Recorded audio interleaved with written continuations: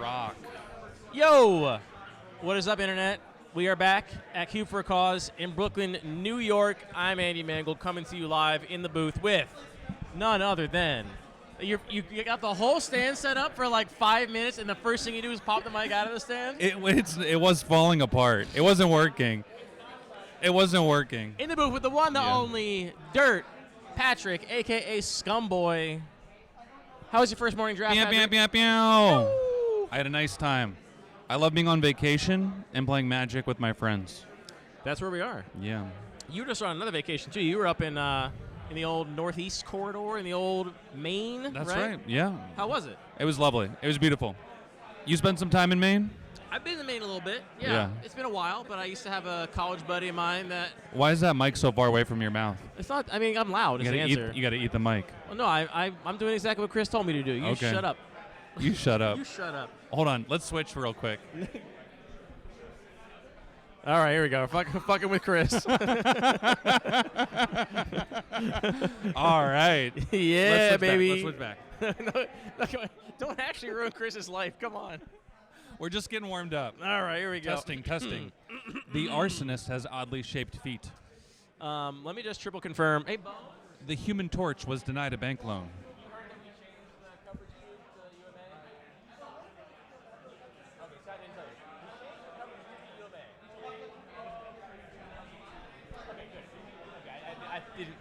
We're on the same page. All right. Anyway, we're back here. Yes. Couple things. First of all, we just finished this morning's draft of Doubles and Synergy on stream.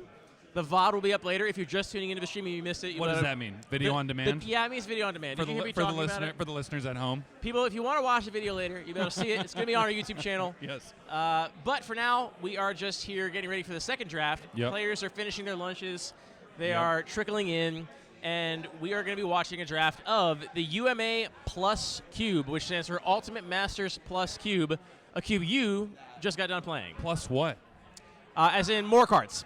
Oh, It's not just UMA cards. It's UMA plus other cards that Zach Barish, the curator, feels is appropriate for Ultimate Masters as an environment. I did indeed spend all morning drafting it. Well, honestly, we need headphones for ourselves, too. It's fucking loud in here. Yeah, that would be ideal, but he's only got so many inputs, you know? Yep. So many inputs, so many outputs. So here's my fun reveal for what happened to me. There was like you should look at the camera. I know it's weird, but here's what I want. But if we're looking at each other, it feels weird. It doesn't look good to them, you know. I know, but I want to look at you. Well, you can do that. I'm just gonna not look at you, but don't think I'm being rude. All right, here we go. So. Sometimes Patrick gets the giggles. I hope you're ready to lock in for 4 hours. Sometimes Patrick gets the giggles and he can't stop laughing. Here's what I want. Do you think Chris can give me a shot of how we look in the corner too? I mean, that's what you got right here. I know, and but also it's right too, here. I know it's all right. That's fair. Well, what the hell was I going to say? There was a stack of about. You got distracted by how cute we are? There was a stack of about 65 fixing lands that somehow accidentally got stuffed next to the basic lands. That weren't shuffled in. And so we drafted the cube, which is 540. Way over 360. There we go. That's a treat just for us. Chat's not even seeing that. Without most of the non-basic lands. Okay. So how did that change things? Suboptimal. Everyone's deck was janky, including mine. Mm-hmm. So that was a little bit of a just bummer. more losses to Mana Screw, I imagine, than in most games of Magic. And it was so funny because I did end up in 3 colors. I ended up in Esper Artifact Matters deck. I'm going to have a sneeze here in a second. Don't you do it. Boy, don't you sneeze. Oh, thank you. If you yell at somebody, they won't sneeze. Thank you, Daddy. It works. No more sneezing. Wait, if you just yell? Yeah, it works. Do you do that to your partner? Do you do that to your partner a lot? Yeah, if I see a sneeze coming. Well, I know you yell unrelated to sneezing. No, never. I wouldn't dream of it. No. You forgot what you were going to say? You drafted without a lot of non-basic lands. Oh, I just ended up in 3 colors, and I was just, by the middle of pack 2, I was like, all right, well, no matter what happens, I'll take the lands as soon as I see them. Uh-huh. And they just never came. Yeah. And it was kind of whack. But it was still fun. Okay, so cube whack. Yeah, it was still fun. It was still fun. No, it was nice.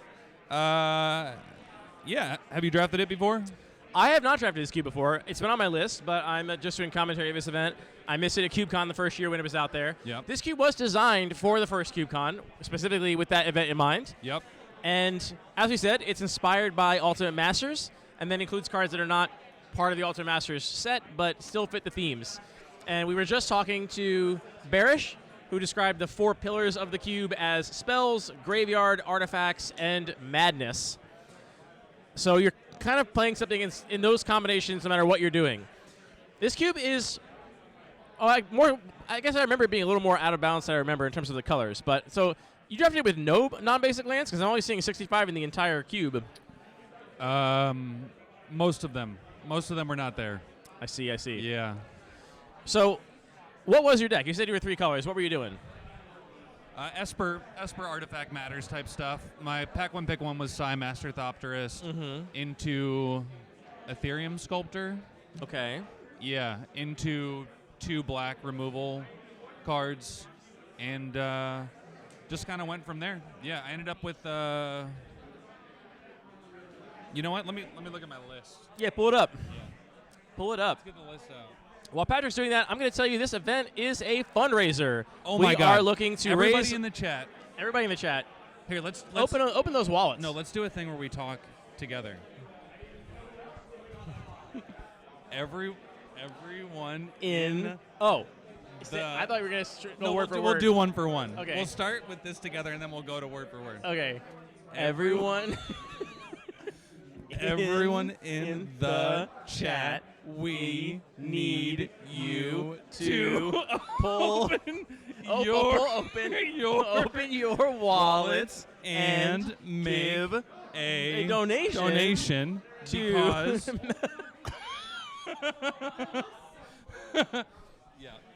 Okay, anyway, this is a fundraiser for Make the Road New York. It is an advocacy group for building the power for immigrant and working class communities and trying to achieve dignity and justice in New York and beyond. It's their organization right now. If you go to their website, you'll see they're doing a lot of work to try and raise solidarity against the various ICE raids. Heck ICE is what we've been saying on this stream, and also fuck ICE. Fuck ICE. All my homies hate it. ICE. So all of the proceeds from the event, all the profits from the ticket sales are going directly to Make the Road New York. Honestly, Make the Road New York, my biggest feedback, hard to remember the name of your organization. Difficult name to remember for me. Yeah, but I mean, they're doing. That's a me hopefully, issue. Hopefully, they're doing good work. Hey, I want to shout out to Samuel Pratt for donating $100 during the break. $100. Samuel, thank you. All right, so here's what I want to say. How many listeners do we have? How many people are on the stream right now? I don't have the number pulled up because I don't want to know. I want to know. Okay, well then you do your own thing. I don't care. I'm not going to stop you. All right, we got 45 people in here. You're your own guy. So here's what I'd like to tell you all. If everyone gives $1,000, we'll raise $45,000. So this is a triple X-rated chat, and we are allowed to show whole. We did check with the Twitch terms of service. We checked with the Twitch actually, terms there's of a little service. carve-out. They don't actually specifically say no posting whole on the Twitch. We're going to have a terms little of service. incentive. We're going to turn this into a casting couch chatterbait type scenario. I know a lot of you people out there have parasocial relationships with Andy. I know I know with you, and I know he looks great. Everyone wants Scumboy. So we're gonna say the next $100 donation we get, Andy's gonna pop both of his boots off and one of his socks off. Sure.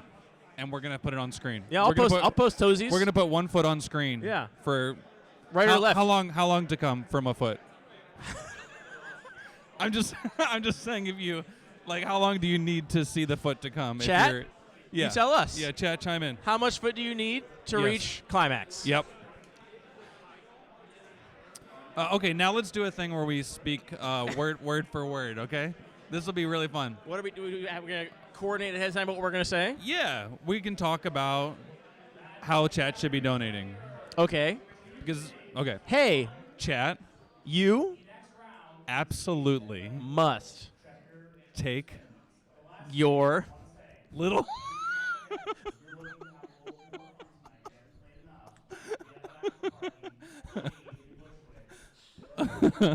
wallet from your minuscule pocket and pull out your gargantuan credit device and enter the numbers into the chat. Twitch chat. We need you to post. We need you to we post. need those. We need you to post. 16 We need you to silly post those numbers. We need you to post those little numbers in the chat for us. We need you to just let them rip. Yep. Don't forget the expiration day and the CVC. Yep. Put it all in Twitch chat right now. And also your mother's Is maiden this name. against terms of service? No. Are we doing a scam? No. technically? It's No.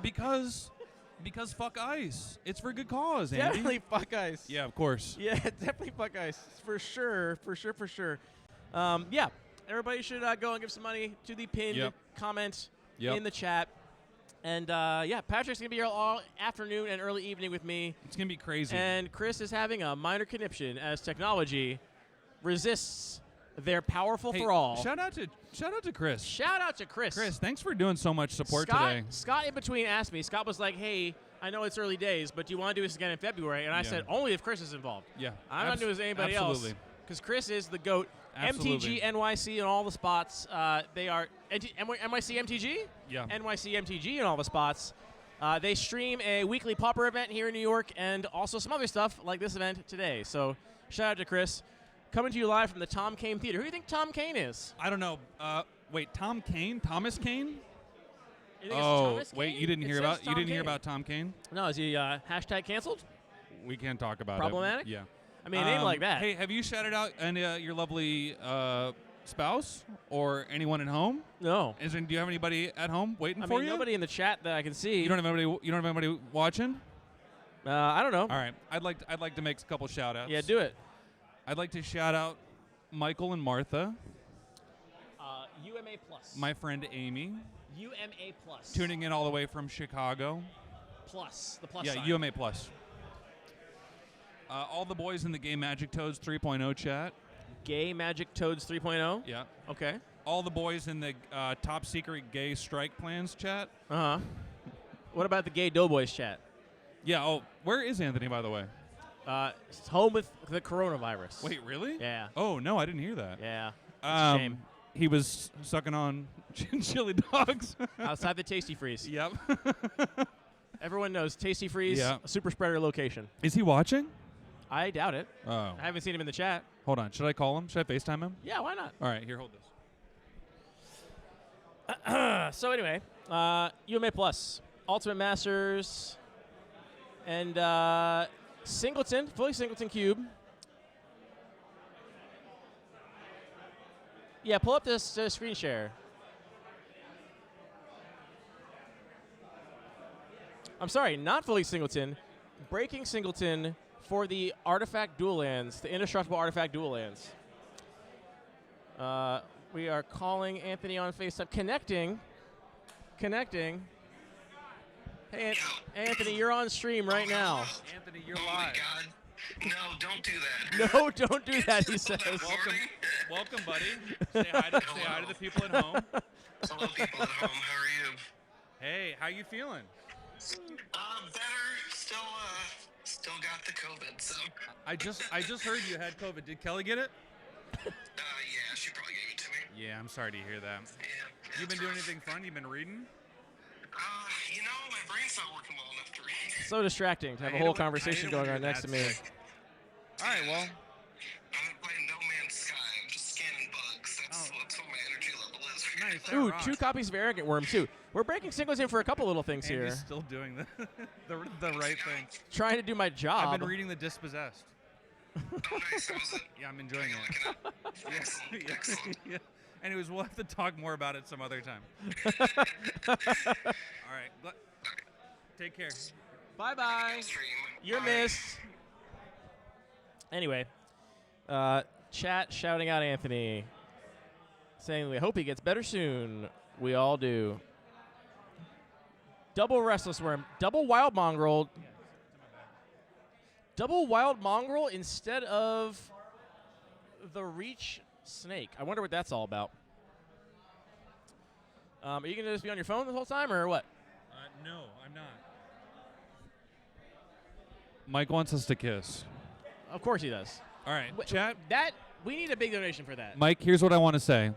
If you can find it in your deep, deep pockets. Mike is a local entrepreneur Yeah. in Baltimore A City. job creator. Yeah. Yeah. Oh, He's- stream's being shared? oh, Thank great. you. He's got a local game shop called No Land Beyond. Anyways, Mike, if you can muster, what do you think? 150?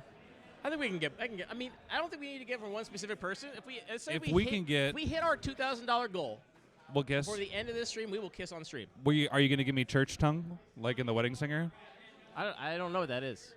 Church tongue is like the perfect amount of tongue for when you're getting married. It's like you just a little bit. Just it's a little like bit, not just so not people know that you're really it's into not each other. it's not a closed mouth kiss, but it's not you're not making out. It's just church tongue. Yeah, why not? Great. Can I drop the cucumber link in Twitch chat? Yes, and then you will have it. Well, actually, it's /list/UMAPLUS. I can't do it from these two devices. Chris is a hero. All right. So the draft is about to begin. That's what I'm told. That's the one. That's the one. Yeah. What have you guys been watching lately? Anything good, chat? I'm kind of not seeing enough engagement in the chat here, to be honest with you. There's 48 people watching, and I imagine that half of them are just not even, they're AFK.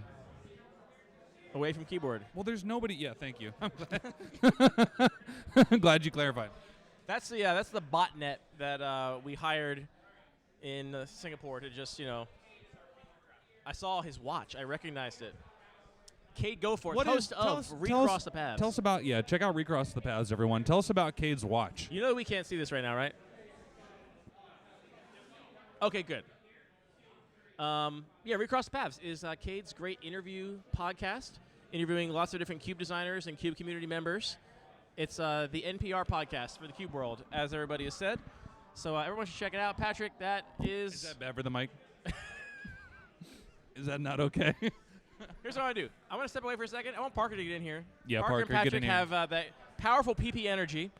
And they both played UMA Plus this morning, so I'm going to have Parker tell you all about it. Hello, people Hey, on buddy. the internet. Hey, buddy. Hey. Hi, Internet. Oh, hey. All right, so let's do that fun thing where we each alternate a word for each other and we can describe how our draft was this morning. Okay. So, Somebody forgot to put the non-lands basic into the draft. pool, Oh, no. but We still drafted. and Picked tiny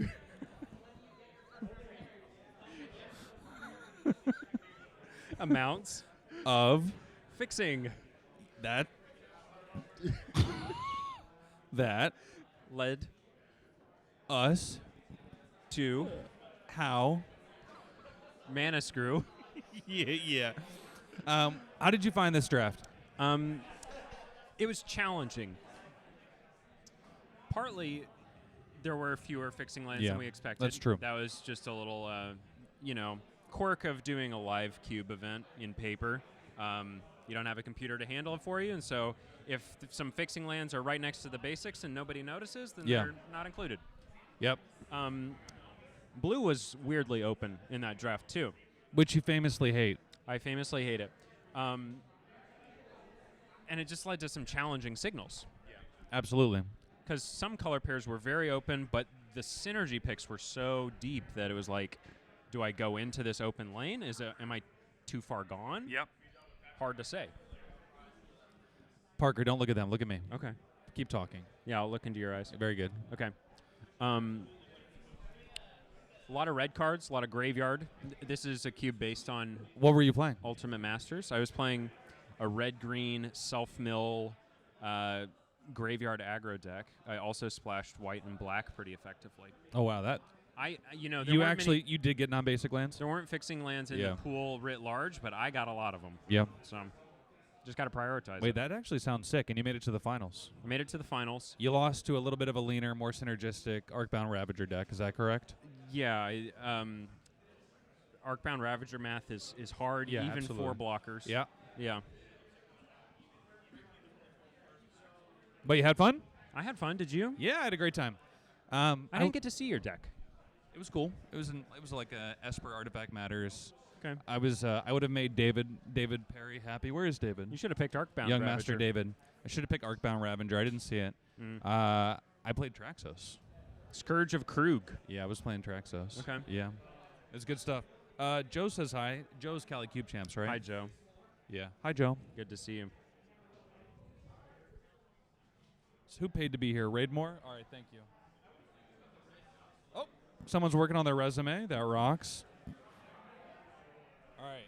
We're getting a little bit more engagement. That's what I like to see.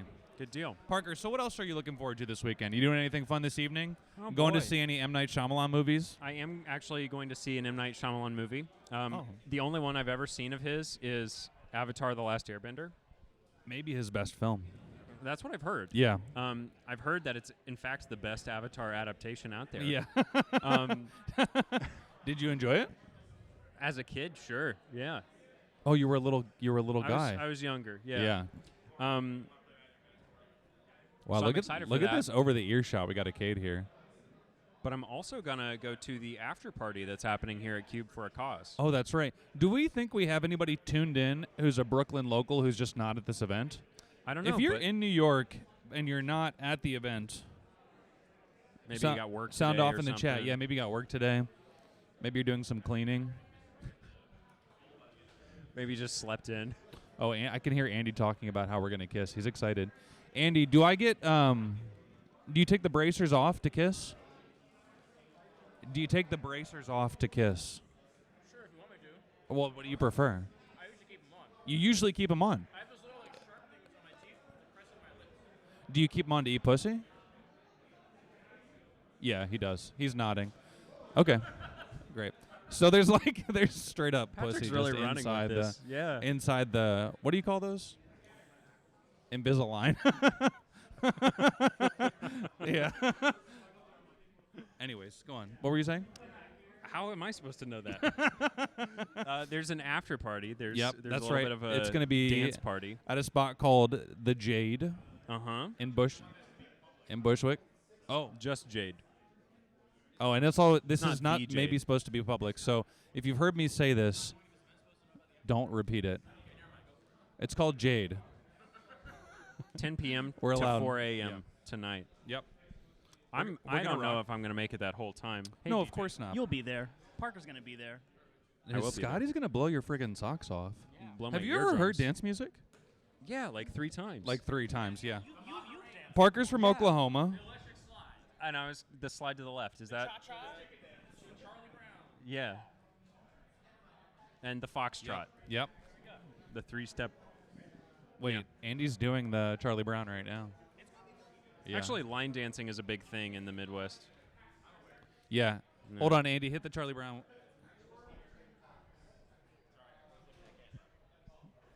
No, they're on you. You're on cam.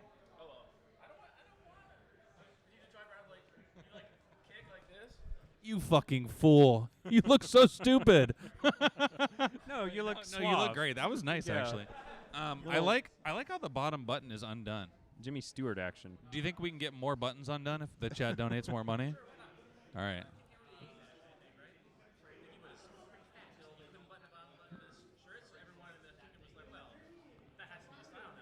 Oh, interesting. I've never Oh. heard that. Oh. Okay. Who taught you this? I actually never Your button my dad? suit jackets ever. I always leave them. I don't think I have. I don't think I free-flowing. have a suit jacket. Yeah, he was hitting it. What are these stars? Chris, in the chat, if it's starred out, is Those that are because cuss people words. are cursing? Chris, can I ask you a question? In the chat, if Well, thanks for if having me. something's starred out, is that because people are cussing? Oh, my personal account. Which I just created Patrick, 2 the- hours ago. The prudish. Okay, great. I wonder what it says. As you can tell, he's very sensitive. No what do you tolerance What do you for think it could say? foul language. This one that says dream star star star star star Um, star star star star star star duo. How many letters was that? Motherfucking. No, I was thinking more like Ass fucking. okay. Oh, yep. Here we are. And now we're watching a draft this of Magic Cade's cards. This is Cade's seat. Okay. And this is the UMA Plus cube. Yep. So, a So lot of what's he graveyard thinking? synergies, a lot of dude, artifact. I can already tell you there's a fetch land in the pack, so that's a lot better than I Really good at than filling I the saw graveyard. the entire time. Yep. Yeah. Also, Necron's pretty powerful for the cost. I'm so glad you're they here weren't right balanced for standard. now. Andy would just you be might making say. me laugh and not taking this seriously if he was sitting in here. But we've got a Triumph pulled to the front. We've got a Necron. Yep. And possibly a Flooded Strand. But it seems like Cade has maybe narrowed down. UMA Plus is Zach's 540 card Yep. cube. It is based on the Eternal Masters format Yep. and really takes those same synergies and even some of the same cards and kind of updates them with Did he take a trial? all over the kinds of fetch? effects. I think he took the Triumph first, Wow. which I don't mind. That puts you into colors that are really good at playing with the graveyard Yep. and with lands. No, I don't hate it. Okay, so we're seeing a Fiery A Temper. graveyard focused cube. That's right. Yeah, graveyard. There's also Yep. a lot of artifacts and even Madness, which Oh, is... shout out to Jake. Hey, Jake. Dionicus. Dionysus? Deinonychus. Deinonychus. Mm-hmm. Bionicles? Yeah. Actually, Shout out to Bionicles. if We you're love thinking you. Velociraptors from Jurassic Park movie, that's actually a Deinonychus. That's what I learned. There's a Deinonychus skeleton on display at the Philadelphia Academy of Natural Sciences. Wait, that's fun. Yeah. Xander's Lounge, a second Triumph for Pack 1, Pick 2. And a second fetch land? Wow. Let's rock. Okay, so we've gotten 2 Let's Triumphs. rock. I'm seeing a little bit of a stew starting to Yep. to brew here. Yep. Can we get what is the tech on Cade's watch? Because it looks crazy. It's wooden. Yeah, what's up with Cade's watch? Okay, thank you. And Andy says it's made out of wood. Okay, I did not see any fetch lands, which would be the pick that I would be like Yeah, without most a doubt. excited to Without see a doubt. after 2 Triumphs. Possibly Psy, I like Psy here. Canyon Slough. Canyon slough. Sluch. A sluch. No, it's a slough. It's a slow-moving water body that's like, it's almost swampy, which I guess that's why it produces black mana. Interessante. But it's a common environmental feature of the Everglades. Yep. Slough. It's extremely important for water filtration. Wetlands are awesome. Parker often does not miss.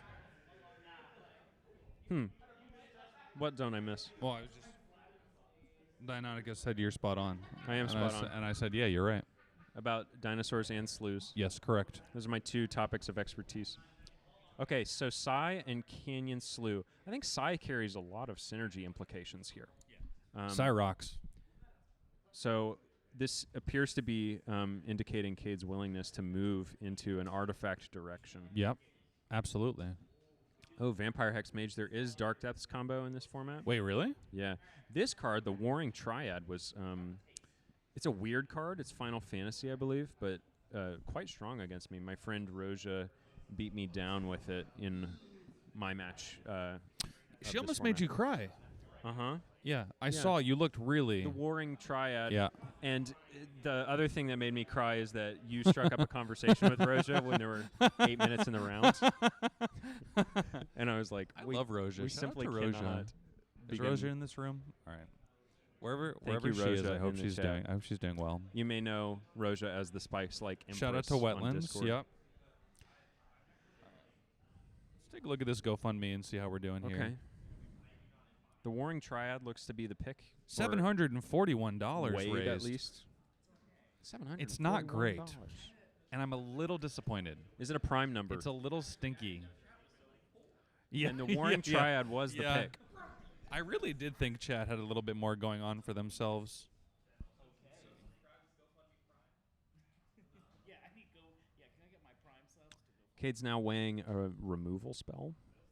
Chad, are you enjoying this? Because if so, Fixing I'm going to lands. see $5, $10, $15, $20, $25, $30. Some Or dollars else- for sloughs. Or else we're going to shut it the fuck down. Yeah, well, of course, wink, wink. Bucks Yeah. for sloughs. Yes. Yeah, and I don't get paid for day 2 either. Deinonychus has 2 talons. You can donate your 2 talents of silver. Yeah, That's a Joe, biblical reference. I appreciate you keeping the chat alive. I really don't. I think maybe half these people just turned it on and walked away. You know, sometimes I do Twitch streaming as I fold my laundry or whatever. Maybe I'm drafting and watching a draft of somebody else's cube. Anyways, Overwhelming Remorse was the pick there, I think. What's that? It's a removal spell, and it's most importantly exile-based removal in this format, which is quite important since your threats can come back so easily. Wait, that rocks. What color is it? It's black. It got really quiet in here, didn't it? Yeah, I feel like I'm spoiling I know. kids' picks here Yeah, for the they back can of the hear- room. They can hear us all the way. Don't listen. Wait, that's really cool. funny. Yeah. Yep, it is indeed not Singleton, Jakey. Dark Mage, a card I've never read, and I don't plan to start today. Nope. Because Cade hasn't read it either. Tough Cookie, an artifact, so a little bit of Yep. psi synergy. I'm surprised to see such a preference towards artifacts so early in this draft. I guess there are just a lot of them, and not only that, but we've got artifact tokens. I did the same thing. Okay, There's a lot of artifact Okay. stuff going on. that's interesting. Maybe I just lean more self-mill discard Yep. when I face a format like this. But we've got an Archfiend of Ifnir, one of the premier signals and reasons to draft a discard deck in black. Also Bloodghast, a premier recursive threat that does lean in a different direction than artifact aggro generally, I would say. But Yeah. I don't know. Do you remember what his colors are on his 2 triumphs? We've got every color but white right now in the mana base, it seems to me. Mm-hmm. Based on 2 triumphs and maybe a third, the Canyon Slough pick. Yep. Oh, I almost forgot. I definitely want to break off a little Hachimachi. Yeah, I was saving one. Hachimachi. Hachimach. For the big man in the sky. I want you to know that the second I, Yep. Hachimachi, Yep. if you want to like bring it a little less formal, Hachimach works. Hachimach. It's a little more declarative. Yeah. Hachimach. Hey, what accents are still cool to do? Can we do like Italian? Russian is always fine. Hachimachi. What's Russian like? In Soviet Russia, draft pick you. Or something like that. That's crazy, bro. Okay. We don't need 360 cards, Yuri. Hachimachi. Simply pass same 15 cards 8 times, and it will look like 360. Yep. I like that. Yeah. You should keep that going. What was Okay. that game that we played? What was that board game we played at my house recently? Twilight Struggle. Twilight Struggle. Shout out to Twilight Struggle. Uh-huh. Yeah. And by the way, speaking of Twilight Struggle, we've got a Nurturing Peakland. Yep. Peatland. Peak land. Parker's peaking. No, it's in Soviet Russia, land tap you. I don't know what to say. This is awesome. You're doing a really good job. Thank you. Yes. You know, Patrick is famed for telling people totally deadpan, you should do more accents. Yeah. I think people should be doing more accents Yeah. in general. Was that a Peatland pick? Yeah. Okay. And then that has a nasty habit of Oh, like getting people to stop doing accents for the rest of their life. Peat Land pick, isn't it? Oh yeah. A bit of a Peat Land pick. Any British accent is totally Fine. fair game. Totally fine. Totally fair game. Totally fine. I think there's an English guy in the room for sure. Okay, Cade, if you can hear us, we want to review the rest of your picks. Yeah. Wait. Yeah. Can you actually tell Cade to flash the camera his picks real quick? No, after the pack is over. Yeah. Right now, we've got to choose between. Oh, that was a Reckless Worm. Wow, so he's a little bit of okay, a okay, discard okay. synergy. Yep. This is something Can that you I imagine loved what it about would this be like format. to be able to have 3 or 4 colors in your deck? I can actually, because I drafted that deck. When you have good colors like this Yeah. already lined up, and it's a synergistic cube, it feels like you could go in so many directions, even within the first pack. And Cade is kind of weighing this, I think, with that Reckless Worm pick. I thought he might flick through him, but false alarm, everyone. It's just very good draft etiquette, cards down. I bet he's not even table talking over there. Parker, what have you been reading lately? Anything good? I've been reading a V by Thomas Pynchon, or Pynchon, I don't know. Yep. Actually, Andy, I think, would like it a lot. It reminds me of Kurt Vonnegut very strongly. You're not much of a funny. reader, are you? I say you're not much of a reader, are you? Andy, He's famously illiterate. He's a listener. I didn't say he was illiterate. No, of course he's illiterate. Andy likes nonfiction. He likes Moby Dick, as do we all. Sure, of course. But yeah, Thomas Pynchon. I V. like Pynchon. You've read it? No, I've not read V, but I loved Inherent Vice. Okay. Yep.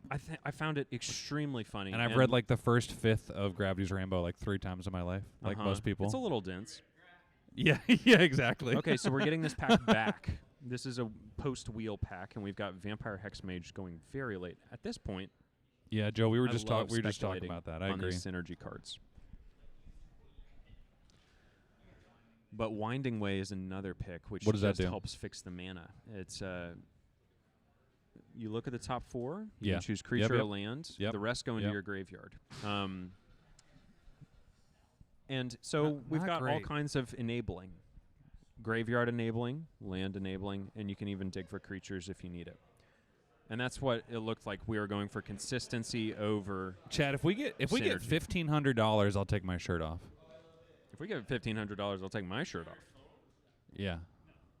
1,500 more.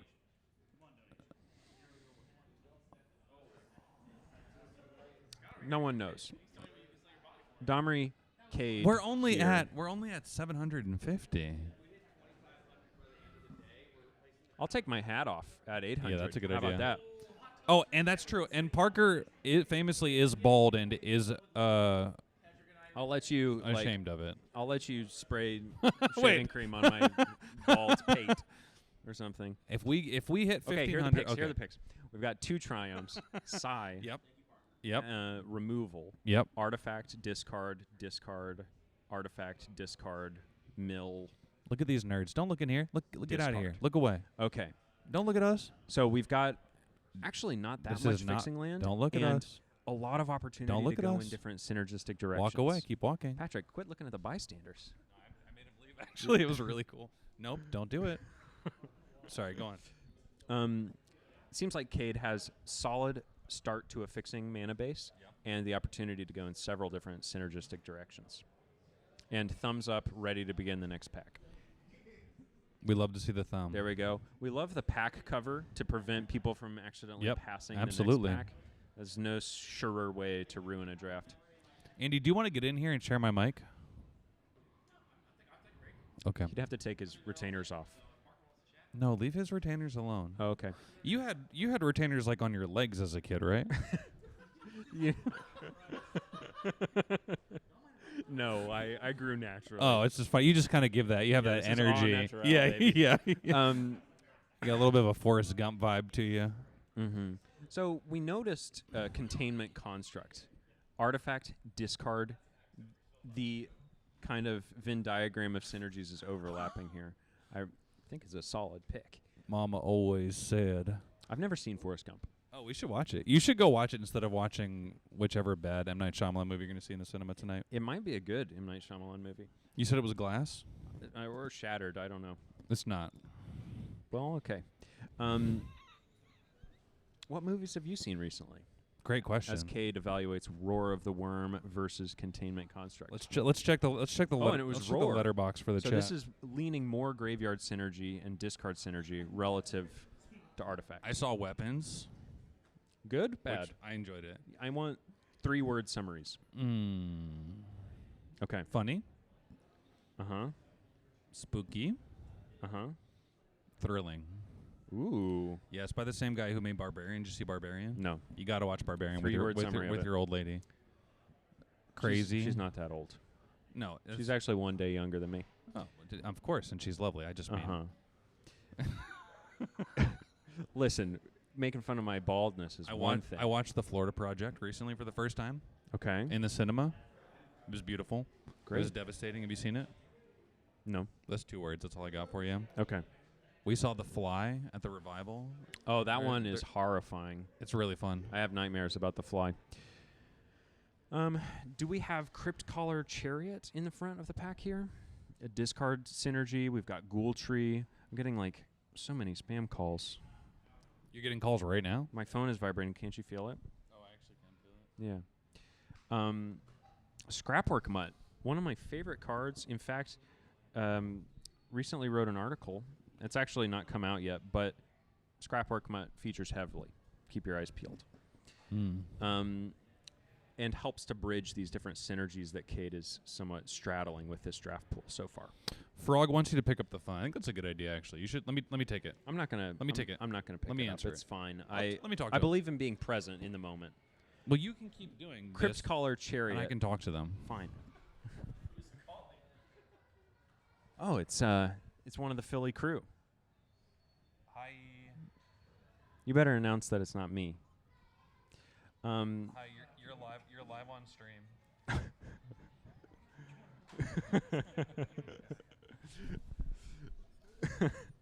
Okay, we've got Fiery Hi, Temper how are here you? at the front of the pack. And Oh, Final Fantasy split. card that I'm never going to That'll read. be fun. What time does it start?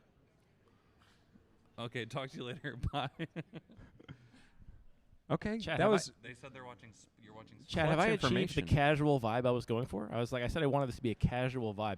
Are both spider spawning in the same pack? Whoa! I didn't even realize there were two in this Breaking format. Singleton for a few things.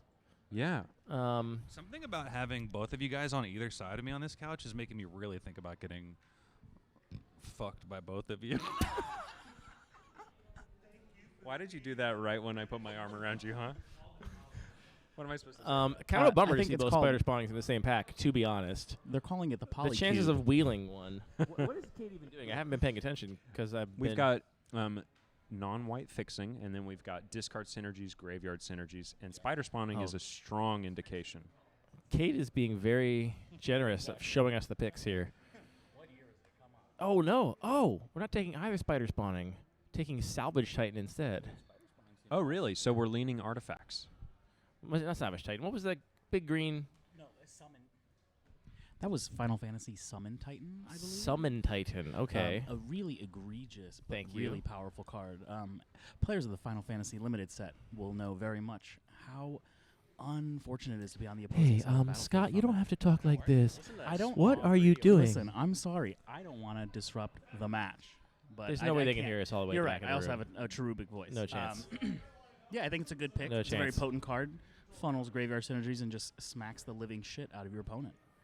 Man, am I wrong for assuming that anything with the Warhammer 40k Yep. symbol's got to be way more powerful than almost everything else in this cube? Yeah, when in doubt, universe is beyond them out. So you're not. So no. That card Great. wrecked me. Mr. Necron, whoever that is. Monsignor Necron. Yeah.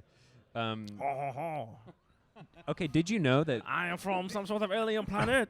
did you did you know that Mir Sire, you know this card from I New do. Phyrexia? Yeah, the 2 mana 1/1 that dies into a 1/1. In Spanish, the card name is Señor Mir. I love it. It's indeed I incredible. must have it.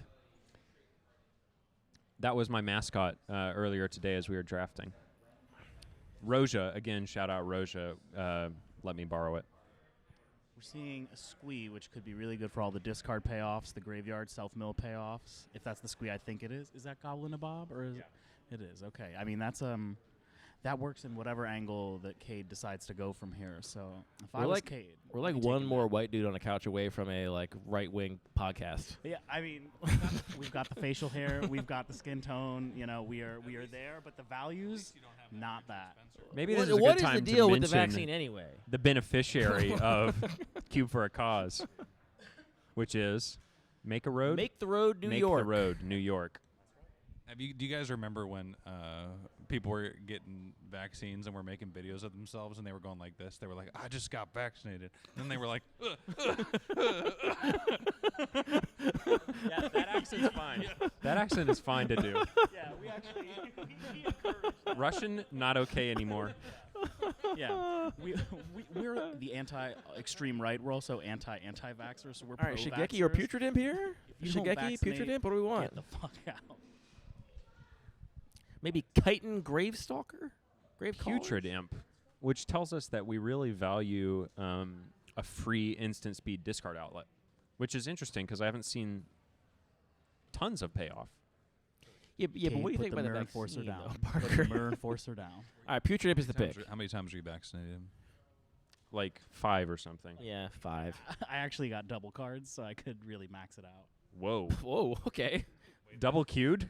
Double queued. You got one in each arm. Did a little light fraud. Yeah, you know, I just, actually, I didn't do that. I'm sorry. If we just took Putrid Imp, I gotta imagine Wild Mongrel's kind of a high Similar pick here. effect. Yeah. Oh wait, hold on. Is there someone in the chat who's anti-boys kissing? If you're anti-boys kissing in the chat, just let us know. We won't anonymous. we won't do anything about it, but just tell us. You have to tell us. You'll be banned. You won't be banned. I don't know. Will you? No, I mean, yeah, I'll absolutely ban. I will for sure ban homophobic people from the chat. There's no question. Oh, sure. Do you remember in Jay and Silent Bob Strike Back where they find out that like everyone who posts on the message board, they like could find their address and just go to their house and kick their ass? I've never seen that movie. Okay, well, it's like 20 years old, but there's a moment where that happens, and at the end of the movie, they just go to people's houses and kick their ass. We should do that with With the Twitch chatter- chat? With Twitch chatters. With yeah. Twitch chat? Yeah. Post your address, chat, if you're homophobic. And we're gonna come talk to you about it.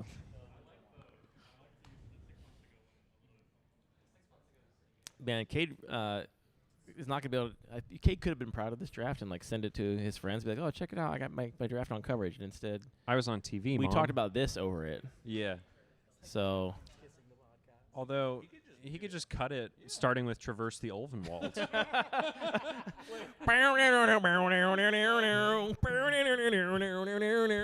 Chris has introduced a friends mock-up of the cast right now. all right, come on. Which friend are you? I've never watched Patrick's Friends. Joey, Okay. obviously. I think I'm Monica. No, Joey Fatone is from NSYNC. Or Backstreet Boys? Yeah, Okay. my bad. I'm No, I was gonna say I'm Phoebe. This is my sign to exit. I'm definitely Phoebe. 3 No, you're 3Bs. you're Chandler Bing. I'm Chandler Bing. Yeah. Valgavoth's Faithful is the pick. Respond to the accusations. A Respond to those reanimation allegations. spell masquerading as a 1/1 creature. Oh, and the Oh my second God, spider spawning. No, we didn't take both the first one. wields. We had a chance, and we didn't. We took the Final Fantasy card instead. That's okay. We could have had both. Now we have one. We could have had both. Many decks succeed with only one spider spawning. I must say the deck building requirements of Is each of these Avarice Amulet in the synergies cube? is high. Avaricious Dragon? Ooh, is that a rusted relic? It totally is. And a Everyone's Bosch favorite. Oh, no, it's Rusted Relic, not Bosch Iron Golem. It looks the same. Everyone's favorite. Is that a Triumph? Metalcraft. Third to enabler. last pick? Are there fetches here? And are we considering? We're There are considering fetches not- here, and there's a Triumph going third to last pick. Do people realize that? There's Squee. Do people realize that 9 back. of the 10 pairs can fetch that Triumph? Oh my God! Patrick troll baiting in the chat as we watch. Patrick just responding to text messages. And our final And a pick. last pick Shigeki. We were Shigeki. considering taking that the first time around the table. So Bro, we're gonna be here until 8 o'clock. no, we can't. The venue closes at 7. We're gonna be here until 7 o'clock. Maybe.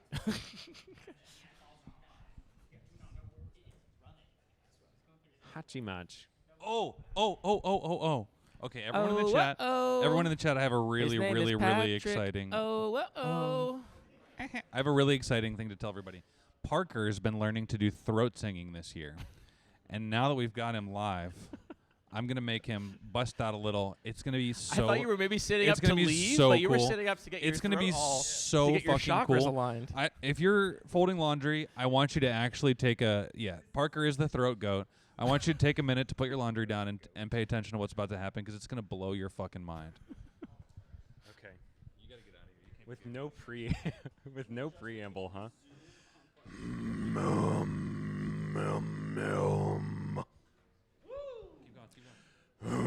Cube draft.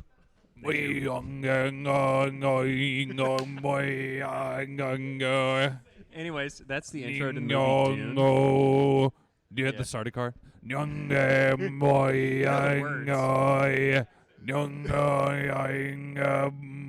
Patrick, that's actually one of the accents you can't do. Anyways, That is this draft starter car this draft is erasure. cool, huh? You guys enjoying that? Sardaukar Yeah. erasure there.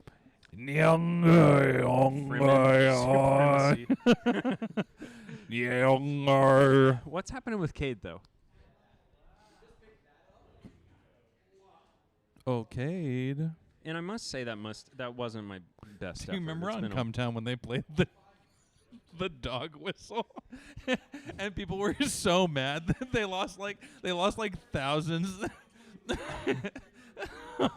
Yeah, and they lost like thousands of followers. It was so funny. Okay, and we've got the then swarm people were writing it weaver. about how mad it was, and Nick just kept doing it For over those and paying over attention again. to the magic.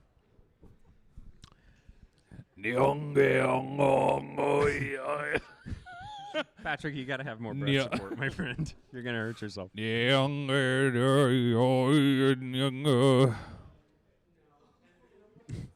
Numney.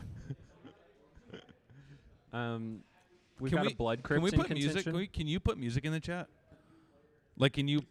Yeah, can you like? Just your favorite Spotify playlist or whatever. Yeah, that's what I meant. Could you like play a song over us? Blood Fountain is also possible. Theoretically. Well, nobody cares. Yeah. Can you play One Last Breath in the background for me? Thank you. You ever heard that song? No. It's really good. Okay. It's cool. It's actually, you're going to like it. We're going to play it. Yeah, but the chat will know. yeah, the chat don't know, and the chat will back me up on this. Yeah. Perfect. Oh, Actually, you know Patrick. what? I can put it in our headphones. Yeah, and we could Listen to it share along. them. Yeah. Do you have a headphone splitter? Yeah, I do have a headphone. Oh, splitter. we've got a Snapcaster Mage. Snappy Really dappy. powerful effect here. I'm receiving another call from a Philadelphia area Here, cuber. I'll take it again. Hello, you're on Car Talk. This is Car Talk with the Margulies brothers. We've got a song request for Lopty Neck from Star Wars Return of the Jedi. Oh, nice. Andy got a little lopty neck last night. Okay. Where are they? Are they not here? Are they in their hotel room? No, they're in the Airbnb. Yeah. Tell them to come down here and get on the stream. Okay. Tell them to come down here and kiss me on the mouth. They're naked. Okay, great. Yeah, get them down here. Okay. Bye. Lopty Neck is from the special editions of Star Wars, which is the only ones I've ever seen, really. I'm not sure we have time. You to got get room into for that. more pizza? That's awesome. Urborg Repossession, a possible pick. It's a double regrowth kind of effect. Can you rank the Star Wars films for me? Sure. Top is Episode 8, then 3, then Rogue One, then 5. 3's number 2. Yeah. Then 3 1. does kind of rock. 3 does kind of rock. Then 1, then 4, 2, 7, 9, 6. Something like that. Thank you. TV shows sprinkled throughout. Urborg Repossession, powerful 2-for-1. If you have the right synergy card with it, it could form a kind of a loop where you return your Urborg and then you return 2 things, and one of them returns your Urborg, and so on and so forth. Very powerful effect. You know, I'm honestly not even sure. Well, we got a little wink at a Psychotog there. Who knows if it's powerful enough in this format. Yeah, thank you. What a beautiful Psychodog, too. Oh, yeah, we've got an old border foil Odyssey. Great. Odyssey, a set famous for Right, I'm how ready. beginner-friendly it was. Sarcasm. Wait, this is so cool. Is it Lopty Neck or... I wish you could lock in. Okay, the pick is Triarch Praetorian, which has the distinction of I'm having ready. 2 Latin words in it. Wait, this rocks. Possible pick Boseju, who shelters Chat, all. everyone, I'm going to need you to turn the No, the volume other all the Boseju. way up.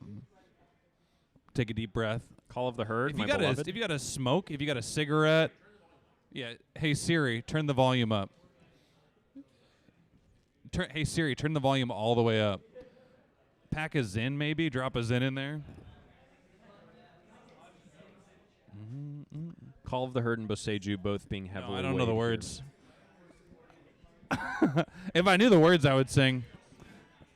But you should just keep it going. Just keep it going for a couple minutes. You got echoes going. What's happening? I turned the volume up on my phone by saying, "Hey Siri."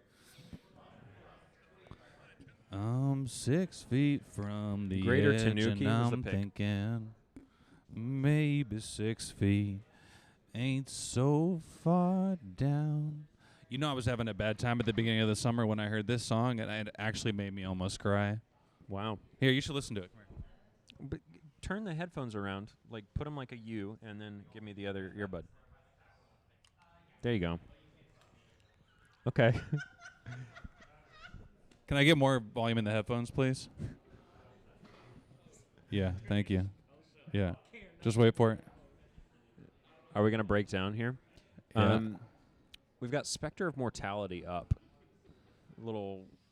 Creed is board wipe actually situation. incredibly talented. This is a pretty technical song if you think about it. Did you say Creed? Yeah, we're listening to Creed. Can you take me higher? Yeah, one last breath. Hold me now. I'm 6 feet from the edge, and I'm thinking maybe 6 feet ain't so far down. Spectre of Hold me Mortality. now. I'm 6 feet from the edge, and I'm thinking Cade maybe has 6 feet only 6 picks ain't to so go. far down. Make the road, make the road. I haven't checked the viewers. I bet we're down to like 3 viewers. Let me take a look. All right, we're still sitting at 45. We only lost 2 people. That's pretty good. Those are good numbers. Blade of the Oni under consideration here. Personal favorite. Personally, I think what should be under consideration is actually prioritizing donation. I think, if I was in this seat, I'd be prioritizing donating to Make the Road, donating to Cube for a cause.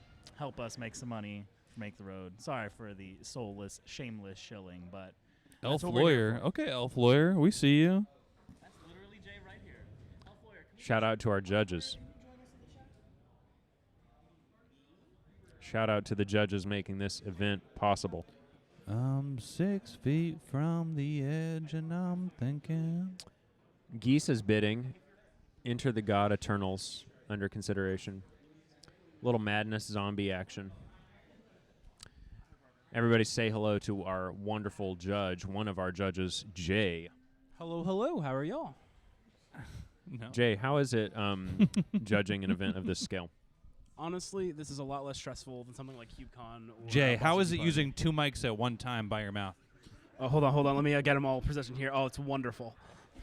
And I've heard rumors that you may have gotten judge calls for, like, someone requesting that you watch them for slow play, not their opponent, but, like, Judge, could you please watch me for slow play and penalize All right, me if everybody, necessary? thank Chris in the chat for letting us call? rock Yeah. out. That was much needed. I heard Juniper was heavily considering it. Oh, Juniper was considering. That makes sense. Yeah, Juniper is not a fast player, let's say.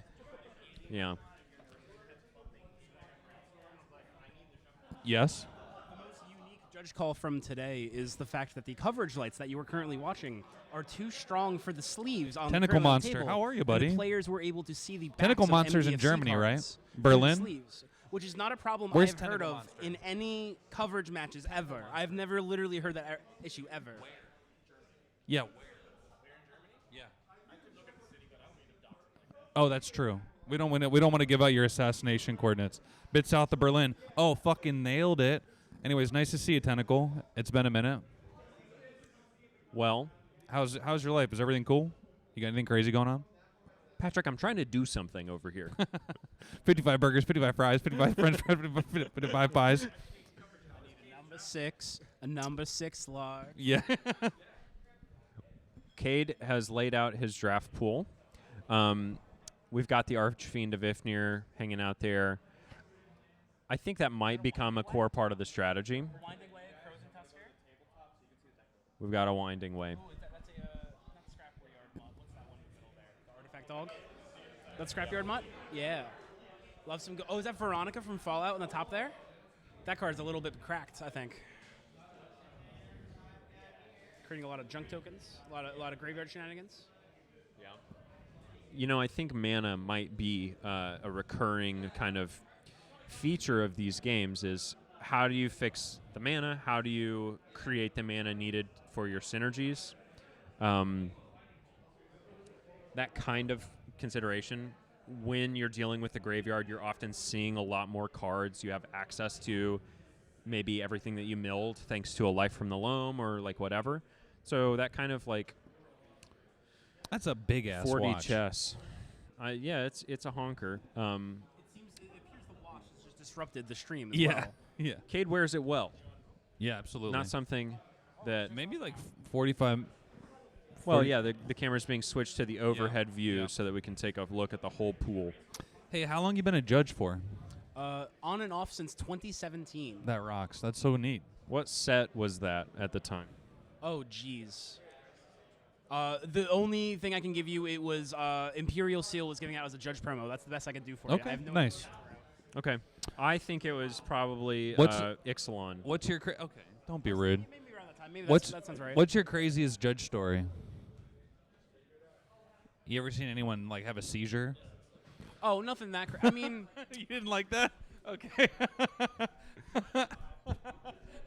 Parker really? You ever had your commentators use inappropriate Sardaukar accents on coverage? I've never had a commentator make sexual innuendo jokes on coverage. No, Yeah. that's never happened. to Yeah. me. Welcome to the modern age, baby. I once had the very first large Magic event I ever worked. The very first event they put me in charge of was Old School, and there was a whole bunch of Italian players who flew from Italy all the way to the city of Philadelphia. What did with they sound boxes like? Full of hundreds of thousands of dollars worth of cards, just to jam Old School and Vintage and all these things. Wait, and it was that's kinda awesome. Crazy. That's crazy. And it was just like the first ever big Magic event I ever worked. There are people cracking Black Lotuses and Time Walks to power out. were Serendipity they Fruits and blasting Vandalize. cigs and drinking espresso too? Presumably outside of it, yeah. Yeah, totally. No, because when you're visiting an event in America, you have to drink Americanos. Yeah. Famously, water it down a little bit. Hey, this cursive is nice. You've been doing cursive your whole life?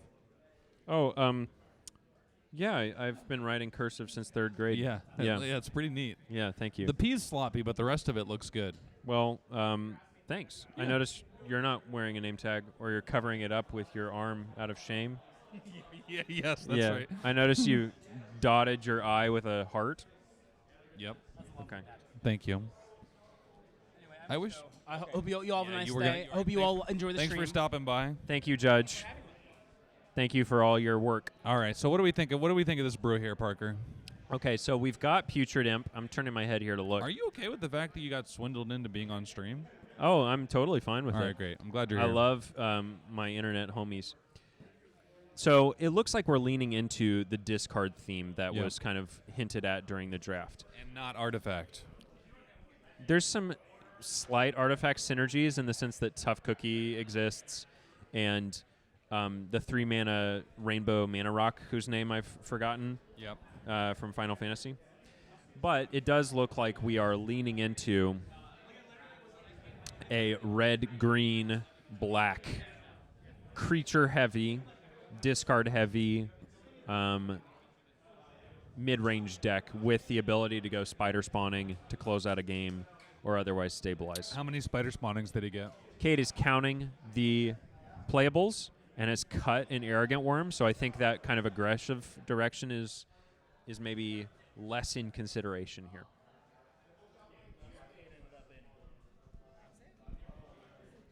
I think Kate is in Jund, it looks to me, with maybe some ability to splash blue.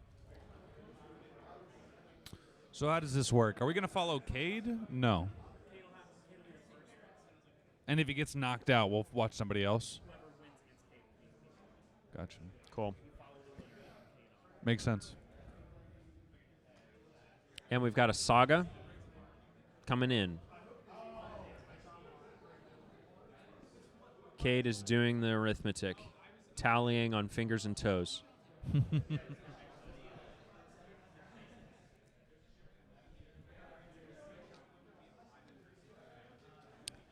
When I draft these kinds of decks, one of the challenges is to fit enough creatures into the list to make something like spider spawning truly shine. And that kind of competes to some extent with the like delirium or other graveyard payoffs. Yeah. Like the more that I'm leaning into spider spawning as the win condition, sometimes the harder it is to use my graveyard for other purposes. Oh, here he is right now. This is what I really need to see. David, come here. Come here. Come here. We're welcoming Hop on the David Perry couch. to the stream. All right, David. Hi, babies. How are you, buddy? I'm doing okay. So this is your first time My at first Cube time. for a Cause. It is. I just drafted the Mertz cube. There's 4 fetches of each type, and I didn't get a fetchable land in my color. No. Were All you, right, Chad, give were him you, a were you, Hachimachi. were you Hachimachi? I was Hachimachi. Were you in there with Were you in there with a bunch of heavy hitters? I maybe might have been. I don't know any. Nobody of you them. knew. Yeah. Then actually, that's how you know you're screwed is when you don't know any of them. Yeah. Dave, is there anybody at home you want to say hi to? Oh, you know, my wife, my cats, Okay. the people that love me. Momo, Yep. like a peach. Yep. After the Avatar flying lemur. Oh, Hill's in the Yeah. chat. And Tasha. Hi, Hill. Tasha. Here's what I will say. What accent is Excuse that? me, I'm speaking to your lovely spouse. Is that the kind of accent you can We use didn't on stream? we didn't coordinate. That's a However, New York accent. I think we often Therefore, it's legal, everyone. inspire each other. Yeah, absolutely. We've kind of got a spectrum here. We've got similar Yeah. colors and then similar stripes. All right, here you are. I just wanted to shout out my lovely spouse in the chat. Shout out, Hi, Hillary. spouse. Hill, how the heck are you? What'd you do today? Did you go to country club for both of us? Very good.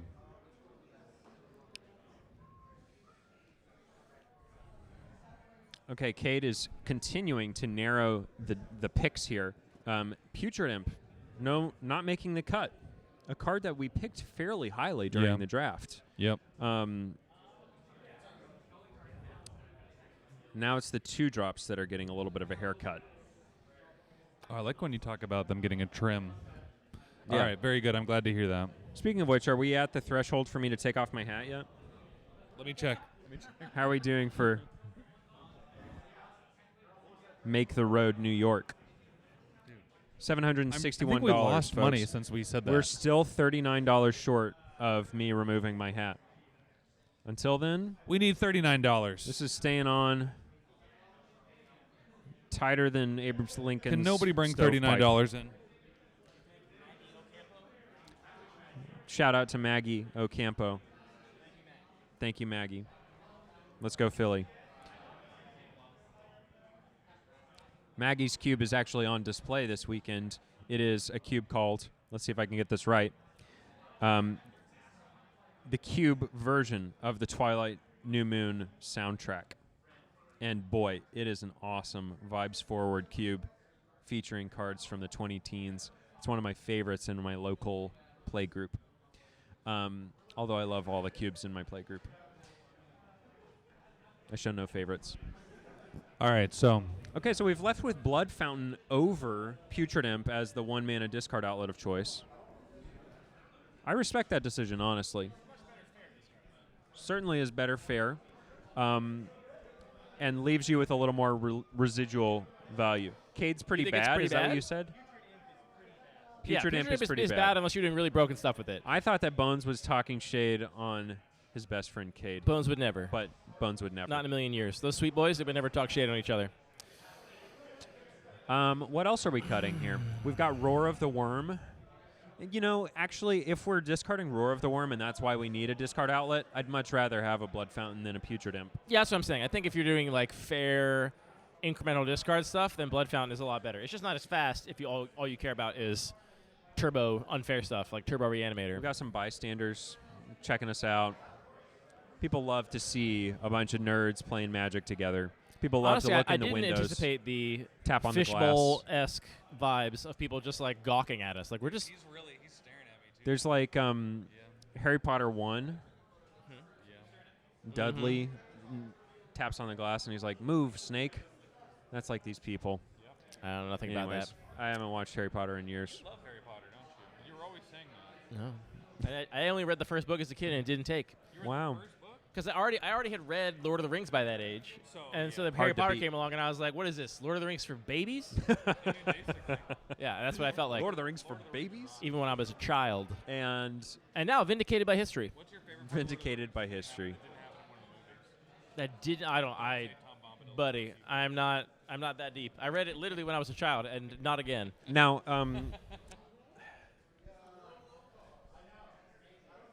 Tolkien, philologist, lover of language, made up all kinds of stuff for himself. Just like get bored, make up a new language. Nick Z, come on down.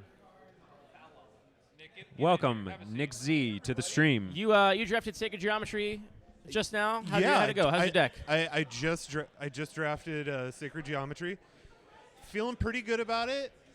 I guess none of my opponents are listening, so yeah, I kind of ended up in a blue-white Flyers pack one, pick one with Swords to Plowshares. Probably pretty good, right? Yeah, that's a good one. Then a couple white cards later, I landed on Talrond. And then blue-white was clearly very open. Next pick was Deep Analysis. But you're not control though. You're like more mid-rangey. You're playing a bunch of creatures. Play a bunch of creatures. There actually is a lot of control. There's a lot of bounce magic, pretty low to the ground. My dream is that I also have Sarah Redeemer. So like I have the Sarah Redeemer Talron dream that I'm trying to live. That is a dream. I love to see it. So yeah, we'll see how it goes. How's everything going over here? You guys have been doing a great job. Well, you don't know that. I've been I've watching. heard. I've been sitting over here eavesdropping. So Nick. No, I'm not. no, Patrick, Don't be rude. never. What What are we watching here? What cube is this? This is UMA Plus Yep. Oh, I love this cube. by Zach Barrett. This is one of my favorite cubes to draft on Wednesday nights at Upkeep NYC. This is Kate's deck over Yeah. here. Okay. Got a discard. Good luck. It's okay. Forgive my eye. Okay, no, I'm seeing some heat over here. I'm seeing some heat. I see some triomes. Honestly, it's a little blurry, and I'm having a little trouble with it. I'm sorry, but I know Cade, and I know Cade is making some good choices here. What is this saga here that we're seeing? That's a new Final Fantasy card. Summon Titan. That's Summon Titan. Yeah. No, Cade's in good shape. Cade's in good shape. Is that Voice of Resurgence? No, it's Tough Cookie. Oh, that's Tough Cookie. Or what is this here? Crows Crows and Tusker. and Tusker. Okay, you're right. Sorry. I'm terrible at this. Hachi machi. Hey, you're doing great. I'd be a lot better, in like The most important thing is you just got to have confidence. Yeah, I'm You got to have a terrible little at this. gusto. You're doing great. Yeah, if you say the wrong card name confidently enough. Yeah, nobody cares. I see- 'Cause I nobody see- else can see what that shit is anyways either. It I doesn't see matter. Blood Fountain. I see Ziatora's Yeah. Proving Ground. Yeah. Yeah. Yeah, and that's about all I see. I see it too. I do Andy- see. I Andy's do see getting a little Tough Cookie sleepy. now. Yep. On the other side, who's the opponent here? Well, this is deck build. Oh, this is deck build. Oh, so we're cooking. This isn't even like a deck yet. Yep. This is like a maybe deck. Nick, what's going on in your life? Anything new? Anything cool? Oh man, I recently moved to Western Massachusetts, and You recently moved to Western Massachusetts. yeah, about 2 months ago. Oh, okay. Um, Where about? A little town called Turner's Falls. Okay. It's near a bigger town called Greenfield. Shout out to Greenfield Games. Yeah, up shout out to there. Greenfield Games. Been trying to get a little more of a cube scene going up there. Mm-hmm. People up there love playing Modern, which no Interesting. hate, no Yeah, hate to interesting. Modern, but like it's not my cup of tea.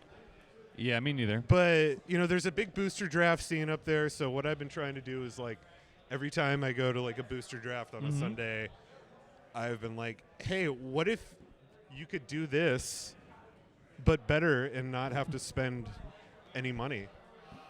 And you would get to be my friend too. Yeah. What brought you to Western Mass?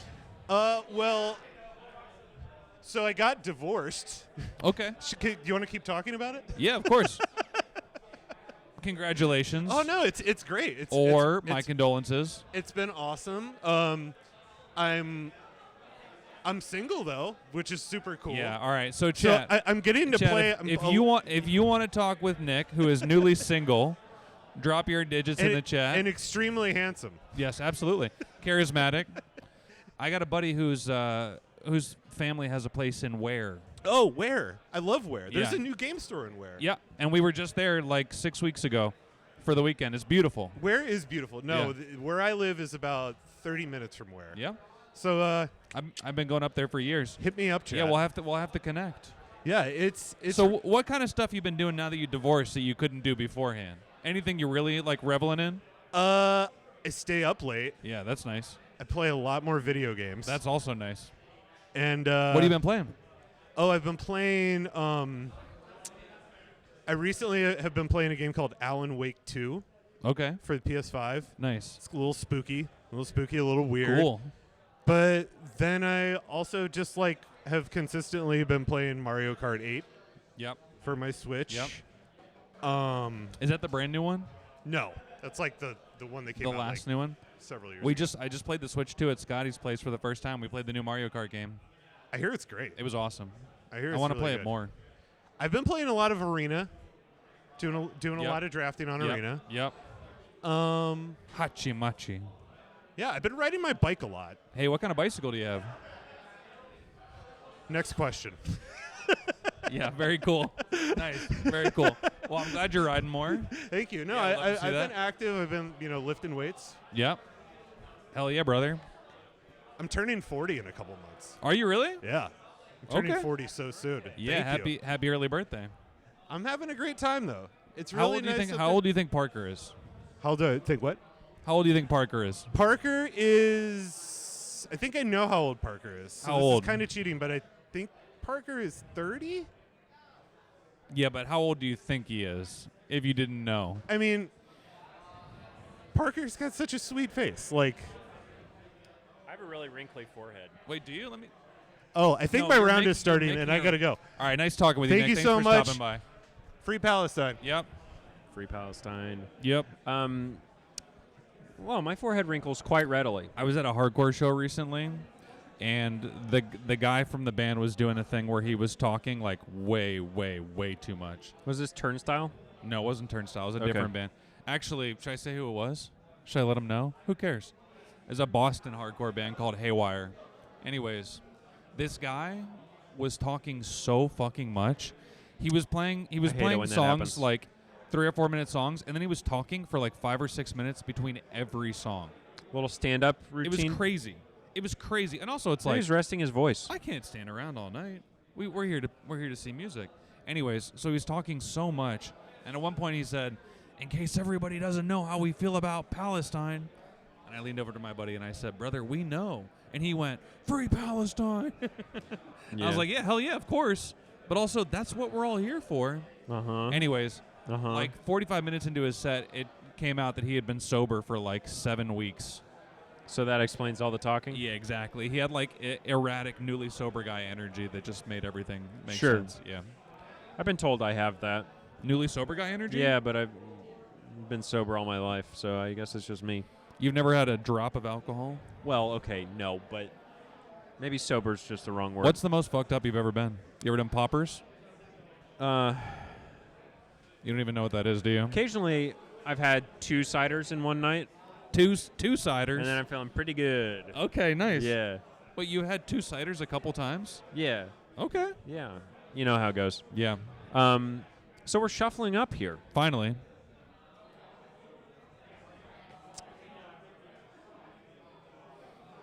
Soon. Chat, does anybody have any requests for music? Soon the cardboard contest of wits will begin. Dano, welcome back. Welcome, welcome. Good to see you, Dano. Dano, my question for you is, have you donated any money? Because if not, I'm going to have to ask you to leave the chat. We're doing cold calls now? Well, no, Dano's participating. Sure. We need $5. We need $10. We need $15. That's what we're here for. You know, here's something we can do. Chat, throw a cube card into the chat, and we'll talk about it. That's a good idea.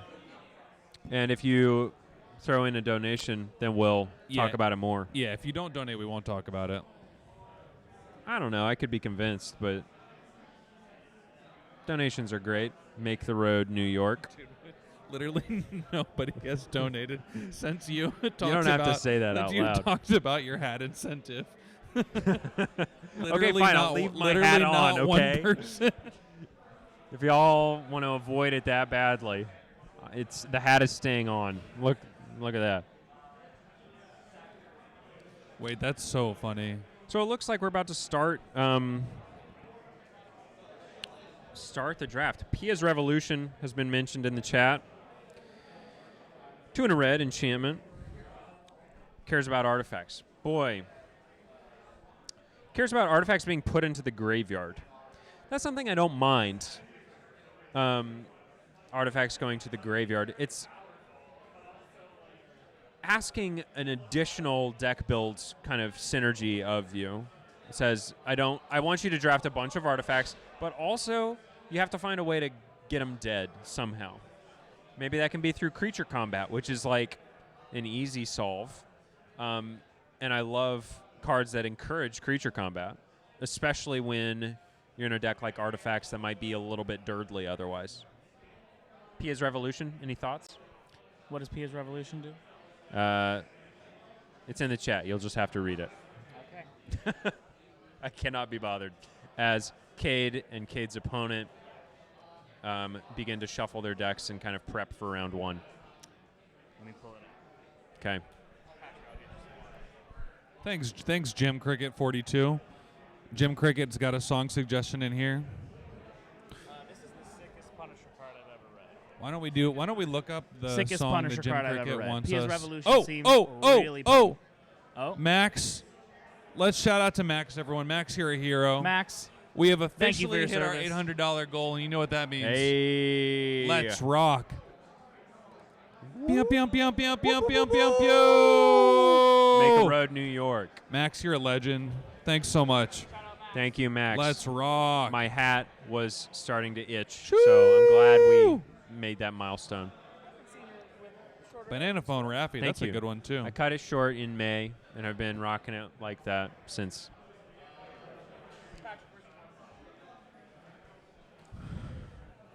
Patrick doesn't have a water bottle. Okay, we've got another card in the chat here, Monument to Endurance. It's a discard outlet that lets you either draw a card, create a treasure token, or drain the opponent for 3 life, or ding them for 3 life. Now, discard decks, I feel like you don't need to pay them off that hard by giving them mana, cards, and a source of damage. It Yeah. can be a fun thing for a combo deck, but if the fairer the environment, the more I feel like Monument to Endurance is overkill. Yeah. I couldn't Um, agree more, as a matter of fact. Yeah, when you're discarding on purpose from your hand, you're already doing something a little bit extreme. You're either cycling it and already getting the card back, or whatever's happening on board, whether that's like wild mongrel tricks or whatever, is valuable enough that you don't care about losing the card advantage. And when that happens, I just feel like it's, too much of a good thing almost to give them a Monument to Endurance as well on top of that. Yeah. Like, was it not enough that we blew somebody out with Wild Mongrel in combat? I don't know. How fast were your games? My games were quite slow. They were, yeah. And I think in UMA Plus... Wait, the hat's back on already? Oh, sorry. Reflex. They paid for that. Reflex. It's okay. The people let them paid have for it for a little bit. Okay. I know, I agree, the Tentacle graveyard's Monster. such an active zone that there's just a lot going on. It's tough. Yeah. I'm struggling, but it's okay. It's a mental We're load, about too. to get to the most exciting portion here. Everybody knows The that playing mulligans. playing the games is way better than drafting. So we can really, Famously. we'll really be able to get into it. Famously, we like playing the game so much that sometimes we just skip drafting and play constructed. No, that's not true. We're here for cube. We're here to cube for a cause. We're here to make the road. That's New what York. it's all about.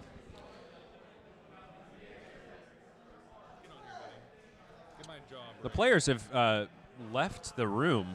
Yeah, where are the players? The players have decided to have a gentle person's agreement of pacifism. There will be no combat. There will be no magic combat today. Oh, no, I'm just kidding. The opponents are back. They're shuffling. War is back on the table. The only victory is by Meat is back on the menu, boys. reducing your life total of your opponent to 0. Yep. Or by driving them insane by emptying their library of spells. That's the only way that today's Battle of Wits, the cardboard contest, will be decided.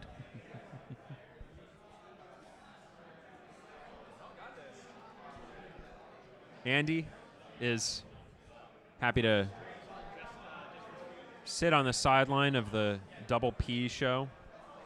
Patrick and Parker. Patrick, can I ask you something? Yeah, buddy. What's the furthest name from your own that you will answer to if somebody just like, if you're in a crowd and somebody says a name, Faggot. what do you turn around for? I turn around for Patrick or Paul or Peter. Oh, I see. You turn on for Peter? Yeah, I think so. I'll answer to it at least. I don't mind. I would. How about, I don't know. Pedro? Here's my thing, honestly, and I'm gonna be a little vulnerable. I'll be a little real with the chat. Okay. A thing that happens that like sometimes mostly men just do is when you meet somebody after like a week or two, they just abbreviate your name. So you get called Pat? And that kind of rubs me the wrong way. Yeah. I'm not a Pat. I don't love it. It Yeah. just happens sometimes. That is something But that you'll men introduce do. yourself, and then people will just kind of like rock with it. Yeah. Yeah, he Oh, sure I'm is. happy to. He is. Okay, so mulligans are being taken. Yep. Or, opening hands are being drawn. The dies were cast. Hands are being shaken. Oh, wow, they shook hands. Not very do you guys sanitary, do but that? very No, sporting. it's not sanitary. You guys shake hands? No, Andy doesn't shake hands. Yeah, I don't shake hands. Both players are drawing their starting hands, evaluating. Do we know Cade's opponent's name? What's Cade's opponent's name? Jed. Oh, that's right. I had the pleasure of playing against Jed last Cube for a Cause in February. We played during an after-hours draft of the Gardens, and I got completely destroyed. But let's hope things go better for Cade today. Cade is led on Zayator's Proving Ground, Forest, and Triarch Praetorian. 2-1 flyer right now. It has graveyard relevance later. Jed, meanwhile, is on Island Plains Mishra's research desk, which he has just ensouled. It's a 5-5 coming at Cade into the red zone. A little bit of a painful clock there for Cade. I think we've got to find an answer or bust in this kind of situation. The red zone is the body. Yeah.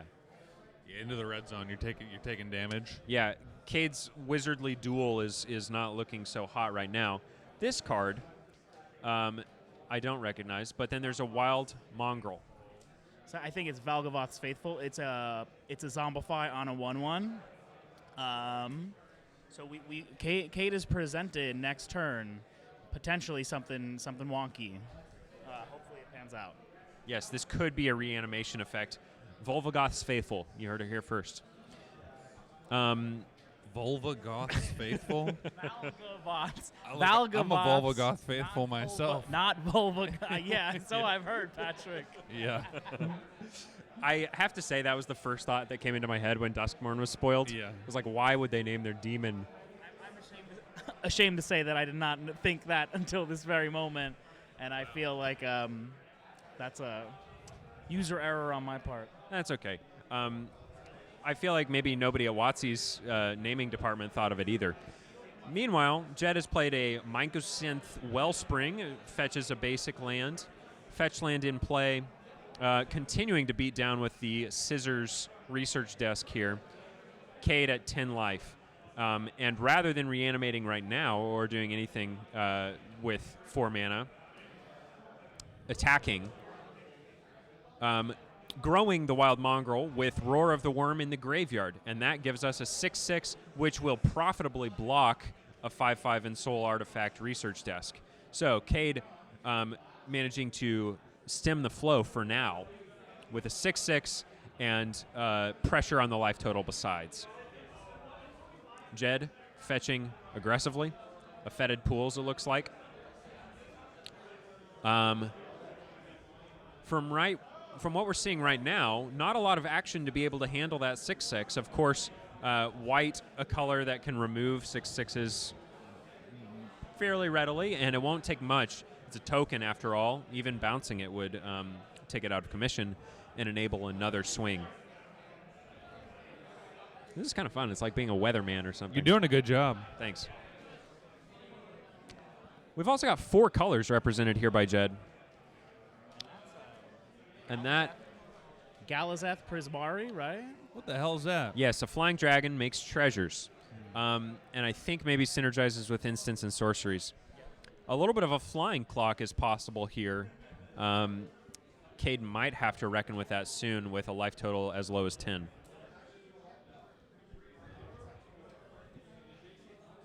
What do we think? Color commentator, a little bland at this moment. Little basic palette, little monochromatic. Hachi-machi. Thank you. Weechi beachy. You know, I actually answered a park. You answered a park? Just my friends. Well, I know your lovely. So, I know you your, three, your lovely you're wife fine. calls you Parky. Yeah, that's cute. Yeah. How do you feel about the fact that I just told the whole world that? I won't answer to it mostly. Yeah. So Cade has a Summon Titan in hand, which we talked about in the draft is a really potent outlier. Funnels the graveyard. It's a 6/6 thanks, in and Swamp. of itself. Sam. So we might see a reanimation happening on this turn. Valgavoth's Faithful is a sorcery speed zombify effect, so if it's going to happen this turn, some stuff might go down. It will mill a bunch of cards, too, on the way in if that does happen. A 6/6 threatening to have, or more than have, Jed's life total, and that is exactly what it has done as Jed has gone no blocks. Summon Titan is now in play. It was just hard cast. And some triggers are happening. I think cards are being milled. Milling 10 cards. Wow. I think that deserves a Hachi-machi. 5 cards. 5 cards. Okay, I take back my machi. That was just a Hachi. Hachi. Always be milling. A BM, baby. Whose turn is it? I think it is now Jed's turn to answer. Lethal power on board and a little bit of evasion as well. Rereading the card, of course, doesn't always explain the card. In the case of these summon creature enchantment sagas from Final Fantasy. You know, I think Hachi-machi's been around for a long time, Tentacle Monster. We were first aware of it at CubeCon. Yeah, but I'm pretty sure it predates CubeCon. It I think very it's been well around may. for a long time. Very well may. Yeah, I agree. Jed's got 5 mana to work with. I see an Altered of Dementia in hand, but that's not going to be enough in this situation. And besides, I don't think damage is the relevant axis of this game. We've got a Kark Clan Ironworks. Yeah, I that's really hope that's that combo interesting. doesn't come together because Yeah. I can't explain it. Yeah. And Jed passes the turn. He's getting up for maybe a token or something. Yeah.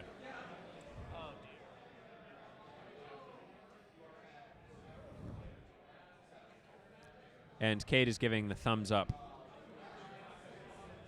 Maybe just happy to get a little bit of a breather. Who do you think is going to win? It is anyone's game, I think. Jed still has enough chump blockers to make a dedicated effort. Oh, I think what's happening is that we're getting mana to track floating mana here.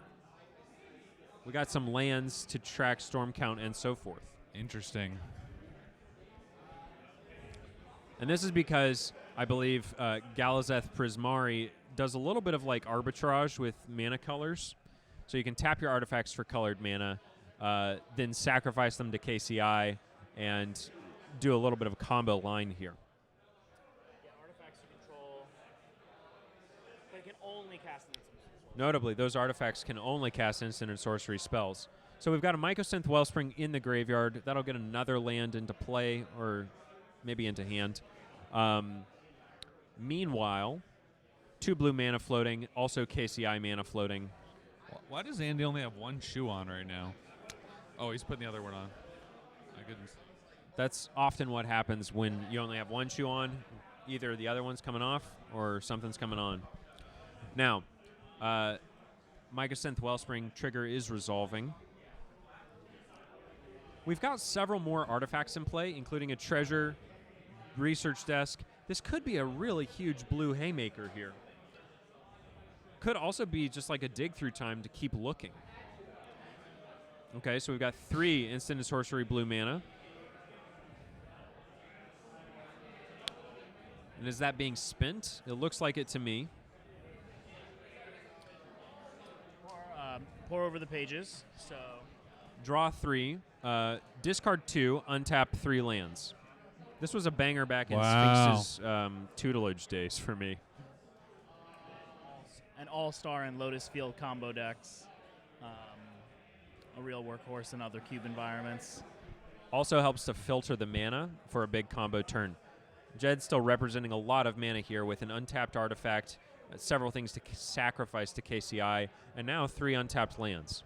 There's also in Jed's hand an altar, so there could be a sort of wait for the Titan. Well, the Titan's already milled 5 cards, right? Cade's worked through some segment of his deck, so we have to wonder if the goal is to try to mill out Cade, which isn't looking too feasible right now from the board state, but who knows what could happen if maybe there's something that can get pulled out of the ether. We've got up to 9 cards millable right now. That's an Urza's Bauble, currently doing its best impression of Mox Sapphire. Patrick, been playing too much Slay the Spire to recognize these cards by sight. What's your main character here, Patrick? My main character in Slay the Spire? Yeah. Do you have one yet, or are you just enjoying trying them out? I just enjoying trying them out. I like the Watcher. I just unlocked the Watcher. Watcher's cool. I love the Ironclad. Can't be beat for me. The Ironclad's your favorite? Yeah, I think it's the best designed. Wow. Although, I'm pretty garbage at that game. You've been losing since you've been back on it? I've been losing since you got me back into it. And actually, like, it's not very healthy for me. Sometimes I'll play Slay the Spire instead of working long past the point. When we talked about it a couple weeks ago, you said it was good for you. Because you were like, I'll just play it a little bit. I said some people are capable of that, not me. So we've got the altar out now, as I kind of wondered. Jed is tapping like crazy with this Galazeth Prismari. There's a lot of outlets for sacrificing these artifacts, potential milling, and I see... Enter the God Eternals. Yes. Cube... a polarizing card. It does quite possibly everything. 4 damage to 1 target. Yes, and make a 4/4, and they mill 4 cards. Yeah, so the mill plan could be very much in dialogue. That's 8 cards right there milled. We've got a 5/5. We've got 12, 17 cards millable right here, and there may be more on the way. I would be feeling a little also scared if I was Cade. Yeah. And so that helps to stabilize Jed. Yes, we've got a judge. Now, Parker, that's a lot of 4s for a card that costs 5 mana. You know, many are saying this. It is an aspect of, some might say, inelegance. Yeah, numerologists hate it. Drafters love it. I wonder what the collector number is, whether it is multiplied by 4. But at any rate, the Enter the God Eternals has cleaned up a Wild Mongrel, or maybe it cleaned up a Valgavoth's Faithful. Call of the Herd getting milled into the graveyard, so a little bit of accidental card advantage for Cade there. Yep. 4/4 zombie army created by Enter the God Eternals. And any ability to keep comboing, or are we done for now? We might be done. And with that, it is Cade's turn to try and break the stall that is now developed. 9-9. A Summon Titan trigger on the stack. Yeah, so all the lands from Cade's Graveyard, as you're seeing, are going to be returned to play. This is really important for the next turn where the Titan will die, but it's going to really pump the squad. I believe +X, where X is the number of lands you control, and trample for one creature. So if that worm token's not dealt with, we're looking at 6, 7, 8, 9, 10, 11, 12, 13, a 14-14 trample coming at you. Now that is a lot of damage. That's a lot of damage. Waka waka. Waka waka. Hey, did you guys watch Muppet Treasure Island? We haven't gotten to yet. Fuck. I've it's watched so the good. original Muppets movie Yeah, but Muppet for the first Muppet time. Treasure Island's better. yesterday. It's or got last Tim week. Curry in it. I believe it. We love Tim Curry. Rocky Horror Picture Show, an all-time classic. The rest. So we're still in Cade's turn, I believe. Cade is planning how best to use these 5 mana to both stay alive, avoid any combo potential from Jed, and present hopefully lethal next turn. Now Cade could have actually, in response to the trigger, sacrificed that Waterlogged Grove. Waterlogged Grove. Thank you. Get that back. Draw an extra card. Oh, interesting. Yeah, missed opportunity there. Damn. Minor corner case, but Yep. However, maybe that mana is planning on being used for Call of the Herd or something. It is, in fact, like it only returns tapped, and so you would tap down 2 mana this turn when you could be using it to stabilize your own life total. Very good point, Parker. Galazeth Prismari blocking a 2-1 here. Lethal damage is on board. Cade has swung out, and Wild Mongrel could grow by 2. In Soul Artifacts, the 5/5 is blocking the Wild Mongrel, and the 4/4 in front of the 6/6 Worm. You heard it here first, folks. Worms beat gods. We all knew that because we watched the movie Dune, although you can't use the Sardaukar accident in the public. Not okay, folks. Not okay. Be cool. We live in a society. I think Cade has a removal spell in hand right now. Oh, crack the grove. Okay. Digging for something. And there, yep, it is indeed 5 mana value, destroy target We're creature, digging for something. lessened We're by digging cards for in graveyard. something. Overwhelming We're digging for remorse. something. Exiles Galazeth Overwhelming Prismari. remorse.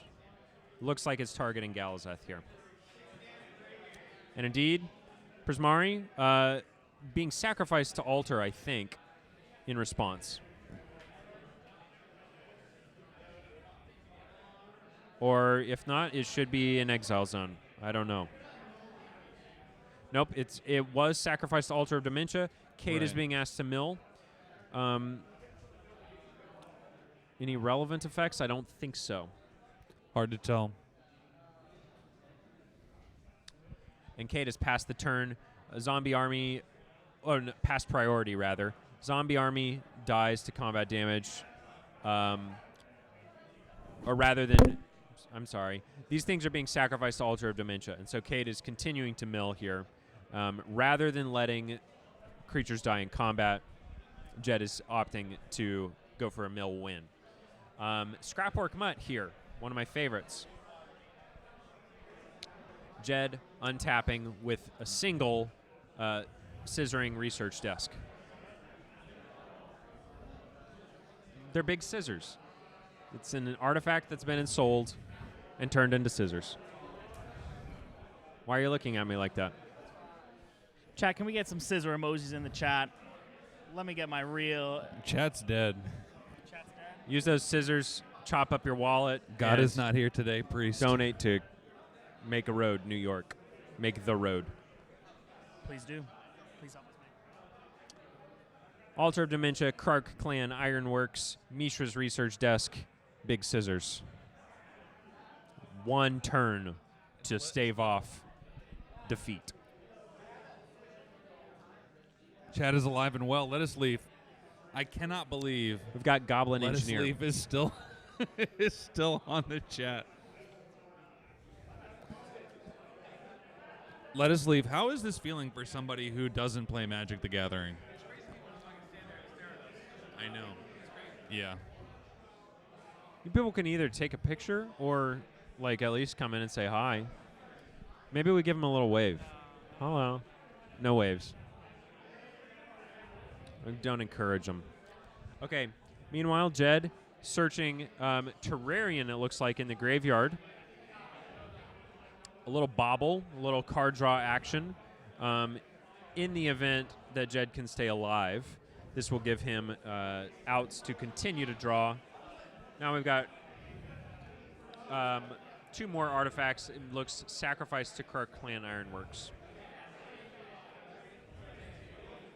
No, I'm sorry. Pyrite Spellbomb was sacrificed to its own card draw ability. In hand, we've got a Monastery Mentor and perhaps a land.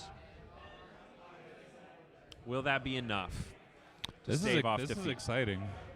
In Soul Artifacts and Research Desk in the graveyard, this is activating for Research Desk's ability. You get to take 1 card off the top.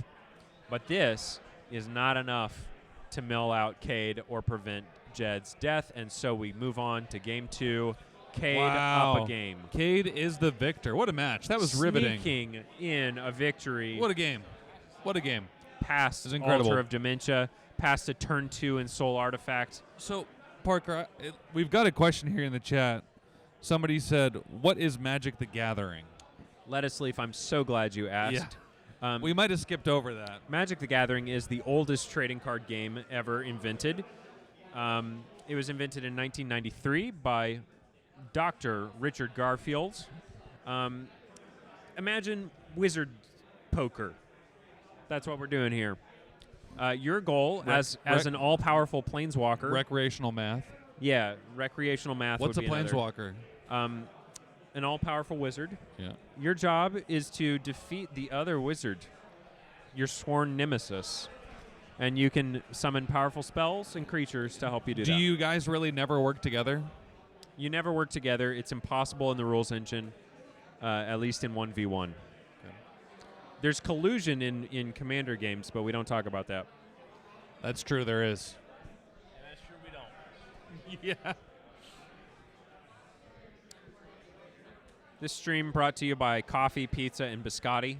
We're thankful for those things. Biscotti. As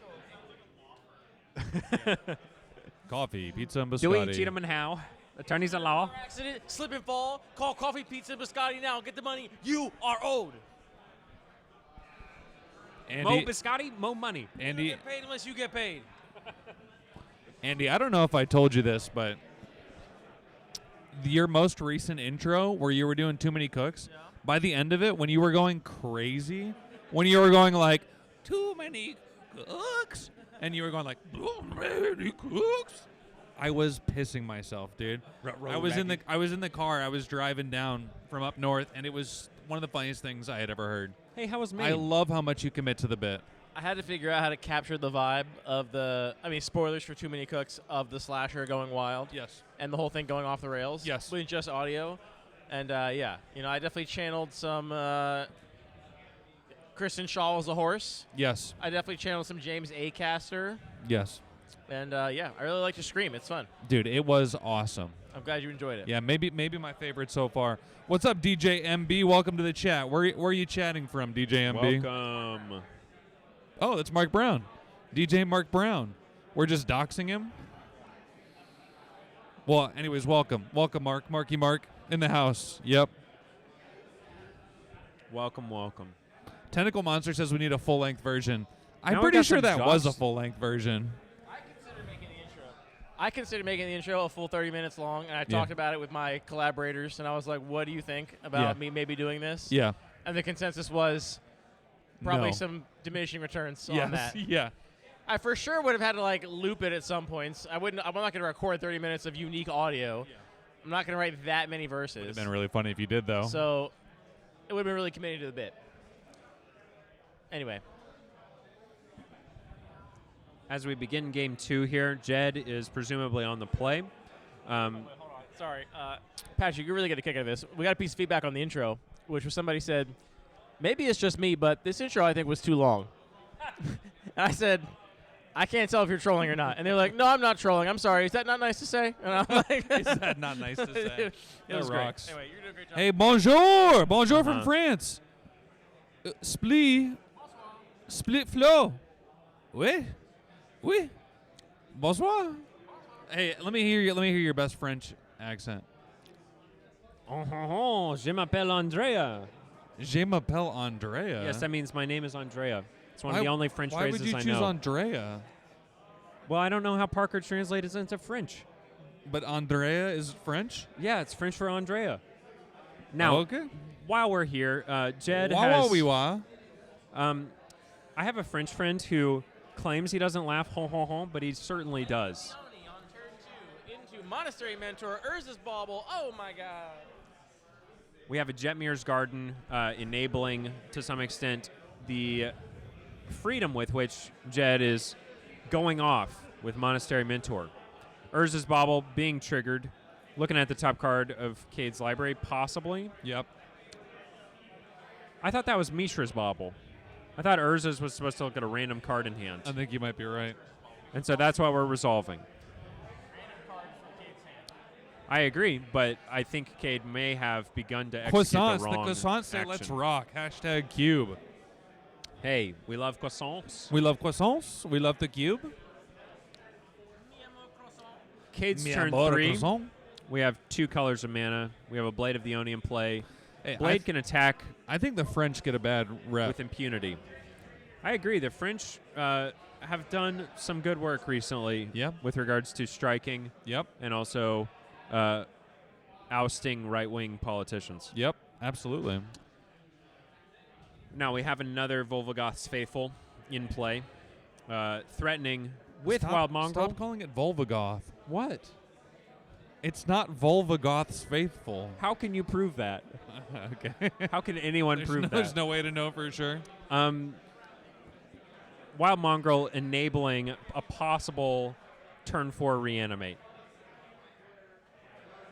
Oh, but it's dead, so not anymore. Pyrite Spellbomb coming in off the top rope to clean up that possible interaction. And that's a second monk token for Jed. Let's rock. There's more monks in here than Let's absolutely rock. in Avatar: The Last Airbender. Coming soon to Magic stores near you. Yep. Oh, Lettuce Leaf. There is an Avatar: The Last Airbender crossover happening. Lettuce Leaf loves Avatar. Oh, really? We all love Avatar. What the hell's a Yuri emote? I think Yuri is boy anime romance meant for a girl audience. Oh, roughly. Okay, I like that. Or maybe that's yaoi. Wow, you know a lot about this stuff. Yeah, somebody posted about it on Blue Sky the other day. Do you want to throat sing real quick just to keep the vibes going? No, I think we've got a Massacre in play on Cade's side of the field. And that is going to cost an upkeep cost of a card every upkeep. Barb, what's boy for boy? That's what I want to know. Oh, I'm sorry. I got my genders mixed up on my obscure anime fantasy romances. Massacre, the biggest game in town right now in terms of creature stats. Beara, It thank you. can attack into Galazeth Prismari and even regenerate should something tricky happen. And so 4 damage is coming Jed's way. Cade winning the damage race at the present. Really want to use 4 mana to point 2 damage at the Monastery Mentor, though, surely. That should be the plan, or is a possible plan. But instead, we're just going to lead with Summon Titan. We're just not worried about that Monastery Mentor. I bet you can't do anything cool with it. After all, it did threaten lethal almost single-handedly last game. Cade has several cards in graveyard to feed off the second chapter. Is Ollie a Masticore hater? We talked about it a lot this morning. Ollie had never read the card Masticore until this morning's draft. Is Masticore in their cube? No, we were just talking about old school Magic, and Ollie was saying that they didn't like any old school Magic cards and all the creatures were bad. And we said, what about Masticore? And Ollie said, I don't know what Masticore does. Yeah, fair enough. What's this foil card here? I think it might be Narset. Actually, who knows? It could be anything. But it's not deterring Cade from moving. to upkeep. Now, we are Masticore locked. We're having to discard whatever's left in our hand. But Summon Titan has brought back 3 lands and is threatening to make a 3, 6, 7, 8, 12 trampling Masticore the very next turn. That's a lot of damage, folks. And it's coming straight for Jed's face. Yeah, the gold legend on Jed's side of the battlefield is a 4-mana 4/4 Vigilance. Pay 1, sacrifice an artifact. Target creature gets +2 until the end of a turn. Or you can pay X and tap it. Exile an artifact with mana value X from your graveyard. Create 2 tokens that are copies of the exile card. Activate only as a sorcery. A lot of text. I just want to take a second to shout out Anonymous. Anonymous has donated $25. Incredible. Thank you, Anonymous. We love to see it. Thank you, Anonymous. This is hats off to you. Yep. And I already took it off, so no gesture here, but it's the I thought took that it away counts. from him, so he can't even put it back on if he wants to.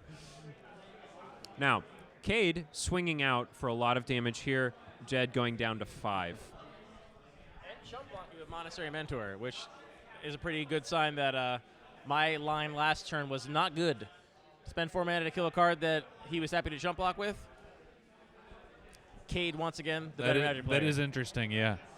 You know what it is? It's probably the big-ass watch made out of wood. Do you think that helps you become a wizard? Yeah. Defeat your enemies? It does seem like there's some magic in there. Bystanders continuing to be bamboozled by our very presence, by the joy that we're exuding in existing. You're talking about the bystanders? The bystanders, they have no idea what to do. They hate to see 3 gay dudes winning on a couch. That's right. I might need to come out to you as straight in this moment. It's so embarrassing. Now, how You're really can lucky Jed- Chris isn't listening right How now. can Jed possibly She would survive kick this your next ass. turn? They have to have a targeted removal spell that's like unconditional, basically, right? Because Cade's going to untap and give a creature +11/+11, or +9/+9, and trample. So, and you point it at the Masticore, which you can regenerate. You need like an exile or bounce spell to not be dead on board right now.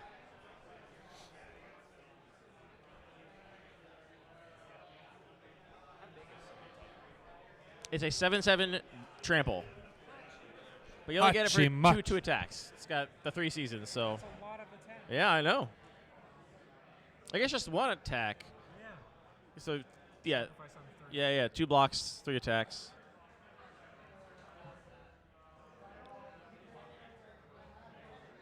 I think digging for an answer now. Trying to find an answer to what will likely be an enormous Masticore with trample.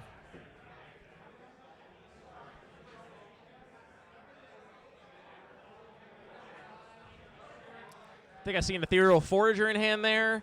Don't believe there's a removal spell to get back, and you won't have time to attack with it, obviously. You'll just be dead.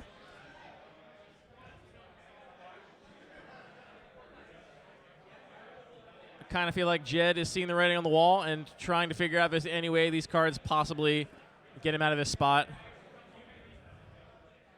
They already attacked this turn, did he not? Am I crazy? Yeah. Oh, it's harmonizing it. Yep.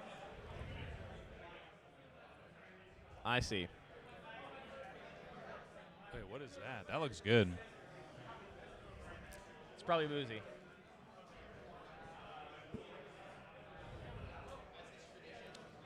All right, how many? What do we got here? I see some lands. We see Altar of Dementia. I see Mishra's Research Desk. I don't think I see an answer here either. And we are really tapped quite low in terms of finding that answer. Yeah, that's it. That's game.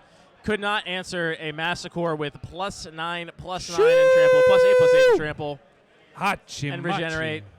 I think are currently talking about how Summon Titan is just really messed up. What a victory. Kind of a messed up Magic card. It's actually Final Fantasy. Flawless victory. Hey, wee. Wah, wah, wah. And that is round 1 of UMA Plus at Cube for a Cause Spring, Summer, Fall 2025. Spring, summer. Yeah, it's just, no, I think it's spring, summer. Spring, Summer 2025. Yeah. It's firmly summer now. Fall, winter is the February event. You're so right. I'm going to go see if Jed wants to come chat in the booth. Okay. And that just leaves your 2 favorite P's here in the booth. P Patrick and Parker. squared, baby. Okay, if you had a podcast about Magic, what would it be called? Hillary, the answer is it's the season of love. Okay. Hey, anyone else in the chat fallen in love? Once or twice. Little bit? Little bit? No, I'm saying this summer. Oh, yeah. Yeah, I think it's happening. I think it's in the air. Yeah. And you? Yeah. And with your spirit. Yep. And then also with you. Yeah, thank you. Yep, I've been feeling the vibe. It's been really nice. That's wonderful. Yeah. I'm happy for you. You still feeling you still in love after all these years? Yeah. More or less, yes. Hopefully more than less. Yeah, of course. Is there anything that you do to kind of keep things feeling fresh in your relationship? You've been together for 11 years? I'll get back to that. Here, we're with Jed here in the booth. You've seen a lot of me, haven't you? Yes, indeed. How's it going, Jed? It's going good. Summon Titan. Heck of a Magic card. Yeah, look, sometimes you 6/6 into 7/7 gets it done. Yeah, no kidding. But you had such a strong start coming out of game 1 with a turn 2 and Soul Artifact. Yeah, no, it was really great job. Just 6/6s are good. Yeah. Yeah. No, this deck's gonna be a lot of fun to play the next year. Good. How was navigating that draft? There's so many synergies going on there. Oh, it was very challenging. I started off like this. Perfect. Okay. Yeah. Started off kind of flexible. Took the Ensoul Artifact early. Started off with like a Molt Tender. Wanted to be like a green Mill Brew. Okay. White artifacts ended up being open. Okay. But I didn't see something like a Tempered Steel or some like really like it was a lot of the fine cards like Zabaz and whatnot. Okay. Kind of got the Monastery Mentor, got the Urza, and I'm like, okay, I'm gonna do. And I got the big thing is I got Dance of the Maze or Mance. Okay. Yeah. Blue White Expel, and then at the end of pack 1, and I'm like, okay, we can do something with this. Perfect. Pack 2, we picked up the Altar, picked up the KCI, and then from there it was just like this 4-color soup pile. Had some fetches early to make it work. Yeah. But yeah, no, it's a interesting draft. Maybe should be playing a little bit more card draw. Sure. But it was a lot of fun. It was a lot of fun. Cool. I did notice. Did you have any indestructible bridges as a possible in Soul Artifact combo? I have one. It was just a bunch of the bridges were either like double off color because I started course, off blue white, yeah. or I really wasn't Affinity. Uh-huh. They come with a cost too of like entering tapped, and this can be a fast format. Oh, without a doubt. Yeah, I have a bunch of like baubles and whatnot though. Of course. Yeah.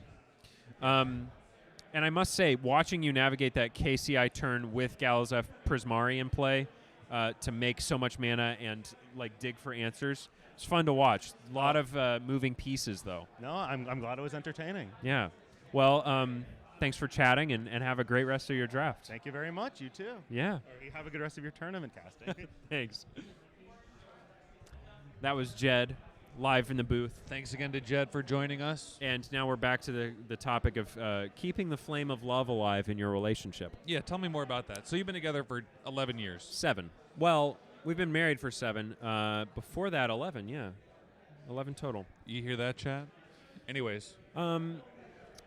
Actually, my serious advice is, or not advice, but just something that we enjoy doing, is in the evenings when we're settling down for bed, we just ask each other a silly question. Yeah. And, it can be whatever. I think what was my last question? I think it was, what letter of the alphabet are you? And you can't use your initial. Like, no initials, but what letter are you? And why? I was R, because RST is a pretty useful series of letters, but it's not so presumptuous as to try and be ABC or CDE, I love that. Also, you famously like to use the R word. Now I'm trying to think of what that might be. Don't think too hard on it. Rummage. So I Rutabaga. I came across a quote just recently. Okay. From Ursula Le Guin, as a matter of fact, who keeps coming up in my life. Yes. Can I read this to you? Please do. Because it's really nice. This is from the Lathe of Heaven. Okay. Love doesn't just sit there like a stone. It has to be made like bread. Bread. Yeah. Remade all the time, made new. I think that's really beautiful. It's a great quote, right? Yeah. I've been thinking about that lately. I've enjoyed the Lathe of Heaven, Yep. and that quote still sticks with me. Yeah. Love has to be remade like bread. Yeah, absolutely. Seasons of Love. Yep. I'm tearing up a little bit. I'll go on Cade's podcast, but I'm not going to talk about Magic. I'll tell him you said so. I'll go and talk about life. Okay. Yeah. Well, that's what we're all doing when we talk about Magic, Patrick. Absolutely, without a doubt. And speaking of tears coming to our eyes, that might be what's in store for Cade's next opponent. But we have to wait until the round finishes. Sorry, I used that one too early. Hill's just making me want to go do Rent songs at karaoke sometime now. Yeah, Rent. One of the iconic musicals of all time. Definitely one of the musicals of all time. Yeah. And what's everybody's favorite musical, chat? Sound off. We also have a standing offer to discuss cube cards that are mentioned in the chat. Dancer in the Dark, anyone? Hedwig and the Angry Inch? Haven't seen that one. It's great. I like Spring Awakening. I haven't seen it. Oh, my goodness. You'll really like it. They've got a song called The Bitch of Living. It's, like, really good. Sounds awesome. Very kind of existential and postmodern. Andy, favorite musical? Hey, will you go get Cade? Oh, never mind. Cade, get your ass over here. Welcoming Cade to the booth, fresh off a first victory in Welcome, UMA buddy. Plus. Congratulations. My first victory ever in the UMA Plus. Yeah, So I'll take beautiful. it. What's up? How you guys doing? Good. So we watched your match. Okay. Your whole draft, as a matter of fact. Yeah, that's terrifying. That's a pressure unlike anything I've ever experienced. So I imagine you have thoughts. Yeah, how did you decide between the several different lanes of synergy you were picking? Like, I noticed that the first build around you picked was Psy Master Thopterus, not in your main deck now. I'm not one who's very good at eating vegetables usually, so starting on 2 triomes is not usually where I begin most drafts. Okay. So it felt like, okay, I have a few lanes in front of me now, fixing first. And I thought, well, Psy seems like the right, if you're going to go for artifacts, I've lost to Psy so many times. That massive artifacts is so valuable. It felt like that's the way to, if I'm going to go into artifacts, that's the kind of card that's going to put me there. So I picked that early thinking if I end up doing that, that's the one. And I just didn't see anything else that was super compelling along the way that made me want to do that. Except like maybe the last pick, Saheeli, that's like, I felt like was really far away from where I wanted to be pack 1. Sure, and last pick is certainly less informative. I suppose that's true, right? Yeah. It's like to suggest that nobody found anything in like red-blue that was that interesting, and I didn't feel like I had the fixing to make that make sense. Yeah. And everybody at the table is really confident taking lands, so there was not a lot of it going around. Okay, yeah. And so was your strategy during deck build to kind of like minimize your mana base risk, or what else was going on in your mind in that moment? I think that's a very reasonable way to say it. I had the second triome I'm currently not playing because you only have that one adds red, black, or sorry, that one's red, black, blue. Yeah. Right. So the only off color I'm really benefiting from is a single red pip for Scrapwork Mutt, one of my favorite cards. Okay, perfect. But it's like that feels like not really where you want to be devoting a tap lane, and something like this where this first match was so telling of like I can't take a turn off to just like do a tap lane past turn 1. I don't think. At least it felt that way to me. So just trying to stick in a lane where I felt like if I can cast my spells, I'm going to hang pretty well. Yeah, and that seems to work out pretty well in your first 2 games. Summon Titan, we've gotten some thoughts on it. Boy, that's a lot of stats. What are your thoughts on this card? Well, we got some of Jed's thoughts on it, I should say. I imagine his thoughts are reasonable in that it's pretty cracked. Do you think maybe the raw stats outweigh the graveyard synergy on it? Well, I mean, that's a question for our dear friend Zach, know, as we go. Because that's one of those, it is the kind of card that, while it has the right hooks for this cube, it's like, oh, it mills your cards and benefits you from lands lands from the graveyard. It's like the benefit in all those games, I think, the benefit was that it was a 5-mana 7/7 with reach and trample.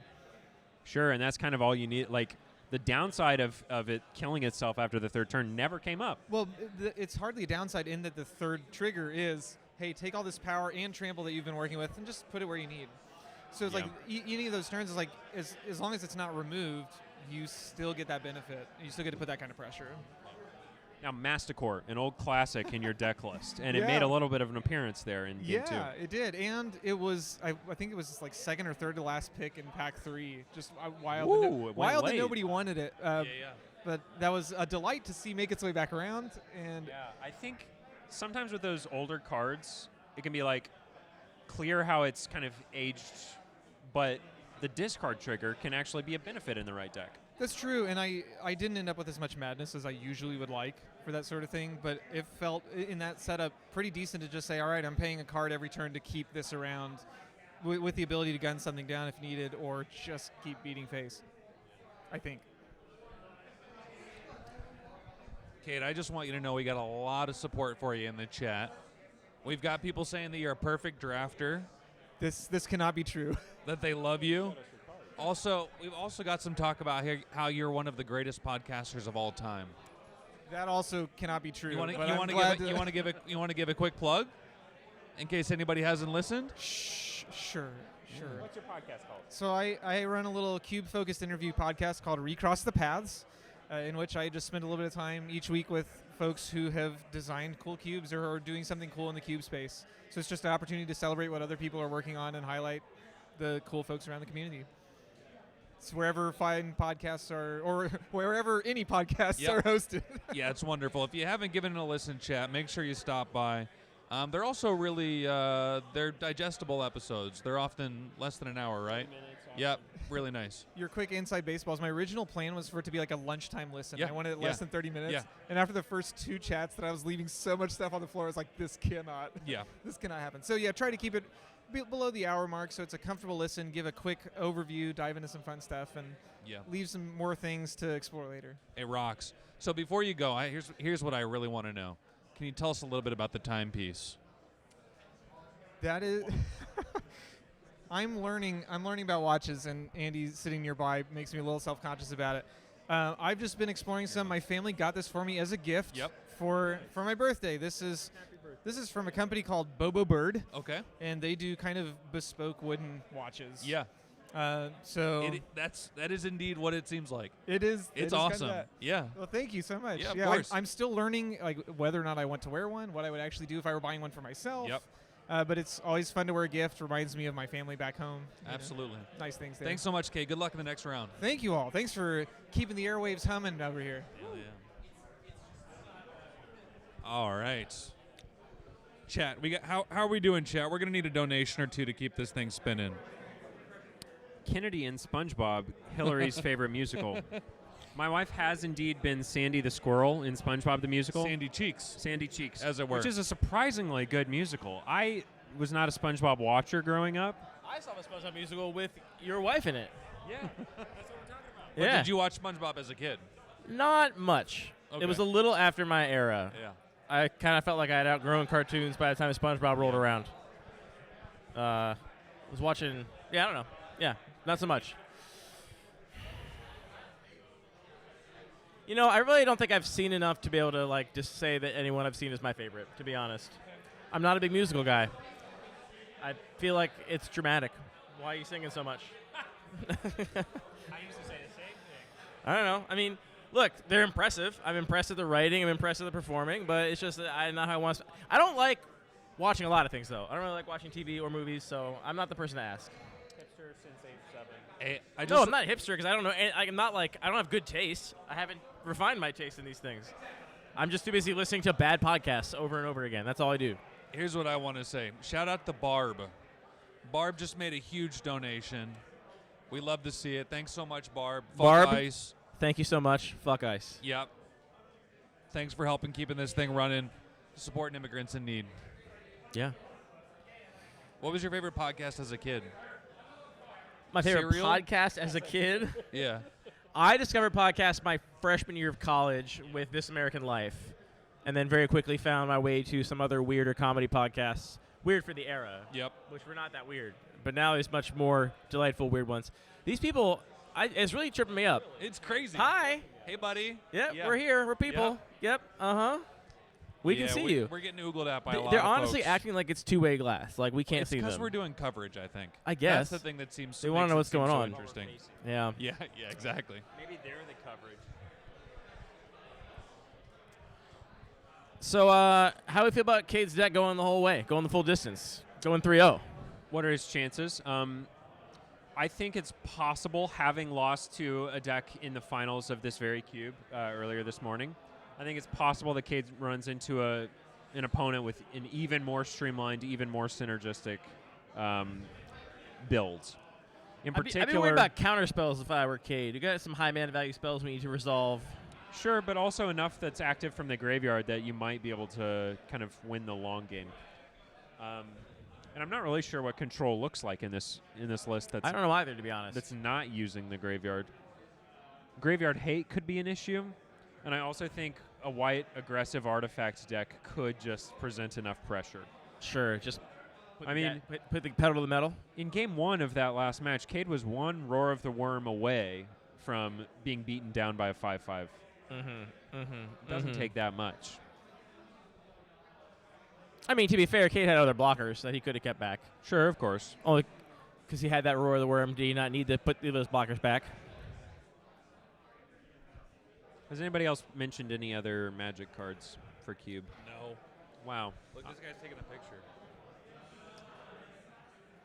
Last time I was in New York, people photographed me without my consent. I think that's an under-discussed. They photographed you when? Without my consent, the last time I was in New York City. Ah.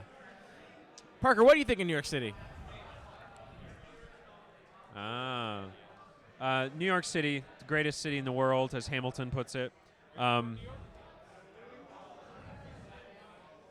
Producer Chris, born in Buffalo, Bills fan. And nice. Buffalo's cool, though.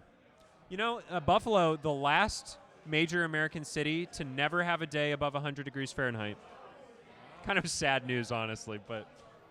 Yikes. Yeah.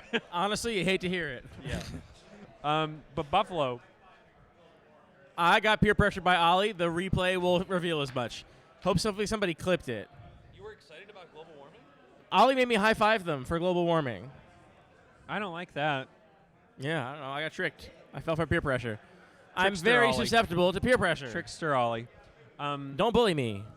We were talking about Buffalo, and then we talked about New York City.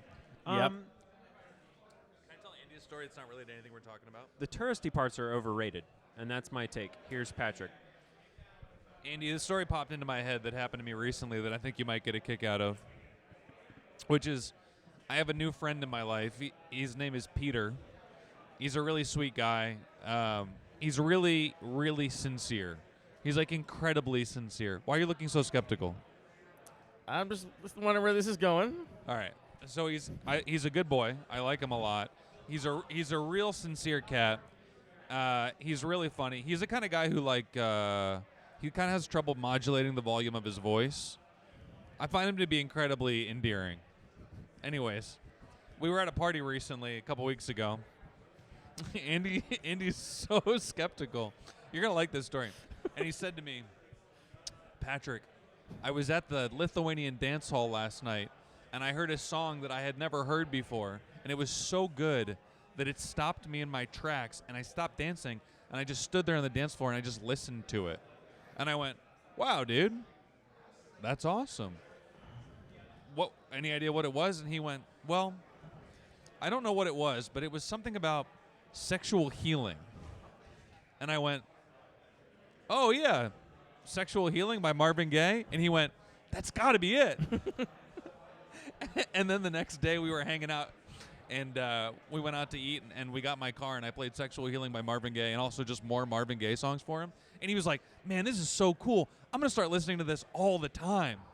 Yeah, and he's just never heard it before. He's a Florida man. He's like a classical Florida man who This grew is up all like, real. Outside of Orlando. Yeah, it's a true story. Always was. Well, yeah, at the beginning it sounded like it might be fake, and then No, it's not. it came clear it was very real. Anyways, isn't that funny? Yeah. I'm not getting a...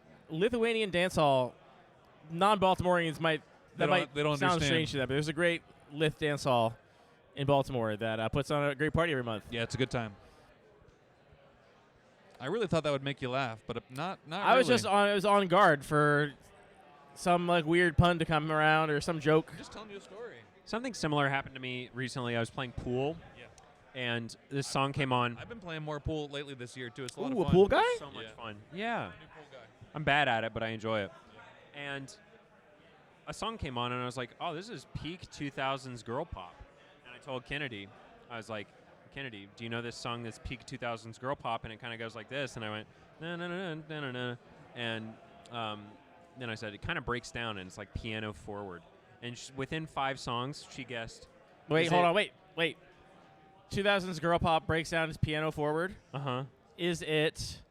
Na na na na na. Oh well, yeah. That's very obvious. That's what we call it. Like My Way Downtown, Faces Past. Yeah. What's the artist though? Michelle Branch. Michelle Branch. That's not Michelle Branch. Vanessa Carlton, I believe. Vanessa Carlton. That's Vanessa Carlton. Yeah. 1,000 miles. That because that's that was not the Michelle song. Branch. That was the song, and I was like, I can't believe you got that off of such little information. I didn't sing. I the mean, it's tune an as well. iconic song. I had enjoyed it in elementary school, but I had no means to like. Now know I'm what picturing song that elementary was. school Parker enjoying Making My Way Downtown. It was fun. It was like on the bus or whatever. It's a and- great song. Yeah. Wait, Hillary, do you play pickleball? Because pickleball also seems fun. I think you become a pickleball guy immediately if you play pickleball. Oh, yeah. It seems fun. Oh yeah. Yeah. Play with. It's like, isn't it extremely like, it's very bougie, right? No. It's like white and bougie pickleball. It's gotten very, like, trashy? it's very popular among suburbanites, but I don't think there's anything inherently bougie about it. It's not expensive. All right. Actually, the well, we really should bougie play. people don't like it because all the pickleball players are taking over tennis courts, and tennis players are like, "This game is inferior. Yeah. What is pickleball?" This is not tennis. This is pickleball. I feel like tennis players are British because Wimbledon. Oh, this is not pickleball, is it? Pickleball is just like big ping pong. It's big ping pong in it. It's big Yeah, ping pong. It seems fun. A little bit of running, not a Yeah. lot of running. You know, Yep. you're not, it's not like tennis, which is like high energy. What the? This Yeah, is, pool's crazy though. It's crazy how hard you hit the ball affects the angle of where I'm it just goes. gonna get a sign and put that says crazy. "We can see you" and put it on the Yeah. table. Hey, Hi, everybody. hey, we should bring him in here. Yep, we can see Yeah. you. Yeah. Yeah, walk away. Mm-hmm. All right. Cool. Welcome back, Andy. How you doing, buddy? Oh, I was flagging for a minute there, Patrick, getting a little sleepy. Then I had myself a big old chai. And now you're back at it. Now I'm back at it Yep. again in the Krispy Kreme. I kind of thought it was going to be you and me, and then you walked away after 10 Parker, minutes. Parker wanted a seat. I'm not gonna. No, I'm not gonna say no. He did a great job. I've All been right, in, here we are. I've been in the booth all day. All right. Somebody new. Let's see who we got. Mike him. Wow, we can really just see down Mike's shirt, huh? And now I wonder. Yeah, Parker really kept the wheels on it for the second there. He'll be back. We are gonna need Chris at some point to change the screen. Oh, I don't know where Chris is. Anyway, yeah, we're moving on to round 2 of Cube for a Cause here in Brooklyn, New York, Industry City, United States, Earth. Milky Way, etc. Yeah. Cade playing a 2025. graveyard value deck, or a deck with a little bit of graveyard value, but mostly kind of like a green-black, mid-rangey kind of the rock deck almost, I would Yep. say. What does that mean? What's a rock? Oh, you see? What'd you say? Is it good? Okay, sure. One sec. We had a quick bit from Elf Lawyer. Real quick, I have a quick shout out from the symbolic sponsor of the stream. It is a cup of ice melting. Real quick, all donations to the stream go to Make the Road New York, an immigration advocacy group. Oh, because the ice is going away? Yeah, beautiful. Okay, yeah. Thanks so much. Yep. That was good. I have nothing else to say. Anyway, the Rock, Patrick, is the name for an early black-green mid-range deck that took advantage of 2 cards. Deranged Hermit, which is a card you've played before. It comes with 4 squirrels. And the idea was that the 4 squirrels were fans of the professional wrestler The Rock. And it also came with Phyrexian Plague Lord, who kind of looked like The Rock, I guess. I don't know. Had like a pose like Wait, The Rock. Let me see a picture of it. I mean, 5 Plague Lord. There you go. Look, I'm not saying I came up with the name. Don't blame me. Okay. I'm just saying that's why people called it Nice, that. I see. I'm gonna All get right, my very get my iPad put over here. One sec. Hold this for a second. Gonna get rearranged here slightly. Gonna get rearranged.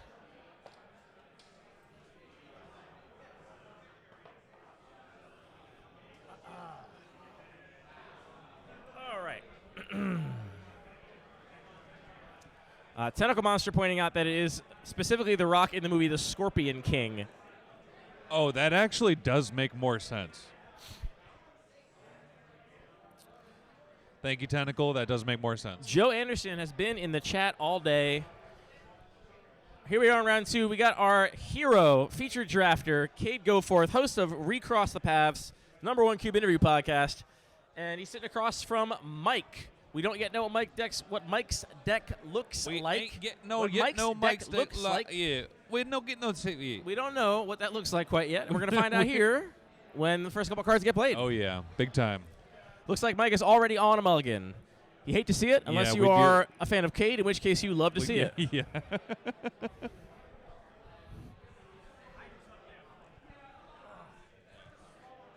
All right.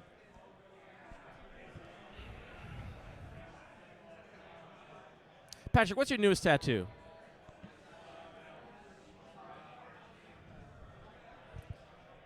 Little shin piece? That blast over. Little yeah. shin blast little over? Shin blast over. Shin bone seems like it would hurt. Shinzo Abed blast over.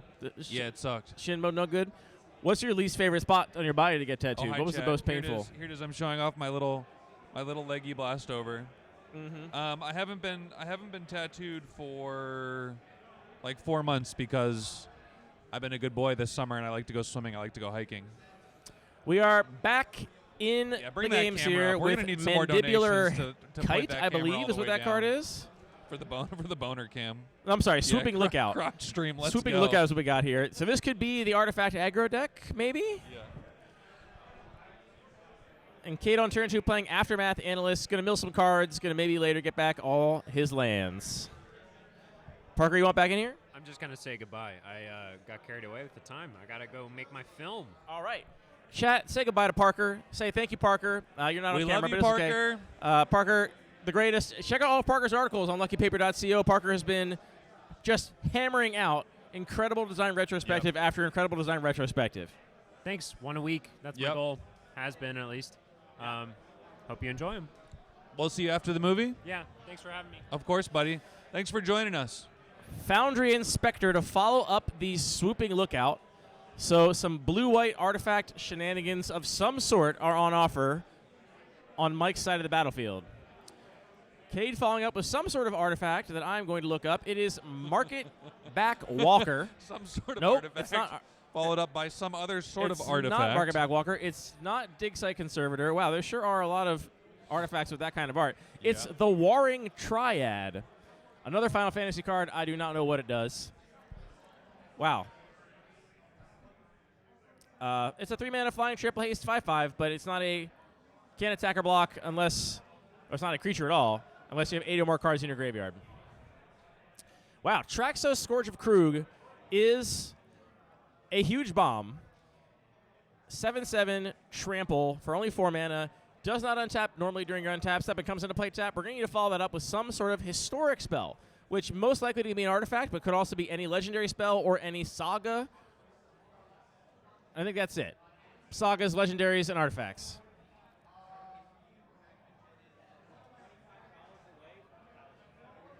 I'm just getting word from the production team. I like to refer to Chris as the production team, even though it is just lovely Chris, that we are $25 shy of reaching $1,000 raised for Make the Road New York, which is the nonprofit that this event is celebrating. Let's give a shout out to all of these donos. We got Hillary Edwards, Barbara Westman, Anonymous, throwing in some money in the chat. Thank you all for donating. Hey, Hillary, thanks for getting in there. $25 away from $1,000. All right, can we get another $25? What do you want to see, chat? You want to see like a little bit of Andy's hairy chest for $25? A little peek down there? Cade followed up on turn 4 with the Swarm Weaver. 4 mana, 2/3 that enters and creates 2 1/1 black and green insect creature tokens with flying. If there are delirium, then it pumps all of your insects and spiders by +1/+1. And unfortunately, it looks like we are not going to be able to untap that Traxos. No follow-up on Mike's side of the battlefield. So far, Traxos is 3 mana, do nothing. I did play Traxos when I drafted it this morning, and I had so much fun. Now, the Mega Synth Gardens can become a copy of Traxos, but it will be tapped, just like Traxos. And Traxos is legendary, so you'd have to, sacrifice one of them, which is not what you want. Wait, that's a great question. We want to know how much to get Cade to say a prayer on camera for the whole chat. You'd have to ask Cade. I couldn't possibly say. I wish that you could have seen Andy's face just now, chat. Couldn't possibly say. Hey, I'll put a curse on the whole chat. I'll hex you. We see Summon Titan just back. This card is the card that really won round 1 for Cade pretty decisively. I'm actually going to curse anyone in the chat who hasn't donated. Watch out, and chat. You're going to need Chat, a priest. You're going to need a priest. You're going to need an exorcist. Yeah, that's right. That is right. We're doing a Reformation, Reformation style stream. All right, very good, Tentacle. Thank you. Cade coming in with the Swarm Weaver. That's just 2 damage. Not a big deal right now. And here comes the card that won Cade round 1 pretty decisively, Summon Titan. This is going to mill Cade for some cards right now. It's going to be a 7/7 with Trample for the next 3 turns. Summon Titan's out of control. And then it's going to pump all of the... It's going to pump a creature by the number of lands that Cade controls and give it a trample to end of turn. And that third chapter is really the scary bit. That is where this card gets really out of hand. In addition to getting to block and beat down with a 7/7 Trampler. Can I see it on the screen? Yeah, I'll pull it up for you. I pulled it up for you, baby.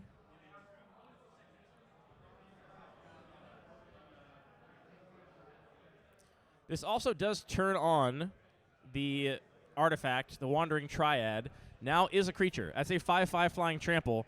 So Cade's self-mill strategy is quite messed up. Looks like we are going to Runic Shot the 5/5 Trampler. You got to do it. Scry 2, nice little extra value. We see 1 go on top, 1 go on bottom. I'm going to go ahead and say it. Summon Titan seems kind of fucked. I think it's very strong. Yeah. Now, you do have to sacrifice after 3 turns, obviously, so you only get that 1 attack with it, but it is quite good. This is a turn where the Summon Titan gets to attack. It's also going to get back any lands in Cade's graveyard, and there appear to be 4 of them. Huge ramp spell. Yep. Now, does that actually, would that have turned off the Wandering Triad as well? 1, 2, 3, 4, 5, 6, 7. 1, 2. No, it would still be online. Exactly 8 cards in the graveyard. So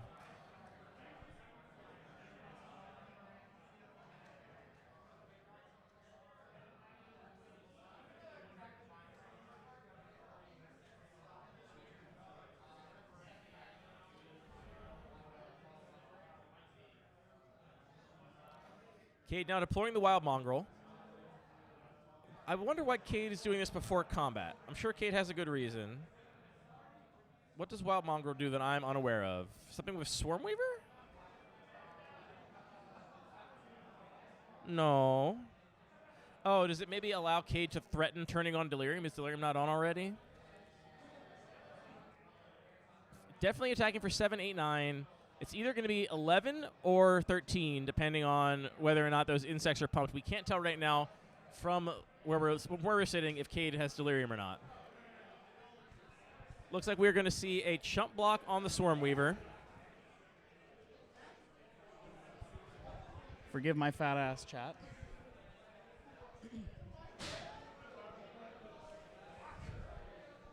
Hashtag.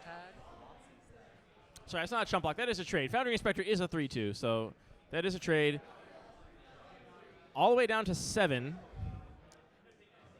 Now, Andy, I'm just coming in here, but is Summon Titan just cooking as it did? Summon Titan is absolutely cooking. Pretty gross. Usually, I like my double green What are we Titan making a copy of here? to be a 6/6 and get 2 lands. Oh, we're making a copy of the Foundry Inspector? Interesting. Okay, fair. That's fine. Blade of the Oni on Cade's side of the battlefield. Now, here's where Summon Titan gets really messed up, chat. There are 9 lands in play on Cade's side of the battlefield, and Mike is at 7. Next turn, one of Cade's creatures is going to get +9/+9 and trample until end of turn.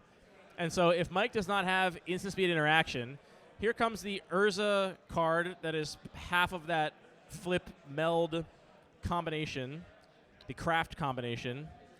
And I believe this one gives. Is this the +2/+2 one? Urza Lord Protector. No, this is the other Urza. Oh, no, you're right. This is Urza Prince of Krug. +2/+2, right? You're right, yeah. Pumps artifact creatures by +2/+2. That's a 9/9 Traxos, Andy. That is a big Traxos. That's a big boy. Does Mike have the win here? I don't think quite. It's close. Traxos does have trample, correct? Yeah, and we're just untapping. Okay. So we do have a Menace, Blade of the Oni. Third chapter is going to trigger on this giant, +9/+9 to something.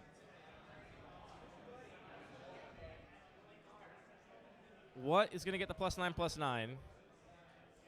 So what are these 2 tokens that we have, Andy? They are 1/1 green and black insect tokens. Okay, And it looks got like it. one of them is getting the buff. They do have flying. Okay. And that is a 1/2 flying vigilance that can block. So that's just a 10/10 flying trample. I think that. So Mike is going to need something, and Mike just And that's realizes, that. oh, I don't have anything. I've actually been dead for quite some time, thanks to Summon Titan. Yeah, yeah. Summon Titan, which Cade continues is to correct in absolutely doing wreck that. people. Gesticulate wildly. The Titan. Yeah. When I see Titan, I get That's frightened. 3 games that Summon Titan has pretty much single-handedly taken down. Yeah. Universes Beyond. I mean, I shouldn't say single-handedly. Cade's deck is good. Cade is obviously piloting it well, but it's true. The impact of Summon Titan has been very pronounced. I would agree. I think Mark Rosewater was correct. Universes Beyond is a hit. No, what did he say? Mark Rosewater has been respectfully capping for Universes Beyond all over Tumblr. Of course he has. It's his job. He's an employee of the for-profit company. He gets It's true. paid handsomely to stand his product. It's true. He is not your hero, folks. He's just not. a man working for Hasbro, working for Wizards of the Coast. And the product is making a butt ton of money, so he is not going to say anything bad against it. Not now, not ever. I don't know, a lot probably. Hit 1,000? We have hit $1,000 raised for Make the Road Chat, New York. Let's fucking go. Let's see who put us over the top. We've halfway made the See road. all. We've halfway made the road. Anthony Capolino. Anthony, put us over. Anthony. That's what you get for donating a bunch of broad Italian accents saying your name. Thank you, Anthony. We are jumping appreciate right you. into game 2. If there was sideboarding, it was done very swiftly. Let's remember that Mike was on a mulligan last game, and with that, Urza Prince of Krug was relatively close to actually just bashing in for lethal. It's true. It's true. So, Andy, we're on game 2 or 3 right now? This is game 2. Okay. And we have an Aether Spellbomb on turn 1 for Mike and a Zeator's Proving Ground for Cade. And now This that's has got to be one of the best starts for the Artifact aggro deck. Here comes Yep. Patchwork Automaton. This is going to grow by a +1/+1 counter with every Artifact cast and has Ward 2, which ends up really mattering. Yeah, Patches on curve is really brutal. Though I will say that I think Cade's deck is not the most interactive. Cade's deck is mostly just going bigger than the things his opponent is doing. Yeah. I just want to talk to chat real quick and say, Anthony, God bless you. I'm so glad that my cube inspired you to make your own. That rocks. Thanks for donating. Glad you're here. That's Tough Cookie from Cade. Tough Cookie, famously my nickname in high school. Who would have thought we'd have this many gingerbread men in Magic at this point in time? It's true. It's true. I believe that's Bygone Bishop on the side of Mike. Every small creature is going to investigate. Let's double check Patrick Automaton right now. I'm pretty sure that's does an that enter the get bigger? battlefield. Does that get bigger from the investigate tokens? Should Patchwork Automaton be like a cute little nickname for me?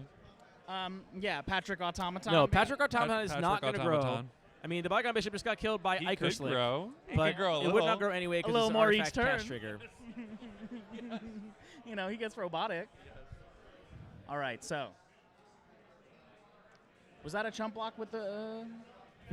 We just chumped that cookie? Nope. It got Iker Slicked. Okay. The Bygone Bishop got Iker Slicked, and now Tough Cookie got in. Then we And that's see trigger. another artifact.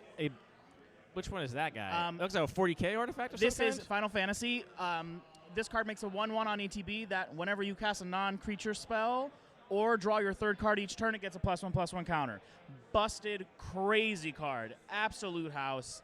All of our Jeskai Stoneblade fans will love this one. And then the Adaptive Omni tool also coming down as the equipment that does a cranial plating impression, which on this board state is going to do quite a bit.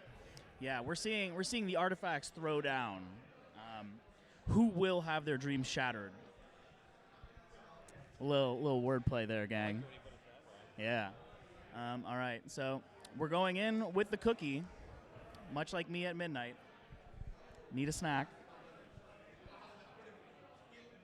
What is that card called, Scott? What's the casting cost of that card? It's two mana.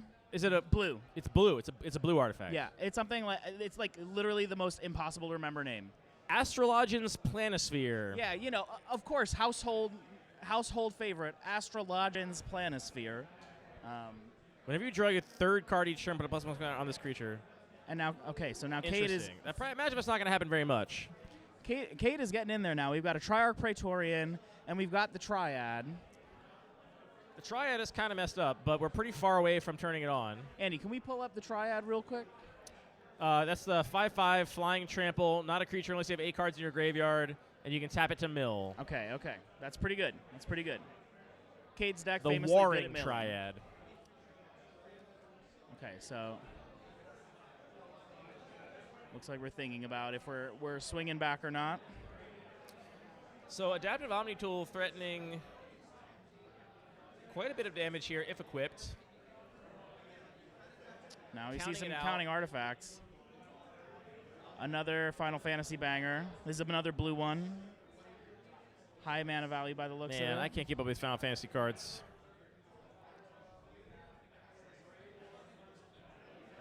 That was a 3-drop. All right.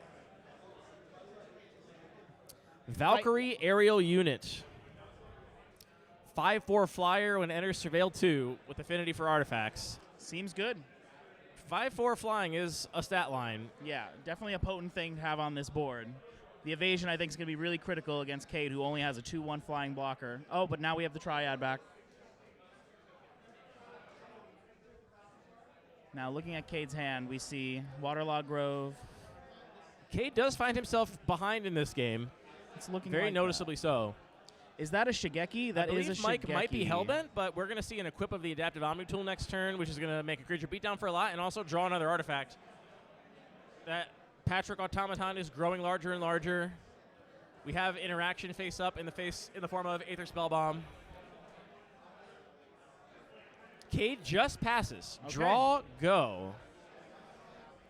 We And are then going to bounce the that's- Triarch Praetorian so we can get in with a flying Valkyrie aerial unit, which I imagine is going to be equipped with that Adaptive Omni Tool We're gonna during see some big Mike's damage next here, turn. Andy. Unless you draw something really spicy off the top. Here it comes on the Valkyrie aerial unit.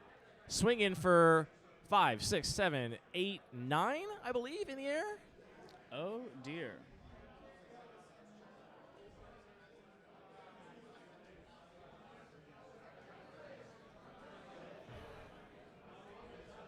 This is looking pretty potent. We're Yeah, swinging 9 out. in the air and 4 on the ground. That is lethal, as we say. We got our trigger from Adaptive Omni Tool on attack before combat damage. Okay, What we see artifact that. are we going to go and find? I see a Foundry Inspector. I see another. Oh, also just an Arcbound prototype here. Yep. 2/2 modular 2. We'll take it.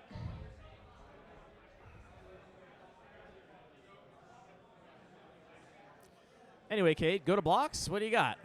You got a trick up your sleeve with all that untapped mana? Gonna block, gain some life. I will say Cade does have a few cards in hand. Yeah. Again, no land drop last turn, no spell cast. Cade has this Shigeki to do a regrowth impression. But I don't know if that's going to be enough in this position.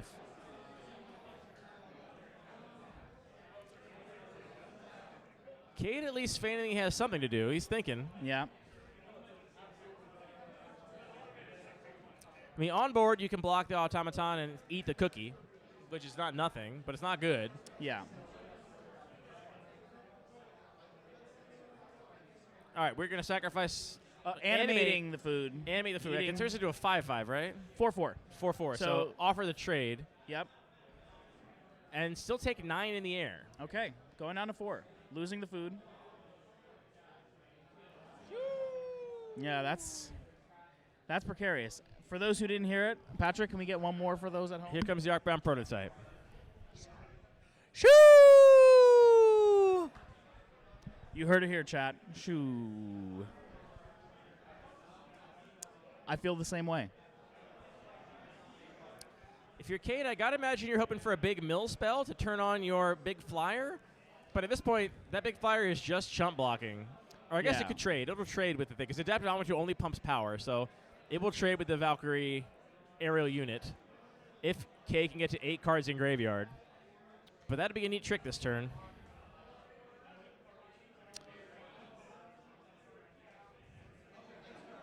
This would be a great time for a Summoned Titan, I'd say. But I don't think that's happening. Cade now has 2 cards in hand. Or Cade 2 ha- lands, rather. Which he didn't have a land last turn. So he drew these 2 lands. So we've got Shigeki. We and do we've see got Shigeki. Call. Did I see a Call of the Herd?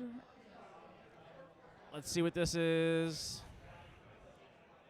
I think this is the Triarch Praetorian coming back out. Praetorian coming back down. That it is. Okay. This got bounced with the Aether Spellbomb.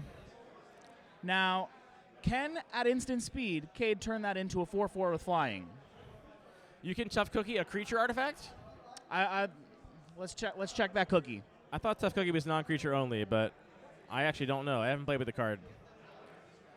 Target non-creature artifact becomes Okay. a 4/4, so we cannot turn Triarch Praetorian into Okay, a 4/4. Never mind. Sorry, chat. So here comes Lethal in the air, and 2 on the ground. We got a force chump block. Trigger for sure. Adaptive Omni Tool. It would appear we will be chump blocking the large flyer with Triarch Praetorian. We got Mandibular Kite. Mandibular Kite off the Adaptive Omni Tool. Yep. Living weapon. Equipped creature gets +1/+1 and flying.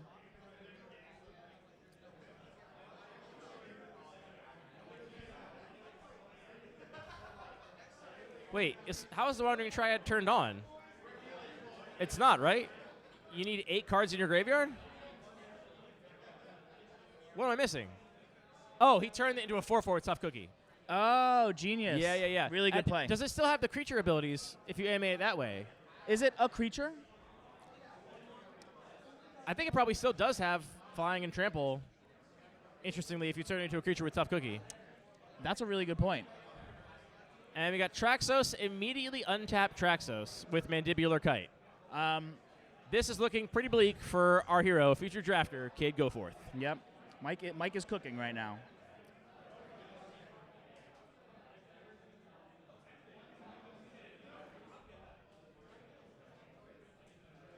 Okay, Kate. Okay, and Kate backs it up.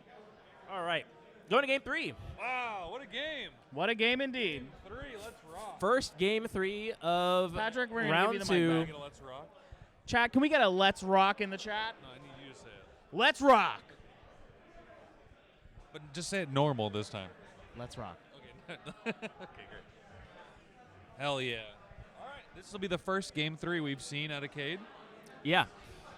And The first game they lost at all. very much, it seems like these decks are maybe minimally interactive, but very sort of powerful proactive decks, both of them. So I think it's going to be a matter That's right. of who is able to make their deck do its thing more quickly and more reliably. Yep. For those of you about to rock, I salute you. Rockin' Stone in the heart, baby. Let us pebble.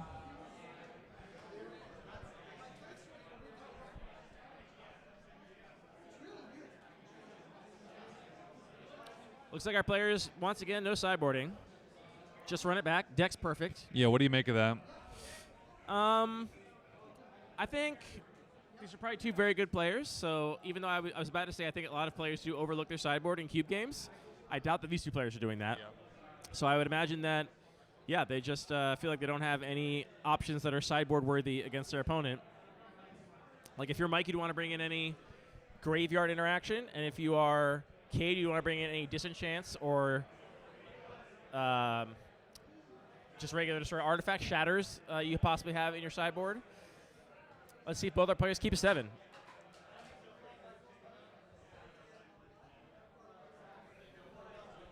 Cade trying to give us a peek at that hand. Unfortunately, my eyes are not that good. Oh. Showing off the opening hand. Also didn't see that. Looks like Mike is keeping. Mike and Cade also is going down to giving 6. us a look. Damn.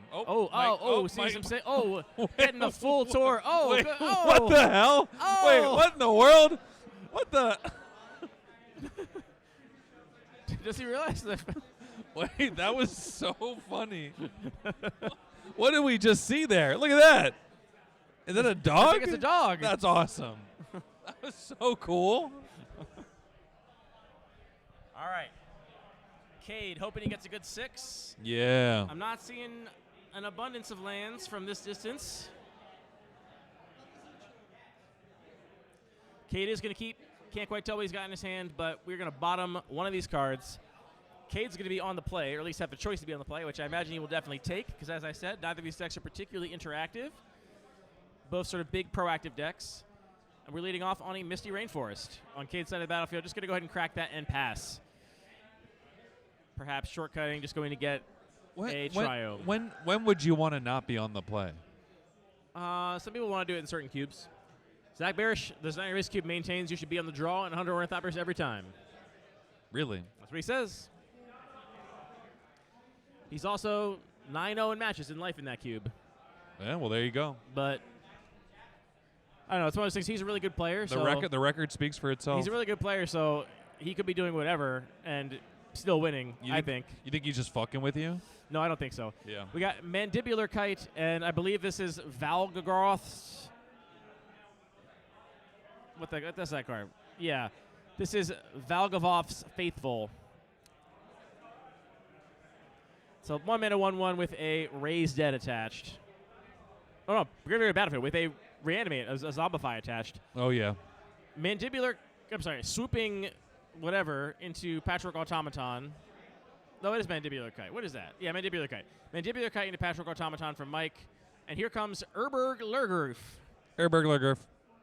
Which, kicked once, is going to hit, looks like 1 creature. No creatures. Spider Spawning and Iker Slick.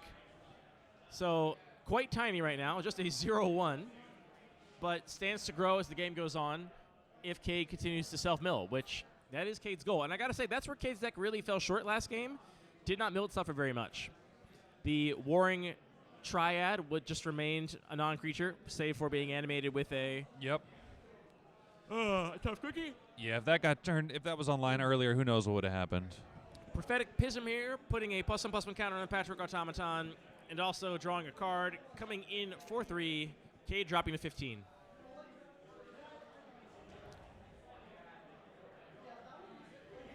All right, want to see a big mill spell out of Cade. I imagine now is what he wants to do.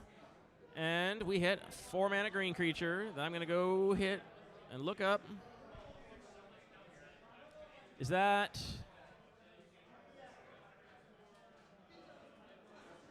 Laced Prowler.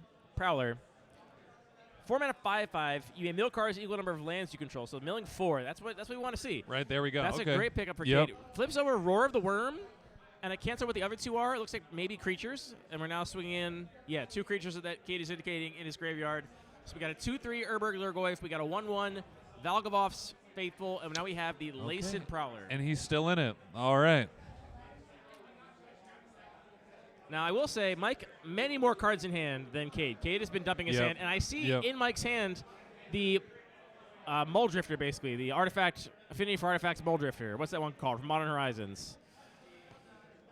Thought Monitor? Thought Monitor, yeah. Yep. That's going to be a scary card, for Yep, sure. for sure. Although, especially with this Roar of the Worm next turn, which is the very worst thing that, here comes the... big 5/4 flyer again. That is the Valkyrie aerial unit from Final Fantasy. Next turn, the worst thing Cade could possibly do is flashback Roar of the Worm. Hopefully something better in Cade's hand to do. Not that a 4/4/6/6 is bad, but I think flyers are going to be how this game is decided.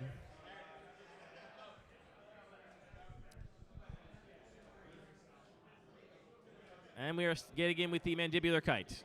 Down to 14 for Cade. Untap. Cade has 8 power. We do have a land in hand. We're going to see a swamp at the battlefield for a land drop for turn. First, combat, come in for 5. Do you want to trade big 4 drops? Valkyrie Arrow unit has affinity for artifacts. You know, it's not really a 4-drop. And no, Mike says, I think I'd rather not. I think maybe I'm winning this race, and I'll just take it. Why would he hold his land drop until after combat? It's just another card in hand that your opponent doesn't know what it could be. Could be something else. Yeah, there's no reason to play it before combat because of, you know, it's just information. Combat tricks or something. You just the less your opponent knows when they go to blocks, the better. We are seeing the Roar of the Worm get flashback. I think this is probably like the best. This is the best outcome that Mike could have hoped for. Not that a 6/6 is not a problem. Yeah. But it's not a flyer. It's not a removal spell. It's not that. And it was the face. It was the face-up crazy option. saga. Yeah. I can't tell what the other creature in Cade's graveyard is. We have Tough Cookie because the other creature could be reanimated at any time with Valgavov's. Isn't it? That's not a creature. There's a second creature in Cade's graveyard. It's the artifact under Call of the Herd. I don't know. Here comes a Thought and Monitor, I imagine? No. Oh, even worse. Urza, Prince of Krug, pumping all the artifact creatures by +2/+2. So this is the card that destroyed me. Oh, really? My opponent in round 1 was making copies of the Might Stone and Weak Stone every turn. Yeah, that's a lot. It was crazy. And they were just removing my board over and over again. Not even attacking with the Patchwork Automaton, but this is 9 + 7. Yeah, this is Cade dropping to 4.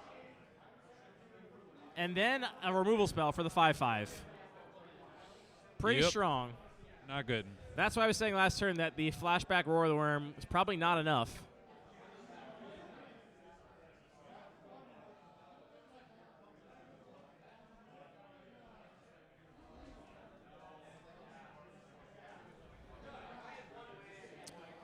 Is Cade just saying go? Not even Summon Titan gets him out of this, I don't think. There's that flying creature is going to be the problem, that big Valkyrie aerial unit. Yep. I got to say, you know, these games are so often decided by Universes Beyond cards, by, you know, these funky, non-standard products. I think Cube designers got to be conscious that a lot of cards you expect might be fine. You just might not have a barometer for it because they never saw standard play. Yep.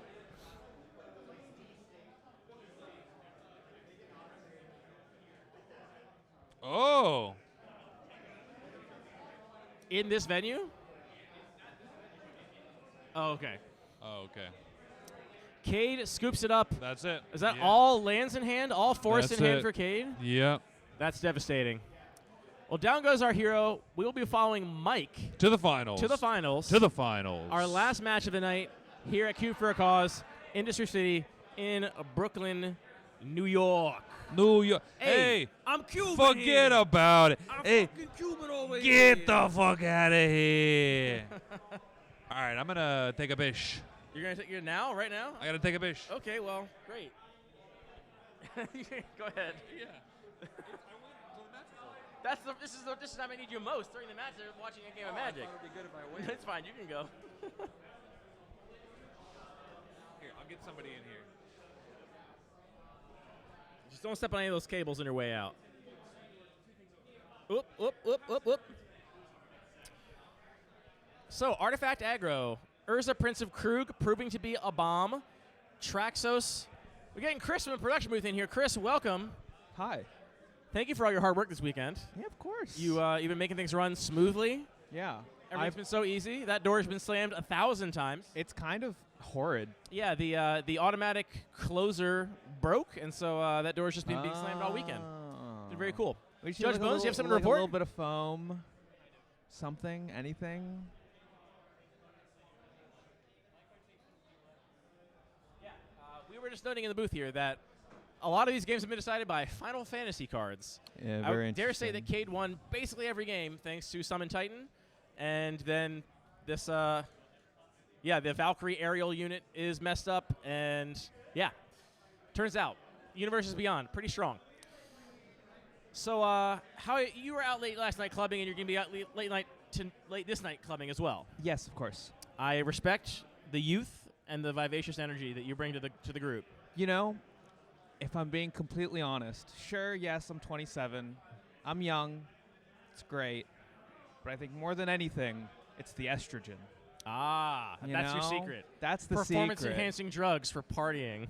It just depends on what kind of performance you want to enhance. Exactly. I mean, dancing the performance question through the roof. The question we all must ask Other ourselves. things, who boy? So, who do you want to see win? Do you want to see Mike win, or do you want to see a random third person come out of the woodwork for the finals here? I'm trying to think of a witty answer. You can give a regular answer. It's okay. This is a casual stream. Yeah, I like random third person. Okay. I like a pop, pop, pop, pop, pop. I gotta be honest. I hope that the third person wins, and I hope they win without any Universes Beyond cards. That's what I want to see. I want to see a win with good, clean cards. There we go. From That's Ultimate the real Masters. Yes. I want someone to have a fucking disenchant for the goddamn fucking Titan. It's an enchantment that creature. card's not even making it. That deck's gone. I don't care. We're now worried about I don't care. Valkyrie We're playing aerial two-headed unit. giant now, and Okay. I'm reaching across, and I'm going, fuck you. Everyone says hi Bones, but he already left. Hi, Bones. Go Anyway. Judge. What up, Judge Bones? Yeah. Bones to go. Did you want to regale chat with your previous life as a professional trombonist? I did overhear you retell it earlier. That was morning chat. This is afternoon chat. Basically all different So- people except so for true, Joe bestie, Anderson. So true. Okay, so I started playing guitar when I was 4, actually. That was 4? my first instrument. Okay. Was guitar. Was the guitar. And in you go to middle school, you start 6th grade band, you choose your instrument, and I chose the trombone. And it stuck extremely well. And then really started taking it seriously, like in high school, started taking lessons and shit. Ended up going to college for classical music, for classical orchestral trombone performance. Got pretty good at it. Pretty quickly was able to pay my way through school with just playing and, sustain myself full time. I was a professional full-time classical musician. Lived in Montreal for a year. Ooh. Off of a one of the best. Canadian. It's got to be one of the best cities in North America. Oh my God, it's fucking incredible. Yeah. I always say, so if I wasn't living in New York, I'd be living either in Chicago. Okay. Love Chicago. I lived in Cleveland for 2 years. I was in Chicago very often. I very much love Chicago. I'd be living maybe in Montreal. Mm-hmm. Or Toronto. Okay. Yeah. But yeah, I lived in Montreal for a year. Gotta love mentioning Cleveland in there, but not saying you would be there if you were in New York. God, You're like, no. yeah, I'd either be in Chicago or Ew. Montreal or Toronto. I lived in Cleveland for a while. I'm just saying that. I wouldn't be there, but I think one of the best things about Cleveland is its proximity to Chicago. Or I say proximity as if it's not like a 5-hour fucking yeah, that's drive. Midwest proximity right there. Right, yeah, exactly. That's car brain proximity. Yeah. Friendly reminder that this whole event is a fundraiser. So Scott puts on true. this event at his own financial loss because he's a sicko and he does it for the right reasons. We are raising money for Make the Road He New bought York, me a which $5 is coffee. an advocacy group that builds the power of immigrant and working class communities to achieve Yeah. dignity and justice in New York and beyond. You can find the donation link pinned to the chat. It's a GoFundMe, and we are halfway to the $2,000 goal that Scott set. Exactly halfway. We're exactly I would love to halfway. get considerably over halfway day one, so that day 2 feels a little low I stress. agree. You know, I I think agree. we can get to call it 1250. And we Yeah. did promise if we hit our goal today, Patrick and I would make out on stream. I'm elevating it from kiss to make out, but it seems like we're not going to get there. I'll throw a little peck in I there. guess they don't want us to kiss. Is what I'm hearing. Is it more or less gay if I join? You think Alex is going to bankroll it? Did you know? Here, okay. First off, hi Alex. Welcome to the stream. Say hi to chat. Hi, chat. Did you know that we've decided if we hit our goal, Andy and I are gonna make out on stream? Specifically before the end of today's stream. Yeah. I'm just saying, if you want to donate a little bit. How much are we away from the goal? $1,000. $1,000. GoFundMe does accept credit cards. You don't necessarily need to have $1,000 right now. You need to just have $1,000 plus. Wait, GoFundMe 20 accepts credit cards. Is there a scam in there somewhere? Where you sign up for a credit card to back your own GoFundMe and you get cash out of your credit card? I think that's a scam for GoFundMe. If you call me over for the makeout, I'll match the next $500 that's donated in the chat. Oh, That's actually fucking crazy. Chat. All we have to do. Let's go. That is an insane offer from Alex. So Alex just said if he gets to watch, he'll match the next $500. So if we can get $500 by the end of the day today, End of this match. We got one match left, Yep. which we're about to fire up. we're gonna smooch. We're gonna smooch. I'm making those Invisalign come out. You want them out? I want it all. But then I can feel. I want the whole. I have these little attachments, like these little kind of like things cemented to my teeth. Oh, and it feels weird. I mean, I can just feel it on the inside of my lips a little bit. Oh. It's kind of sharp. Okay, you can keep the Invisalign in. Hey, thanks, brother. Yeah. All right. Chat, that's crazy. You don't like a little bit of pain? Yeah, why not? Cowards never even cried during sex before. What's sad is that chat's not Okay, I have Patrick to, trying every technique. I have Trying to- reverse psychology, trying bullying, trying a genuine moral appeal, trying an emotional appeal. I'm going to change the stream over so y'all can watch the match. Lovely being on camera. Hopefully, I'll do it again. I'll be here tomorrow. Uh-oh. Hillary's What? like, I guess I have to donate again. Oh, shit. Come on, Hillary. Okay, take this away from me. Thanks so much, Chris. Man, Joe's been in the chat all day. Can I get a little shout out for Cali Cube Champs? Joe in the chat.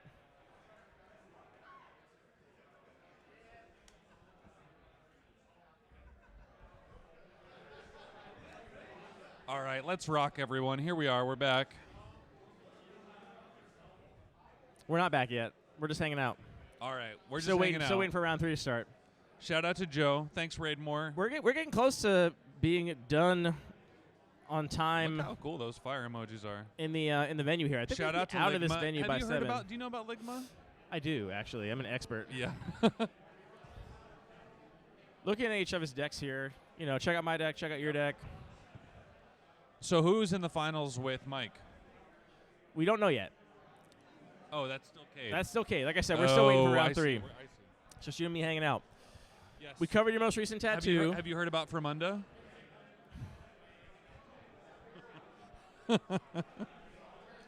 We covered your most recent tattoo. Yeah. We covered your recent vacation. What about you? You got any tattoos you're looking forward to?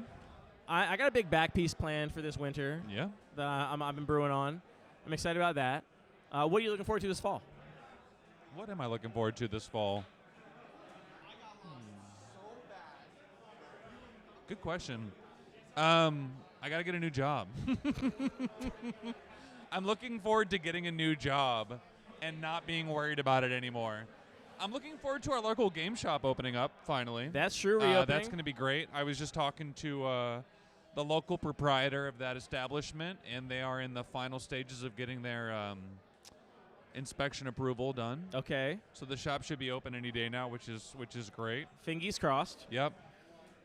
Chat wants to know if there are any horror movie heads going to SawCon this year. I feel like you're a horror movie head. Are you familiar with SawCon? I do love horror movies. I love cinema in general. Tentacle Monster. The cinema. What the hell is SawCon? That's crazy, bro. I'm looking forward to going to MagFest, which I do every year, and have a great time, which is a very nerdy thing. What's up with SawCon? You get to, SawCon these nuts. Great. Dang it. Wait, No. I really like that. Oh, we got caught. I do like that. Tentacle Monster. That's great. You are indeed a monster. I'm just imagining. I fell for that. I'm imagining like a 5 foot tall German man. I got so just giggling. I got so just giggling baited. giggling in a gimp suit in his own home. You did get baited. I got so baited. You really did. Dang. You really hate to see it. No, that rocks. You on the other hand, you've been getting into fitness, right? I wouldn't say that. Fitness dick in your mouth. I'm so sorry. Tentacle Monster started it. I'm so sorry. I don't think you are sorry. I'm ashamed of myself. Tentacle Monster said he's 6 foot, which means he's definitely 5'10". 6 foot and cackling. Yeah, that's something a 5'10" and a half. Yeah. King says. Yeah. All right. They haven't gotten to round 3 yet. They just played in round 2. We're still waiting for round 3 to start. There's no Any pairings horror yet. movie head's going to SawCon this year. That's truly the funniest thing I've heard all day. That rocks, Tentacle. Thank you so much. Oh, now it comes out. Actually never measured himself in feet. Yeah. Only meters. Yeah. Only kilometers and decimeters. Bro, get out of here with those decimeters. How do you feel about impure versus metric units? I have no opinion. No opinion at all. Who cares? A lot of people. Why? Well, for one, it caused a major issue with the Hubble Space Telescope when they ground the first round of the lens, and there was a confusion in units between international space agencies, and they ground the lens wrong and flew it to space and didn't figure it out, so they flew it all the way to space and turned it on, and we're like, everything's blurry. I guess we got to ground a new lens and fly that one to space and install it. That's one reason to care. Okay, that's pretty funny. Yeah, pretty good. What about you? What are you looking forward to this fall? Layering. Cool weather clothes. You ready for sweaters to be back? I'm ready for sweater weather. I'm looking forward to that. I'm looking forward to making soup and making some beans. I'm in the Rancho Gordo Bean Club. And shout out to Max. We got another donation. We love to see it. Thank you, Max. Yeah. I'm in the Rancho Gordo Bean Club. Yeah, how do you like the Rancho Gordo Bean Club? It's great. Hillary and I love it. You got a new sweater? Your spouse said you got a new sweater. I did. It doesn't really fit me perfectly. Oh, really? Yeah, it's a big bummer. Wait, what's up with it? Is it good? Should I try it on? Short sleeves. Short sleeve sweater? No, it's just the sleeves are too short. It's a long sleeve sweater, but the sleeves are too short for my long arms. You let me know if you want me to try it on. It really breaks my heart. You're not ready. You're not accepting that it doesn't. I've been looking for this sweater for a long time. No, did you get it second hand? I got a second hand. I'm sorry to hear that. And yeah, You the measurements looked all right. Yeah. But turns out sleeves too short. Yeah, you can roll the sleeves. That's a good idea. That's all I'm gonna do. I'm just gonna only wear it rolled up. You know what I'm excited to see? I'm excited to see you roll up to Cube Night in your nice chocolate hoodie. I mean, I wear that mostly for fitness. Fitness what? Exercise. Exercise. All right.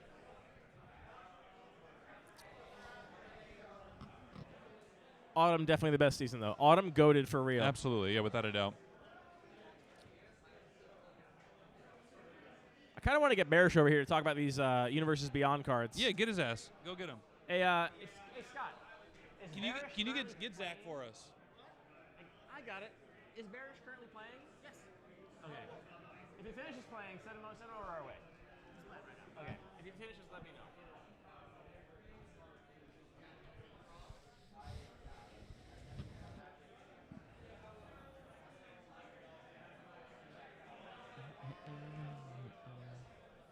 I like that Jay just left that cup of melting ice for the bit. Yeah, I like it. Chat can't even see that. I'm excited for it to melt all the way. I kind of want an ice cube. Oh, yeah, do it. Should I crunch on that bad boy on chat? Yeah, do it. On stream? You got pica? No. I'm normal.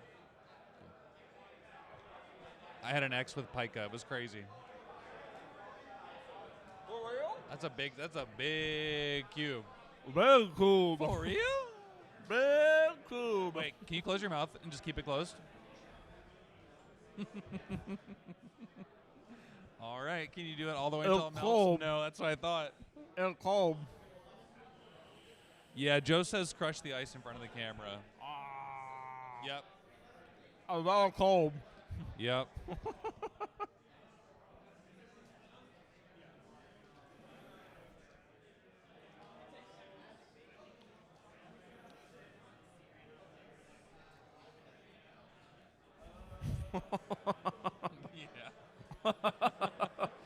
Right for doing them. Yeah, here, I'll take one too.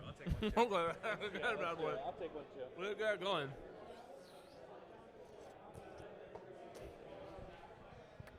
So anyway, how's your day going? I've been really having a nice time today. Oh, pretty good. I think that aside I can from put it in my cheek, but then it hurts. It's too cold and big. I think aside from the salt box, fucking hurts so much. It's very painful. It's very cold. And very cold. I think that aside from the salt box, this is my favorite cube event that I've been to. Ah, brain freeze. Brain freeze. Ow. We got golden teeth, both of us. I know. How many gold teeth between us? I have 2. How many you got? 9. Whoa! 11 gold teeth between us. Should I show the chat my teeth? Uh-huh. Hail Mary Cube. Come on, cool shot. I got cube in there right now.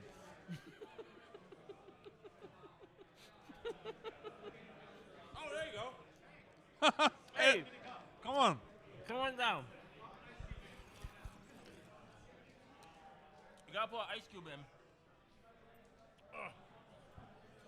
Yeah, grab an ice cream. How did it go? Okay, so our question for you is, talk to me about the inclusion of all the Universes Beyond cards in the UMA Plus Cube. So that's an excellent question. I would say, originally, the long name of this cube is the Ultimate Masters Inspired Cube. The goal of this cube is less one-for-one replicating Ultimate Masters and more about continuing the vibe of it. When I was building this for the very first CubeCon 3 years ago, Black was struggling because it had generally weaker Madness cards than Blue and Red had access to, weak Artifact Synergy cards, and the Warhammer 40k Commander decks completely tied the room together. Okay. Similarly, I don't know, Universes Beyond is Magic, it is a part of it, and in so many ways it is performing roles that I want. Now I'll say, there are probably going to be Universes Beyond cards that are way overperforming.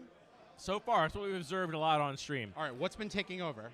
Summon Titan won every single game for Cade. That makes sense. Card is really messed up. And then Cade only lost to the Valkyrie aerial unit. Yep. Basically. And to be fair, that deck was not all about that. Like, Cade's deck really, felt pretty fair until every game he played Summon Titan, and then it was like, well, now you're just dead in 3 turns, and there's nothing you can do. Valkyrie Aero Unit was part of an otherwise pretty synergistic Artifact aggro deck. It was just the best part of it. Also, Urza Prince of Krug, also really good there, as no surprise. Everything that you've described so far makes me happy. Great. I would say the fail state for this cube is it completely deviates from its goals. The goal of the cube is the 4 pillars. Fail state is a deviation. Okay, the goals of the 4 pillars. Yeah. I want the 4 pillars are graffiti writing, beatboxing, hip-hop, rapping. What's the 4th pillar of hip-hop? What? MCing, graffiti writing, the pillars of hip-hop. Graffiti writing, MCing, breakdancing. Yeah, breakdancing is one. Yeah, so is graffiti writing and MCing. I didn't know that these were the pillars. This is awesome. All right, somebody Google the pillars of hip-hop in chat. We'll come back to that in a second.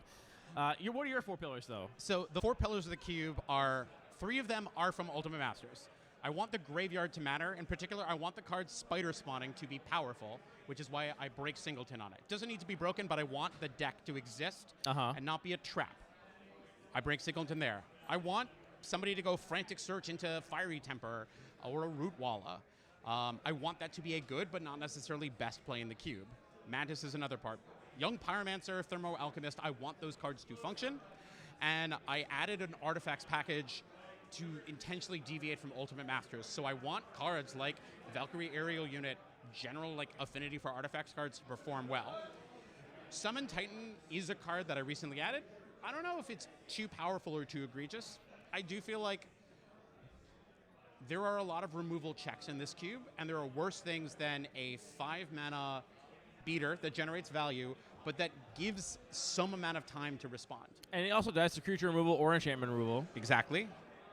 Yeah, I think the thing we've seen is that some people maybe have had removal for the thing that maybe was going to get the pump, but you need to have that instant speed, obviously, because that pump is going to happen and then just kill you dead. Yep.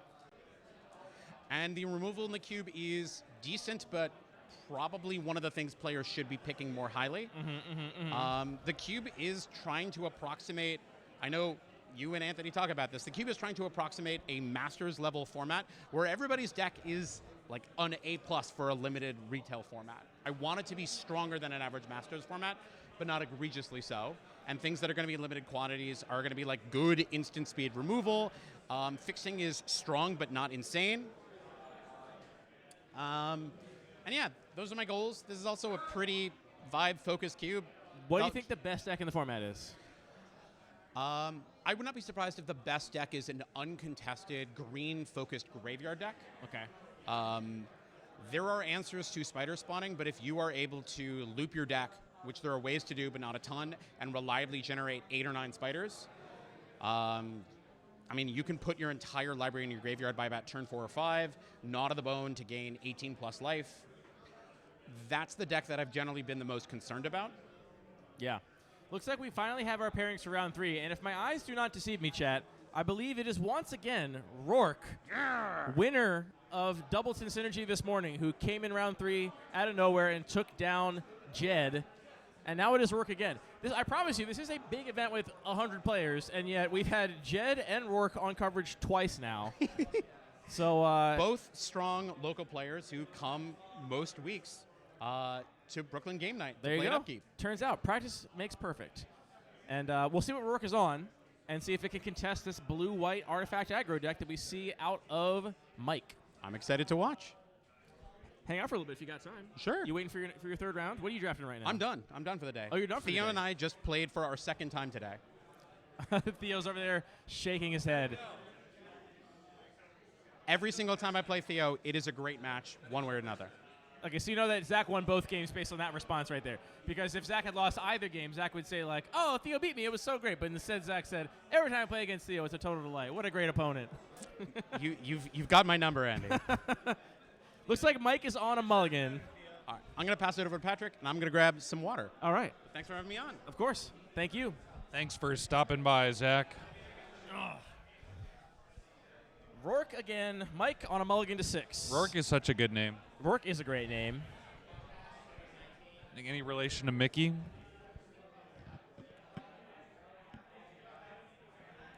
Donation from Anonymous, bringing us to $125. Thanks, As a reminder, Anonymous. if we can get another $375 before this match is over. You dropped your dongle. Is that important for you? Oh, no, that's actually fine. We haven't looked at this in a while.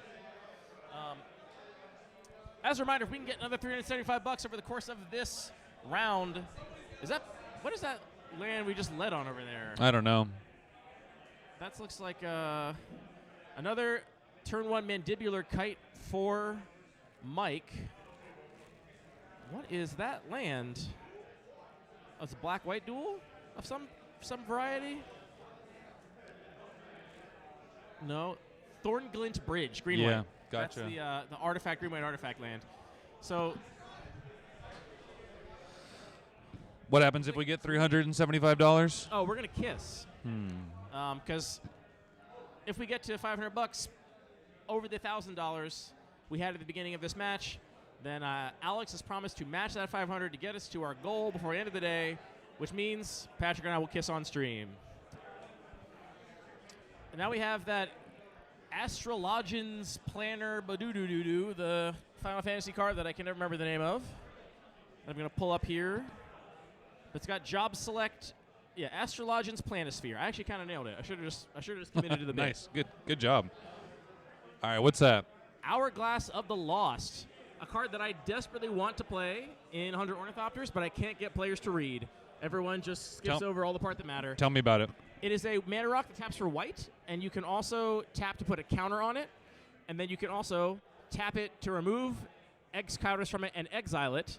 And when you do remove those counters, you can return any number of creature cards with mana value equal to or less than the number of counters to your hand. I get hand and play confused because in 100 Ornithopters it's basically the same. Let me see. To the battlefield, yeah. So you can just recur a bunch of things, but they have to be exactly X. They can't That's be X neat. or less. It's so a 3-drop? It's a 3-drop. Yeah, cool. But so if this is, for example, I don't know what we're looking at out of work yet. And here comes Bygone Bishop. We'll investigate for every small creature that Mike plays. I don't know what Rourke's deck looks like yet, but if it's a 1-drop heavy aggro deck, for example, or a 2-drop heavy aggro deck, This is awesome. Hourglass could represent buying back her entire board. Yep. Tentacle Monster 100 Ornithopters is not at this event. The Neoclassical Cube is here, as is Sacred Geometry, but no 100 Ornithopters. First time in a while it hasn't been featured at an event, right? Here comes Circuit Mender. You've been rocking it a lot lately. Circuit Mender going to gain a little life on ETB. Threaten to draw a card when it leaves play. Importantly, leaves play, not just dies. And then Dispatch, a removal spell that's going to exile the Bygone Bishop thanks to Metalcraft from the Clue token, Get out of Hourglass, here. and the Circuit Mender. Pew! So it looks like warring white Artifact Matters decks here in the finals. And Mike's, as far as white Artifact Matters decks go, Mike's is pretty great. So we'll see what Rourke has up her sleeves. Foundry Inspector. Yep. Oh, Chief of the Foundry, sorry. That's the one that pumps all artifact creatures. So the Mandibular Kite's going to get bigger. Is the Job Select creature also an artifact? Let's see. Job Select. No, it's not. So the Job Select creature is just a colorless hero. Arcbound Mauser is a 1/1 that has modular and lifelink. Yep. That's going to get pumped by the Chief of the Foundry. So far, Mike, kind of out of cards. I mean, this board is not terrible, but it's not super strong, and down to 1 card in hand compared to Rourke's 3. But when you're down to 1 card in hand and have no attacks, that's not a good spot to be. Yep. Continue to put counters on that Hourglass of the Lost. Bright Glass Gearhulk is a bomb in this spot. Oh, yeah. That is a huge body, biggest body on the battlefield, and also going to go get 2 small artifacts or enchantments. They got to be 1 mana value or less. Yep. I believe it's or less. That seems huge right here. All these details, I get so confused. There's so many Magic cards these days. Let's see. Bright Glass Gearhulk. Yeah, mana value 1 or less. So you can go and get like an Urza's Saga. That's not in this cube. But you can go and get stuff like that with the Bright Glass Gearhulk. You could go and get, I don't know, a Portable Hole and a Rancor. You could get, whatever. Looks like we're going to get Scrabbling Claws and Mishra's Bauble. So we're going to get draw a card and start chewing through your graveyard. And also draw a card. So just some card advantage there. Which, unless Mike can find some card advantage of his own. We know he does have Thought Monitor in his deck. He has some ways to draw cards. But unless he finds a way to draw cards of his own, I do think that we're going to see Rourke perhaps start to bury him in cards.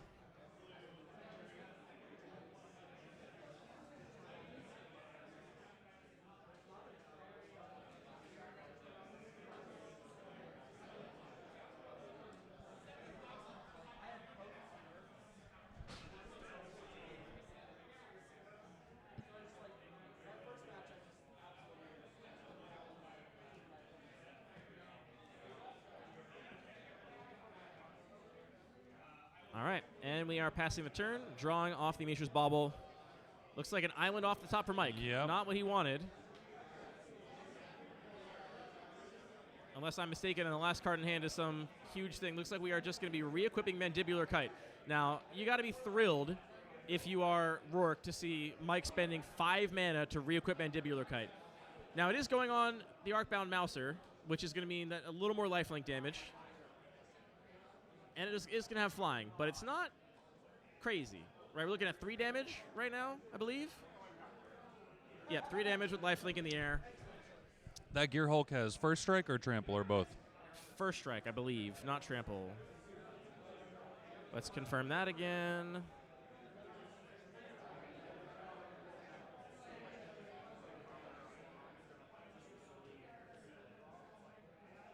Why can't my eyes work? I am so sleepy. Oh, first strike and trample. It's got both. Well, there you go. That's going to get to work. It's got both. Yep. Ooh, and here comes... That is the Wondrous Crucible, I think? Let me see. I know it's a more expensive artifact. Nexus of Becoming is what that is. 6 mana. At the beginning of your combat in your turn, draw a card. Then you may exile an artifact or creature card from your hand. If you do, create a token as a copy of it, except it's a 3/3 in addition to its other types. Uh-oh. Even just, it looks like we've exiled a land, one of the indestructible artifact lands. So now that's an indestructible 3/3. And then here comes the 4/4 first strike trample. Hachi machi. With all of his card advantage, Rourke really seizing a commanding lead here. Yep. Drawing an extra card a turn off that Nexus of Becoming is going to be kind of messed up.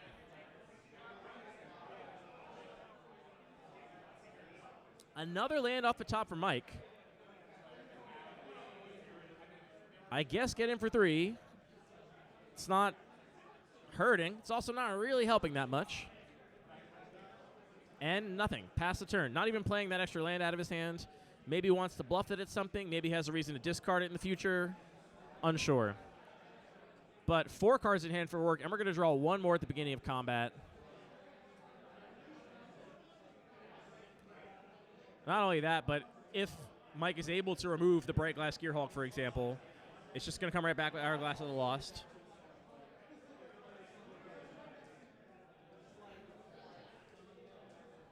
Pretty spicy.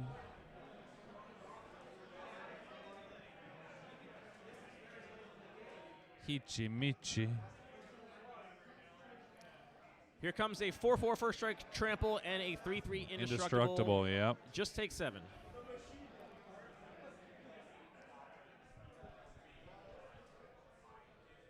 Mishra's Bauble out of the yard. How are we doing that? Oh, I see we played a Sanctum Gargoyle off of the Nexus of Becoming, which buys back an artifact or enchantment from your graveyard. Bought back the Bauble, draw more cards. Now you have an indestructible flyer that's also a 3/3. This deck is sick. Yeah, jeez. Satyr Wayfinder.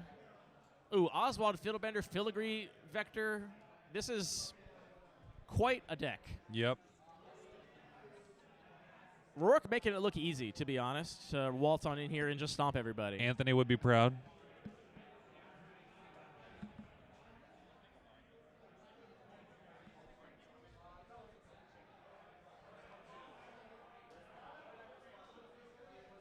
I think I said that the Saint Gargoyle was indestructible. It's not. The other one's only indestructible because it's the artifact land. Yep. Saint Gargoyle is just a 3/3 golem with flying. That is the Arcbound Scavenger, I believe. That can buy back artifacts from your graveyard, and also is just a modular artifact creature. Let me confirm. Scrapyard Recombiner, sorry, is what that is. Modular 2, sacrifice an artifact, search your library for a construct, reveal it, put it into your hand. I don't really see how Mike comes back from this, and neither does Mike. Neither does he, Scooping it on up, and man, Rourke is just putting on a clinic here today, it must be said. Now, Mike seems to be the much more aggressive of the two aggro decks here, with Rourke having way more value in the late game. And I'm not sure, based on what I've seen, that Mike is going to be able to go under a reasonably strong hand from Rourke. I mean, even if he does, I can't imagine he can do it 2 times. Might need Rourke to get a little unlucky. Yeah. In order for this to pan out.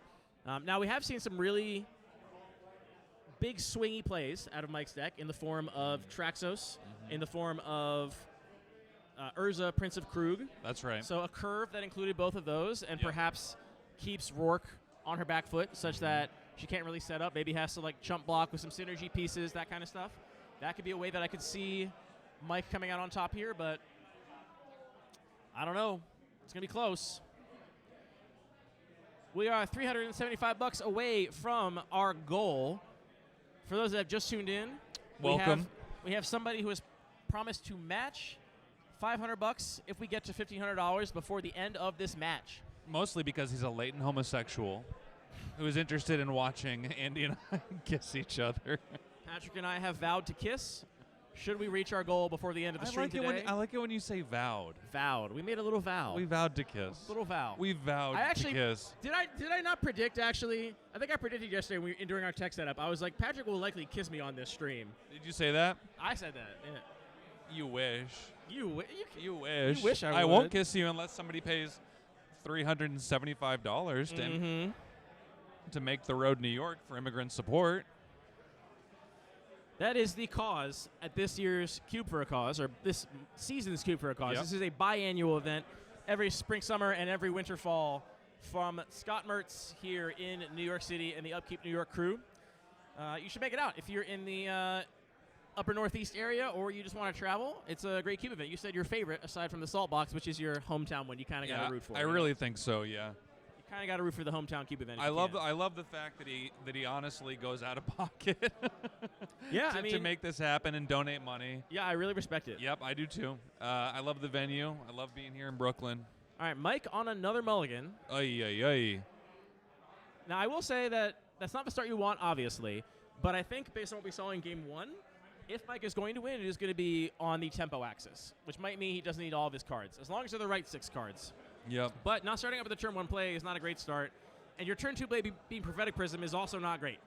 We want cards that beat Rourke's face-in and lower Rourke's life total. We don't have any of those. Look how smart Chris is. Look what this says here now. Now we've got our pictures back up, and it says, oh, now it's boys goal, boys kissing.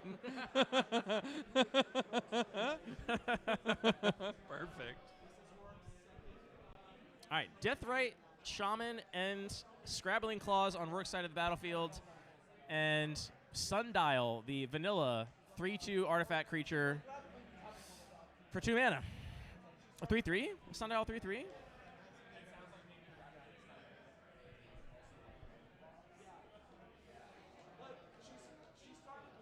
Sundial's a 3/3. Ooh, a little Misspoke. Deathrite Shaman. We love to see it. Hourglass of the Lost is back.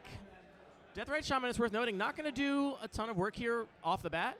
There are nothing in graveyards right now. Yep. And we have not seen very many fetch lands in the main table. I believe there's just a single copy of each fetch land in a bigger cube.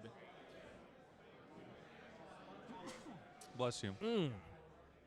There's a Phyrexia All-Be-One card if I've ever seen it, from the art alone. Looks like a 3-drop white creature. Scrolling. Oh, no, it's a 2-drop Mandible Justicar. Lifelink, whenever another artifact enters, +1/+1. Yeah, Yep. 2/1. Now, the lifelink can delay, can buy time. Yeah.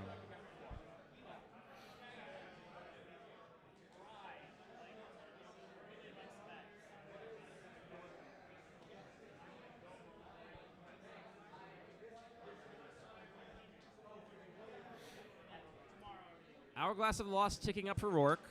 Yep. Neither player with a sort of commanding board presence right now. Mike does have good attacks, obviously, into the 1/2. With any artifact play right now, this is a good artifact play, too. Chief of the Foundry is going to pump both those artifact creatures. It's also going to trigger the pump ability on Mandible Justicar to end of turn. We're going to be swinging for 8. I love that this has turned into a Chatterbait stream. Nobody wants to see any of the boys kiss. Well, against my initial impression, this does seem like the kind of fast start, perhaps, that Mike can get under the value engine of Rourke. Yep. Yeah, I'm sure he's glad Rourke to be seeing eating that her a own lot. Deathrite Shaman to Yep. draw a card with Scrabbling Claws because nothing has hit the graveyard for Mike yet. Is untapping with 5, likely 6 mana. We've drawn a few cards since we last had priorities. Here comes our 5th land for 6 total mana. A Nexus of Becoming here might be devastating. Looks like we're going to tap out for 4 and play the Sanctum Gargoyle and buy back Scrabbling Claws, replay the Scrabbling Claws. The value has begun. Oh, no, 2 mana. No, we're playing... What is that? What is that? That is Sanwell Avenger Ace.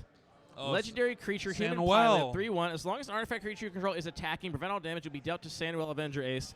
Whenever Sanwell becomes tapped, exile the top 6 cards of your library, may cast a vehicle or artifact creature from among them. Put the Too rest of the much. bottom of your library in random order. That's too many words for that card. That's very strong. It does not block well. It's worth Yep. noting. So, as long as, this is what I was saying, as long as Mike can keep the pressure on, maybe he can eliminate the value of the... I guess not when you want to cast your Patchwork Automaton. Mike would have loved to have had that on turn 2 rather than the Prophetic Prism. But, you know, you cast your cards when you draw them. Here comes the Patchwork Automaton.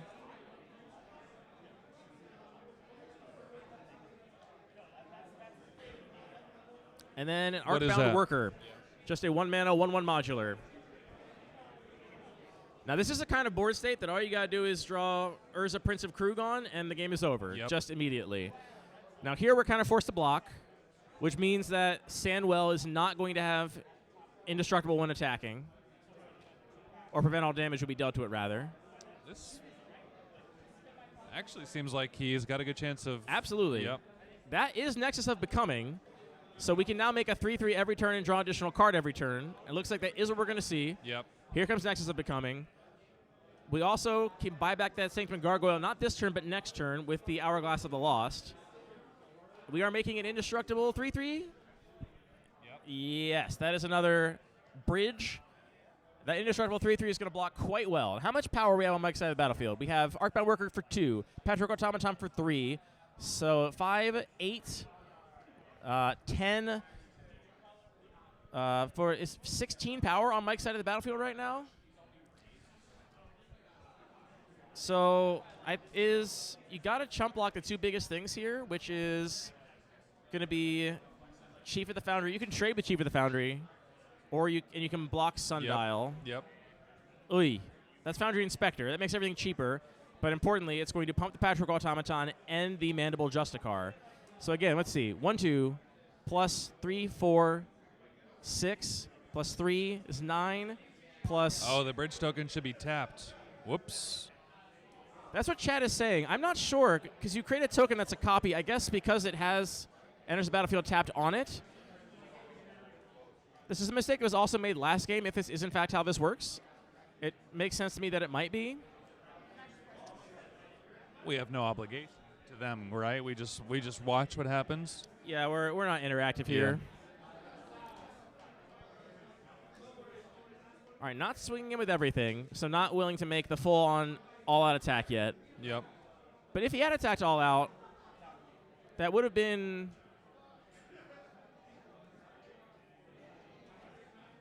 I mean, you basically wouldn't have been able to block the Mandible Justice card. You'd have to block... Would that have just been lethal?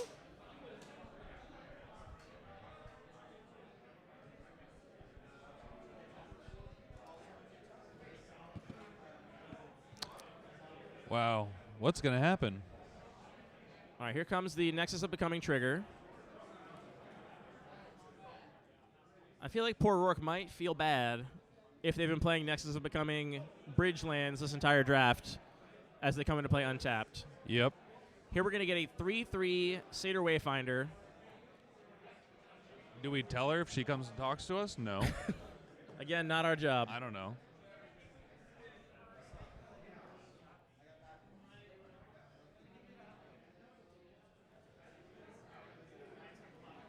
So now we have just 2 blockers right now. We got all our mana available, though, so... All right, cashing this in for that Sanctum Gargoyle. I don't think there's another 4-drop in there. Wait. Oh, just removing 3 counters to get back Circuit Mender instead. You can remove how many counters you want, so even though there were 4 counters on it, Rourke is only removing 3 counters to get back Circuit Mender, which is going to gain some life, which is good, and also provide another chump blocker. And at this point, the board's getting quite full. Now, Urza Prince of Krug is going to basically turn all of these blocks into chump blocks, save for the indestructible land. So that's still a really good draw.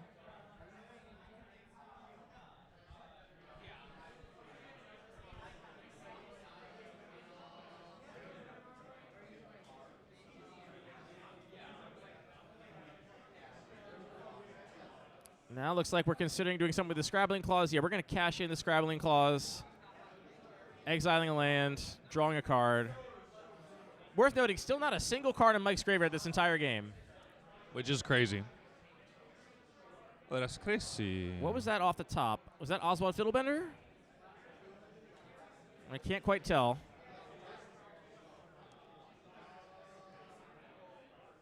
All right, passing the turn. Mike untapping, looking at 1, 2, 3, 4, 5. Oh, Oswald's already in play. 5 blockers. You don't want to let Rourke untap with Oswald Fiddlebender. That's going to be a problem. With 5 blockers at 7 life, I have a hard time imagining a sequence that is going to kill Rourke from this spot. And looks like Mike is going in the tank.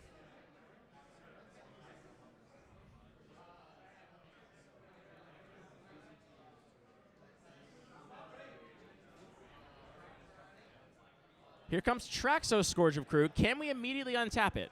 No. If we can, that is a good blocker at the very least. It is worth noting Mike is at 33, so it's going to be a while before Rourke gets around to killing him.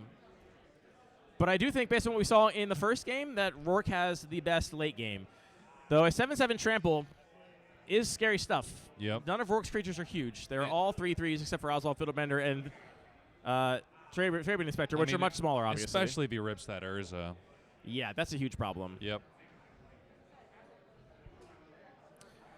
We said don't let him untap with Oswald Fiddlebender, and you did. And here we go. Activating Oswald Fiddlebender, sacrificing Circuit Mender. That's going to draw a card. That's going to go and get an artifact that costs 4 mana value. Put it into play. This is basically a, whatchamacallit? Birthing pod, but for artifacts. The draw trigger is first, which is a downside here, because there's a chance that the card that Rourke just drew is what you wanted to find with Oswald. And it's Bright Glass Gearhulk. Yeah. Oh, did you want cards? I think I'll take some cards. Yep. Maybe I'll take 4 cards this turn. Maybe I'll just draw 4 cards this turn. Draw for turn, draw for Circuit Mender, draw 2 more cards off of Bright Glass Gearhulk. I do wonder, it's looking like... Are there not even 2 targets for it? It looks like maybe there's not even 2 targets left. I also wonder how many cards are in Rourke's library. Yeah. I'm guessing, eyeballing it, maybe 15? Yeah. And Mike is at 33. And at 7, you do have to be careful not to just tap out and die to Urza Prince of Krug. Is this game 2? This is game 2. Yeah. Rourke is up a game. Yep.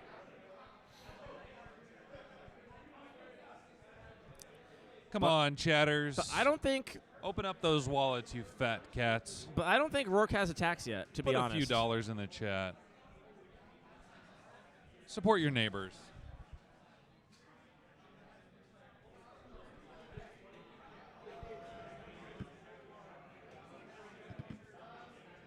And we'll be casting now.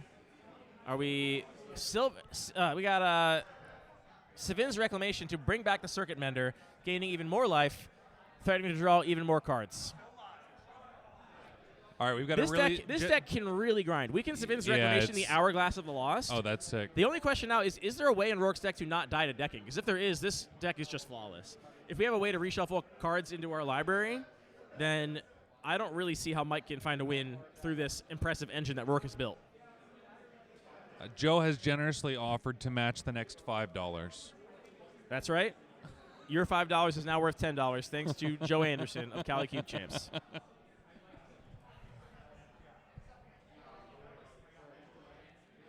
Come on. Come on. Let's see it.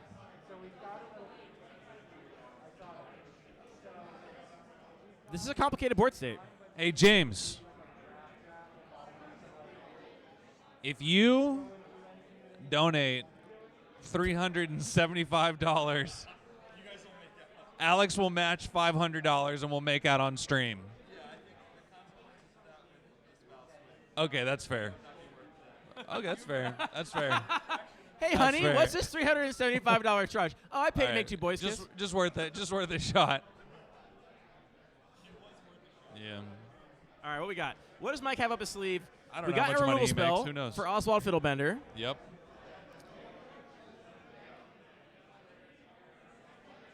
You know, the consequence of tapping off for Oswald Sorcery Speed. There was Oswald only activate Sorcery Speed? It might be.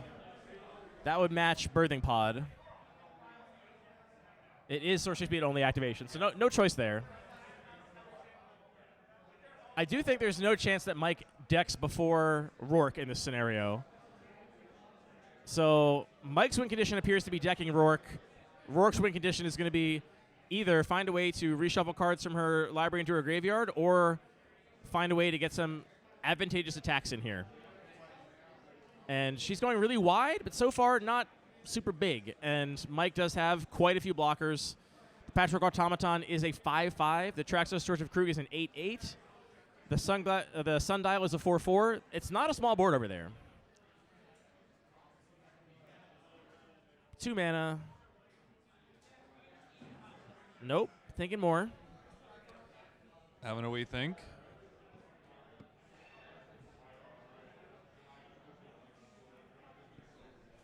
Going to combat. Nexus of Becoming trigger. we are making a glass casket. That's a removal spell. Yep. That's a 3/3 glass casket. We got to pay the word cost here on the Patchwork Automaton if we want to take it, but I don't think that's going to be a problem. Rourke not short any mana. That's one blocker down. You still got to be a little spooked here if you're Rourke. You can't swing out. You've seen, I think Rourke is aware of the Urza Prince of Krug, probably.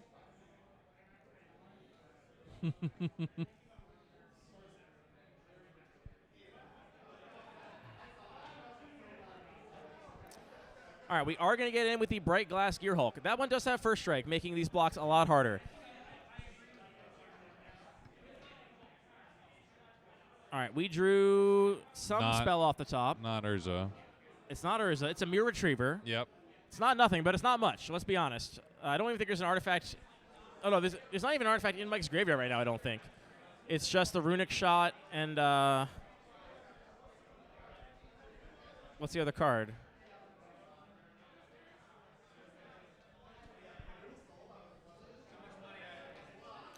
We're $370 away. It's not going to happen.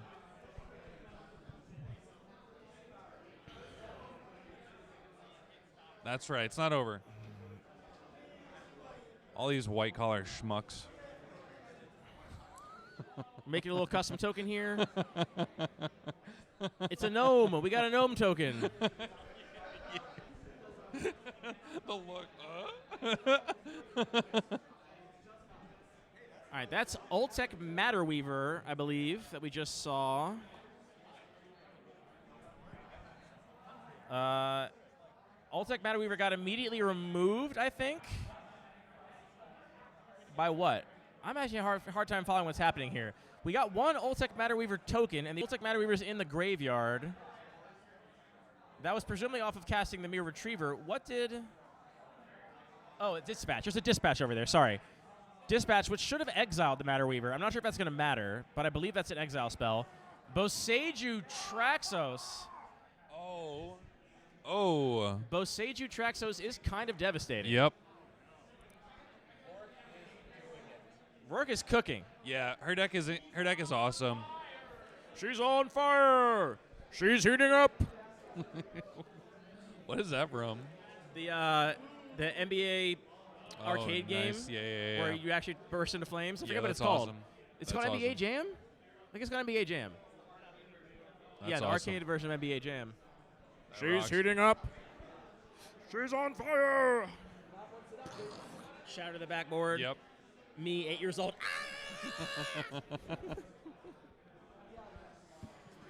All right. Oh. What we got?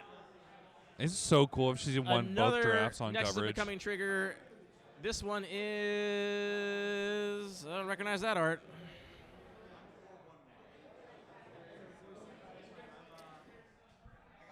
That's not Skrongo Beepus. It's not... What is that card?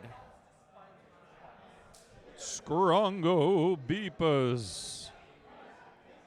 Musical guest. Yeah. Drunk troller. Yeah. That's pretty good. Thanks. I don't know what card that is. And I can't figure it out. That's fine. Is it a colored It's been a long card? day. Oh, that's Dig Site Conservator. Dig Site Conservator. It does exile 4 cards from a graveyard, which it looks like when you sacrifice it. Site. And when it dies, you get to discover 4. That's kind of Dig nuts Site Conservator. if you pay 4. Dig Site Conservator. Dig Site. Still, the Dig only swing. attacks are with the Bright Glass Gear Hulk. We are slowly chipping away at Mike's life total, though. What a game. Mike, what are you going to do, buddy? The question is, how many cards are left in Rourke's deck? I think plenty still. Yeah. I bet we're maybe 10 left at this point, and 10 turns is a lot of turns of Magic. We're probably on something like turn 10 of this game. Here comes Mandibular Kite. Don't even bother making a token. I'm immediately going to re-equip it to Sundial. Now it's a 5/5 flyer. No flyers on Rourke's side of the battlefield. This matters. This matters quite a bit. In for 5. Oh. That's okay. I'll just remove it. I thought we already saw Dispatch, but that looks like Dispatch. Oh, there's multiples. We have 2 Dispatches in the cube, and it appears that Rourke has both of them. Yep. Well, there you go. All right, that's looking more like 7 cards in library-ish. And we are drawing 2 a turn from Nexus of Becoming. So I said 10 turns of Magic was a lot, but that's not how that works. That'd be 5 turns of Magic. I think realistically, Rourke has about 4 turns to deal 27 damage.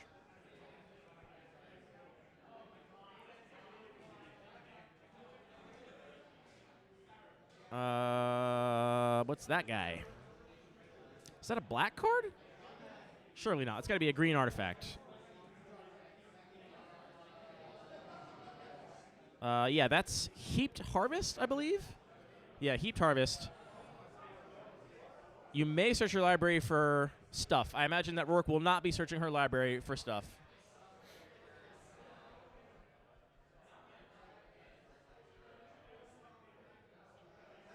Now we are attacking with quite a few more creatures because Rourke is up against the wall. This is 1, 2, 3, 4, 5, 6, 7, 8, 9, plus 4. This is 15. Sorry, 13. That's how math works.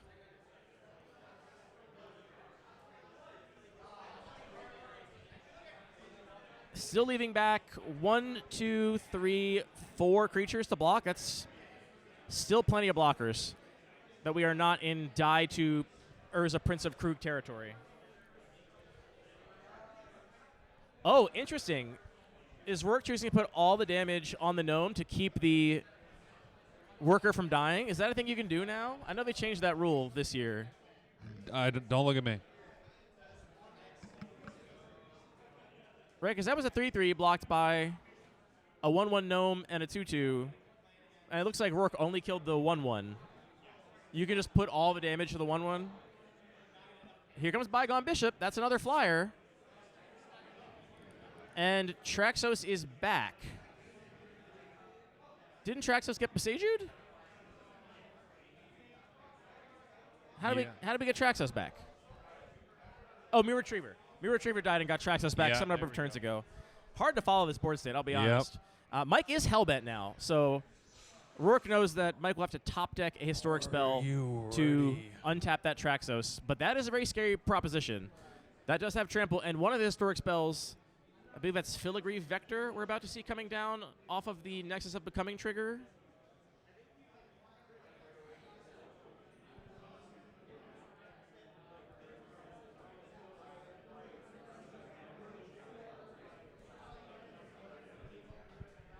Where is that card? Why can I find it in the list? Yeah, Filigree Vector, that's what that is. You get to put a bunch of counters in your creatures with Filigree Vector. That's a huge swing.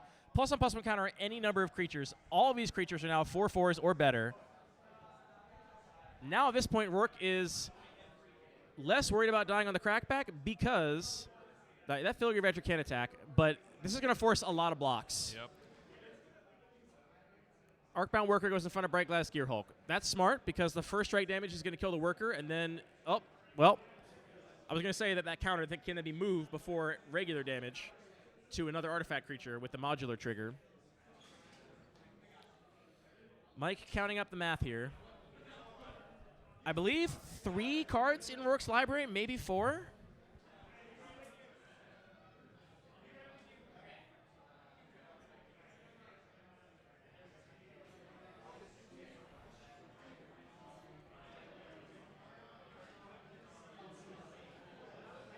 All right, lining up blocks here. I'll block your Glass Casket with my Foundry Inspector. Nope. Yep. And then I'll put Sheaf of the Foundry on Nexus of Becoming, really showing its power in this game. Yeah, absolutely. That's going to block your Heaping Harvest. Then we're taking 4, 8, 12, plus 5, 17. That's lethal. You got to block with the Bygone Bishop.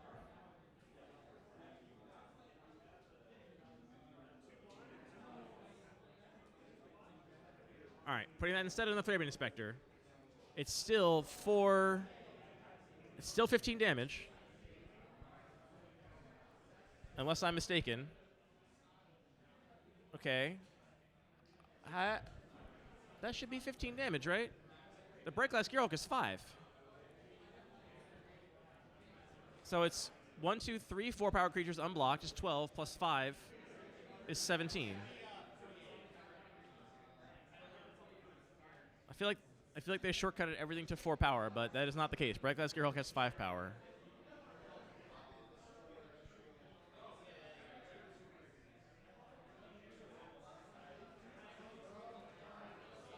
What dat? What that? What in tarnation? What the dog do? What the dog do? What the dog doing? It's a white artifact? Thousand Moons Smithy is what I'm hearing here. Oh, it's a Thousand Moon Smithy. It's white. I'm glad that somebody knows this cube. It ain't me. I never played this cube in my life. I don't see a white artifact in here. I don't know what that is. It does look white. It's got. Oh, here we go. It is. Okay. Well, I don't know why it's in with artifact creatures. I don't know why. I guess it creates a white gnome when it enters the battlefield. Boy, this is hard to follow. What is that giant creature? Oh, yeah, it makes a giant gnome. So a huge blocker. It looks like we're just packing it in. I think Traxos swung. Yeah, Traxos won. Traxos just won it? Oh, man, I was not paying attention. I was trying to figure out what that card was. Wait, that was a crazy game. Dang. We got to do another one of these? It's 6:50 p.m. What the heck? Wait, that was crazy. That what was a game. crazy. Man, that's one of those ones that... Oh, my God. I think Rourke played really well, but that's one of those ones that Rourke will be replaying in her head over and over again. Like, man, I played a 40-minute game. Look, Mike's Mike so is happy. vamping. Yeah, of course. That's crazy. All right, well.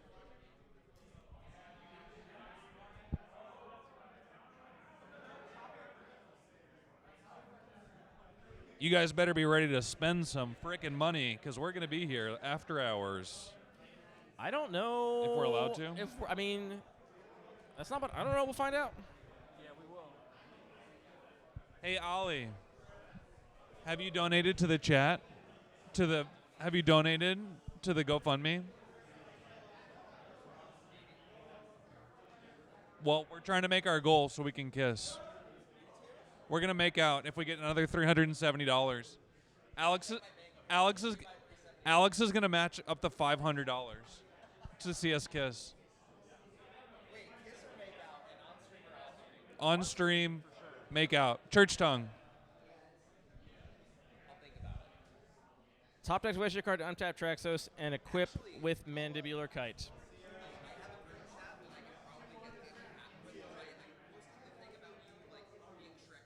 Yeah.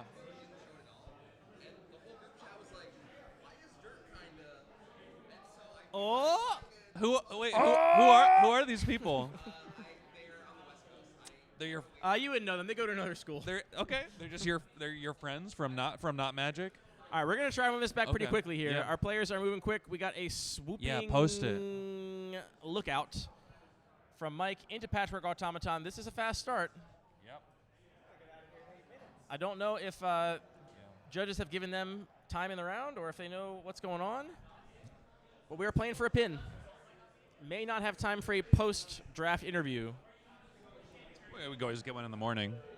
We could do that. That's true. Yeah. Let's go, Mike. Casual Dab says. Casual Dab, are you doing dabs? Let's casually? go Rourke. Let's go everybody. I Yeah. still think Rourke swung for lethal last game, and they miscounted. That would be a shame.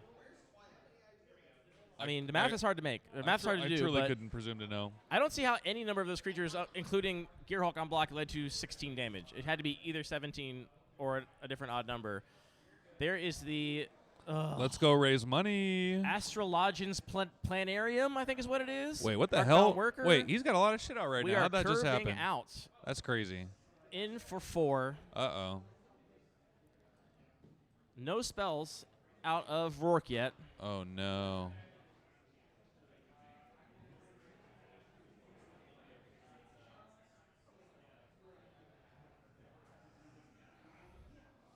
Okay.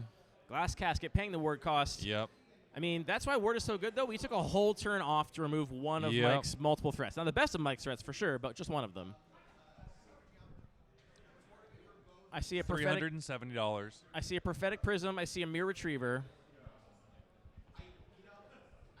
And most importantly, if we get that 370, Alex is going to match up another 500. So.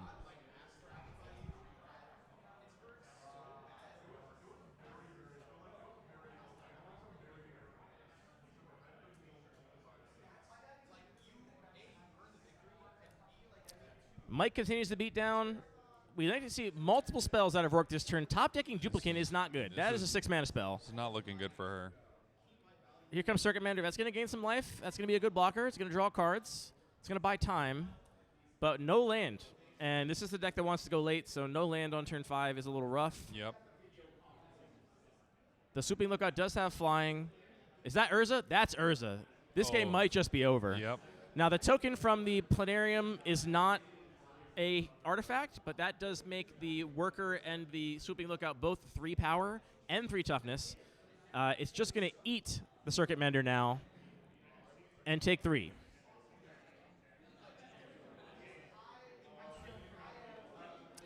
Oh, Dispatch. Dispatch on Urza. Oh. Okay. With Metalcraft, thanks to the artifact land, the Thorn Glint. Yeah, there this we is go. now. There we go. That Dispatch was essential. Yep. And all of a sudden, Mike's got 2 cards in hand. Sundial, and I can't see what the last one is, but is maybe up against, or maybe just like not going to be able to get there in time. She's going to turn the corner. Yep. Another Dispatch clip to the yard. We're not going to play another Dispatch now. We do hit our land, though. All right. That was a huge Dispatch, and really important to hit that land drop, too. I do see the Nexus of Becoming in hand. We were 1 mana off. So the next land drop is going to be Nexus of Becoming, which I think could turn this game around in short order. I'm sleepy, bro. Once we get to 6 mana, Nexus of Becoming and Duplicant are live. 2 really strong plays. I'm noticing that I think one of the big strengths of Rourke's deck is the interaction. Double Dispatch, Glass Casket, and some other ways to really interact with her opponent's strategies that we've seen maybe not as much from other decks. We are going to cast Savin's Reclamation on this card that I have to look up again. Hey, baby. We're having fun. Are we stopping strictly at 7? No, whenever the... Okay. That's the Dig Site Conservator coming back. Yep. Interesting decision to Savin's Reclamation, the Dig Site Conservator. I wonder if... I guess the Mirror Retriever in play means Dig Site Conservator can offset any value you get from that. But Mirror Retriever can only get back an Arcbound Worker at this point, which is not that strong.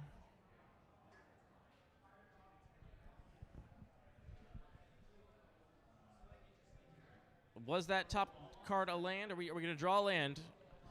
I think if Rourke gets... That was a land. So Rourke is on 6 mana. Next turn, we're going to see either Duplicant or Nexus of Becoming come down. She's got both. She's got both. Yeah. And I think that's going to stem the bleeding. We can honestly see a Nexus of Becoming into play the Duplicant as a 3-3. Yep.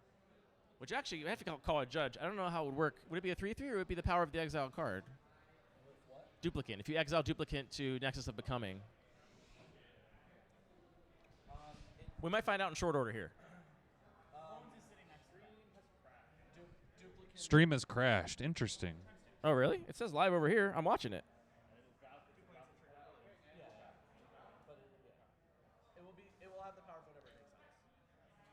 That'll override the 3-3 from Nexus of Becoming. The rules checks on it say it has the power and toughness of the exiled thing.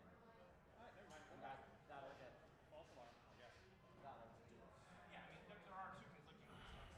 Well, it's Duplicant's a 2-4. Yes. So instead Becoming makes it a 3-3. Exactly. And Duplicant makes itself whatever it is. Whoops. Hi, everybody, and we're back. I'm not sure we actually went down. I went down.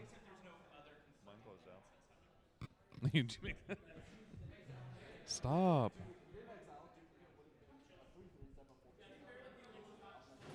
No, not me, just refreshing the. We are seeing that sequence I mentioned. The Nexus of Becoming comes into play. Get the trigger, draw a card, play the duplicate, exile the Sundial. Yep. No attacks just yet, but that Nexus of Becoming is going to absolutely take over this game. Mike is top decking, full top deck mode. Very good. Glad to see it, Joe. I don't really see what sort of top decks Mike has from this point. I mean, it would need to be Traxos into something really wild. Bygone Bishop is not going to do it. It is a flyer. Additional flyer is something. But we're drawing an extra card every turn over here.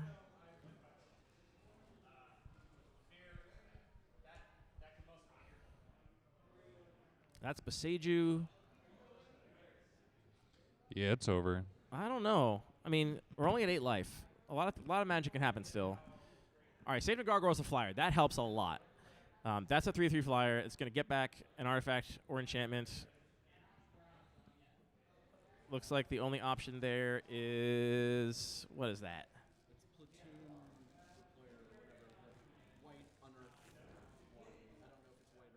Platoon Deployer? It's colorless and unearthed for white. I don't know exactly what to put it. Yeah, good question. Right, I forgot he doesn't have that built into this page.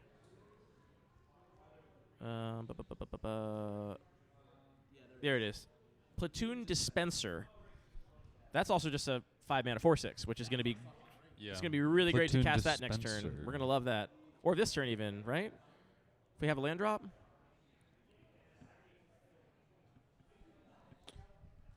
All right, then. All right.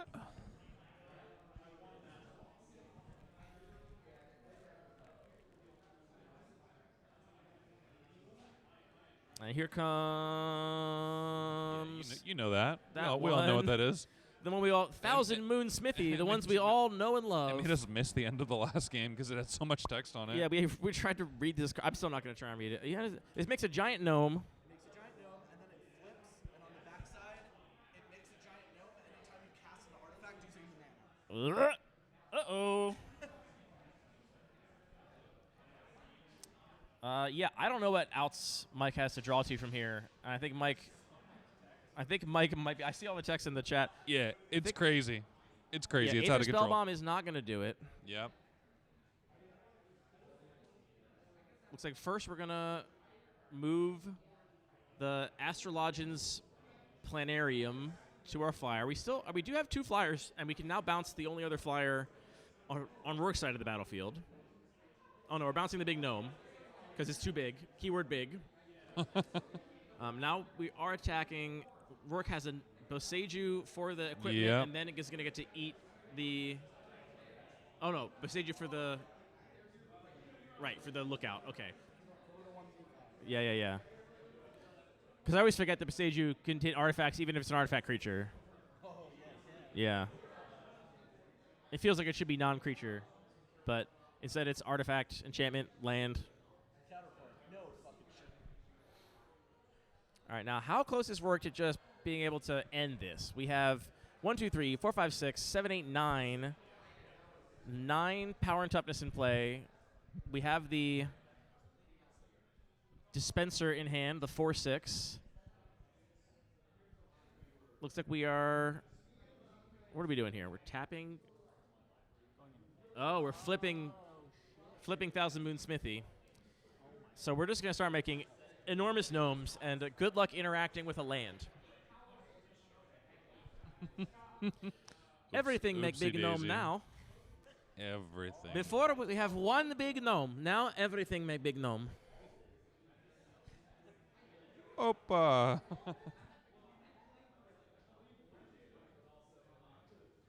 Who would win? One big gnome or many big gnome?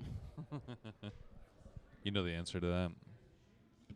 Big gnome, big gnome, big gnome. We're going to play a Threadbit Inspector as a 3/3 for 0 mana. Of I course. think that's pretty good. Yeah, of course. I think I prefer that to the 1 mana 1/2. Still going to get that Investigate trigger, get a clue token. Why do I have 30 text messages? What the heck is going on? What? Who's it all from? I don't know. Just a lot of people. That is a lot of notifications. You're a popular guy. I've been streaming all day. Oh my gosh! Now we're playing that 4-6. It's also going to make a giant gnome. Oh God. Mike generously donating his gnome token. You love to see this kind of sportsmanship. This only Wow. happens at Cube events. It's true. Put a little crossbar on those Shout out ones, Scotty Mertz. make it into Greekness. X's. Where's that little Greek bastard?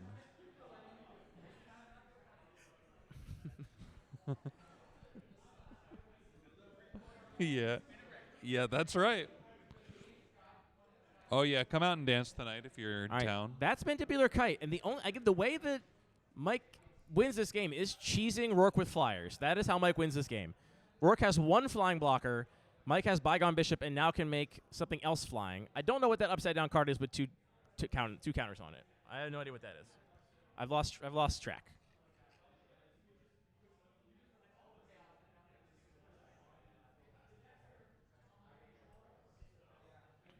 If you're Rourke, you gotta want to end this sooner rather than later. Yeah. Because last game, took a little too long and we got cheesed. We got cheesed on a board we were massively advantaged on. Oh, absolutely. Rourke is not messing around with her life total here. We're gonna block that Bygone Bishop. Kiss. Not gonna go lower than 8. Kiss. Are you manifesting it, Patrick? Kiss. No. We did get $10 more. $10. Who from who? $10 from Steven Jersak. Steven Jersak. Thank you, Jersak. And technically, 5 of those dollars should have been matched by Joe. That's right. Joe, we got Joe, $10 we're donation. gonna need a $5 in there, Joe. We're gonna need a $5 from you, brother. Fire it in there, Joe. Punch your credit card number into the chat. Give us those numbers. Those 16 silly little numbers. Those 16 silly little numbers. Let's all go around in a circle and say our mother's maiden name. We're not going to do anything. We're not going to do anything really bad. It's O'Day, O''DAY.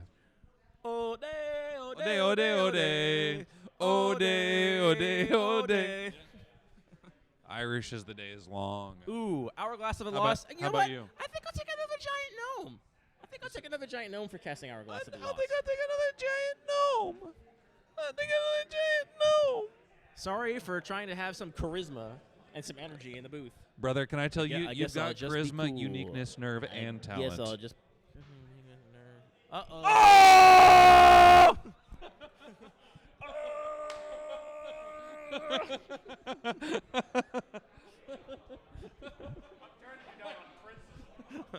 No, don't keep me up.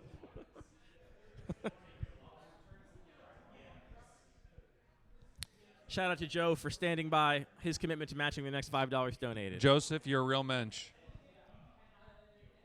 Ole. This has got to force some blocks, surely. I'm gay. What's happening in this game?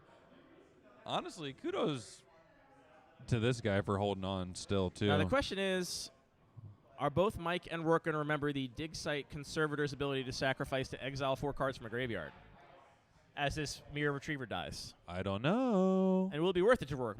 Rourke would rather have a 3-3. Mork and Mindy. Rourke might prefer to keep a 3-3 rather than to deprive Mike of his Mirror Retriever value.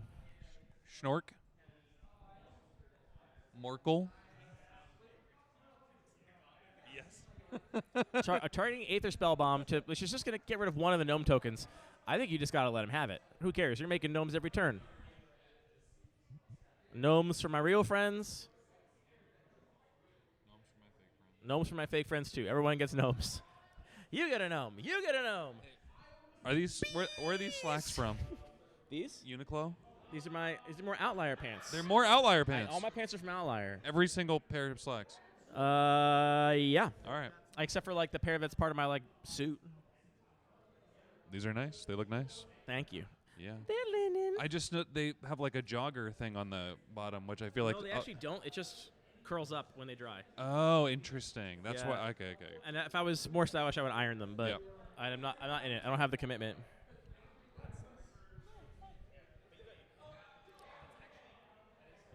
Looks like we are going to sacrifice Dig Second Servitor to exile. But this is after the Aether Spellbomb has already gotten back? Or is this to also prevent my getting Aether Spellbomb? We discover into Sandwell. How is he still Ace. alive? That's a great question. We all have a quick question. The answer is chump blocking big gnomes.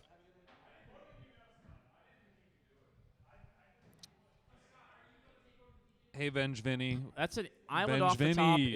Is Mike had enough at this point? Is this Venge Vinny from Baltimore? It's not Vinny from Baltimore. Different Vinny. Oh, different. Well, still hi, Venge We're Vinny. just cashing in Aether Spellbomb for a card, and that's it. Rourke bringing home the second trophy pin of the day. Both times on coverage. Insane. You Incredible. love to see it. Bravo. Vinny from Brazil. Brazil. Well, Brasilia. welcome, Vinny.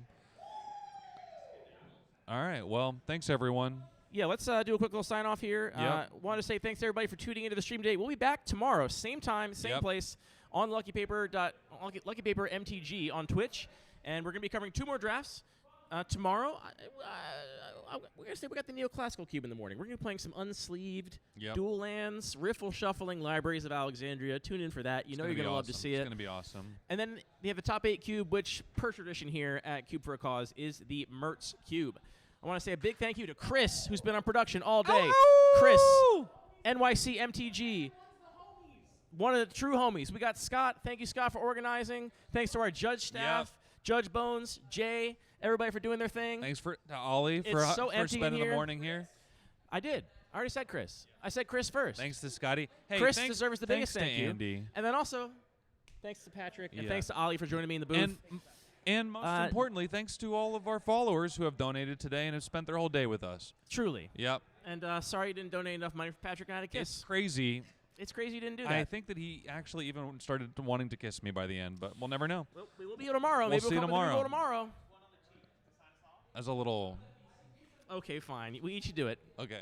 You do me first, then I'll do you, then turn the stream off immediately. Goodbye.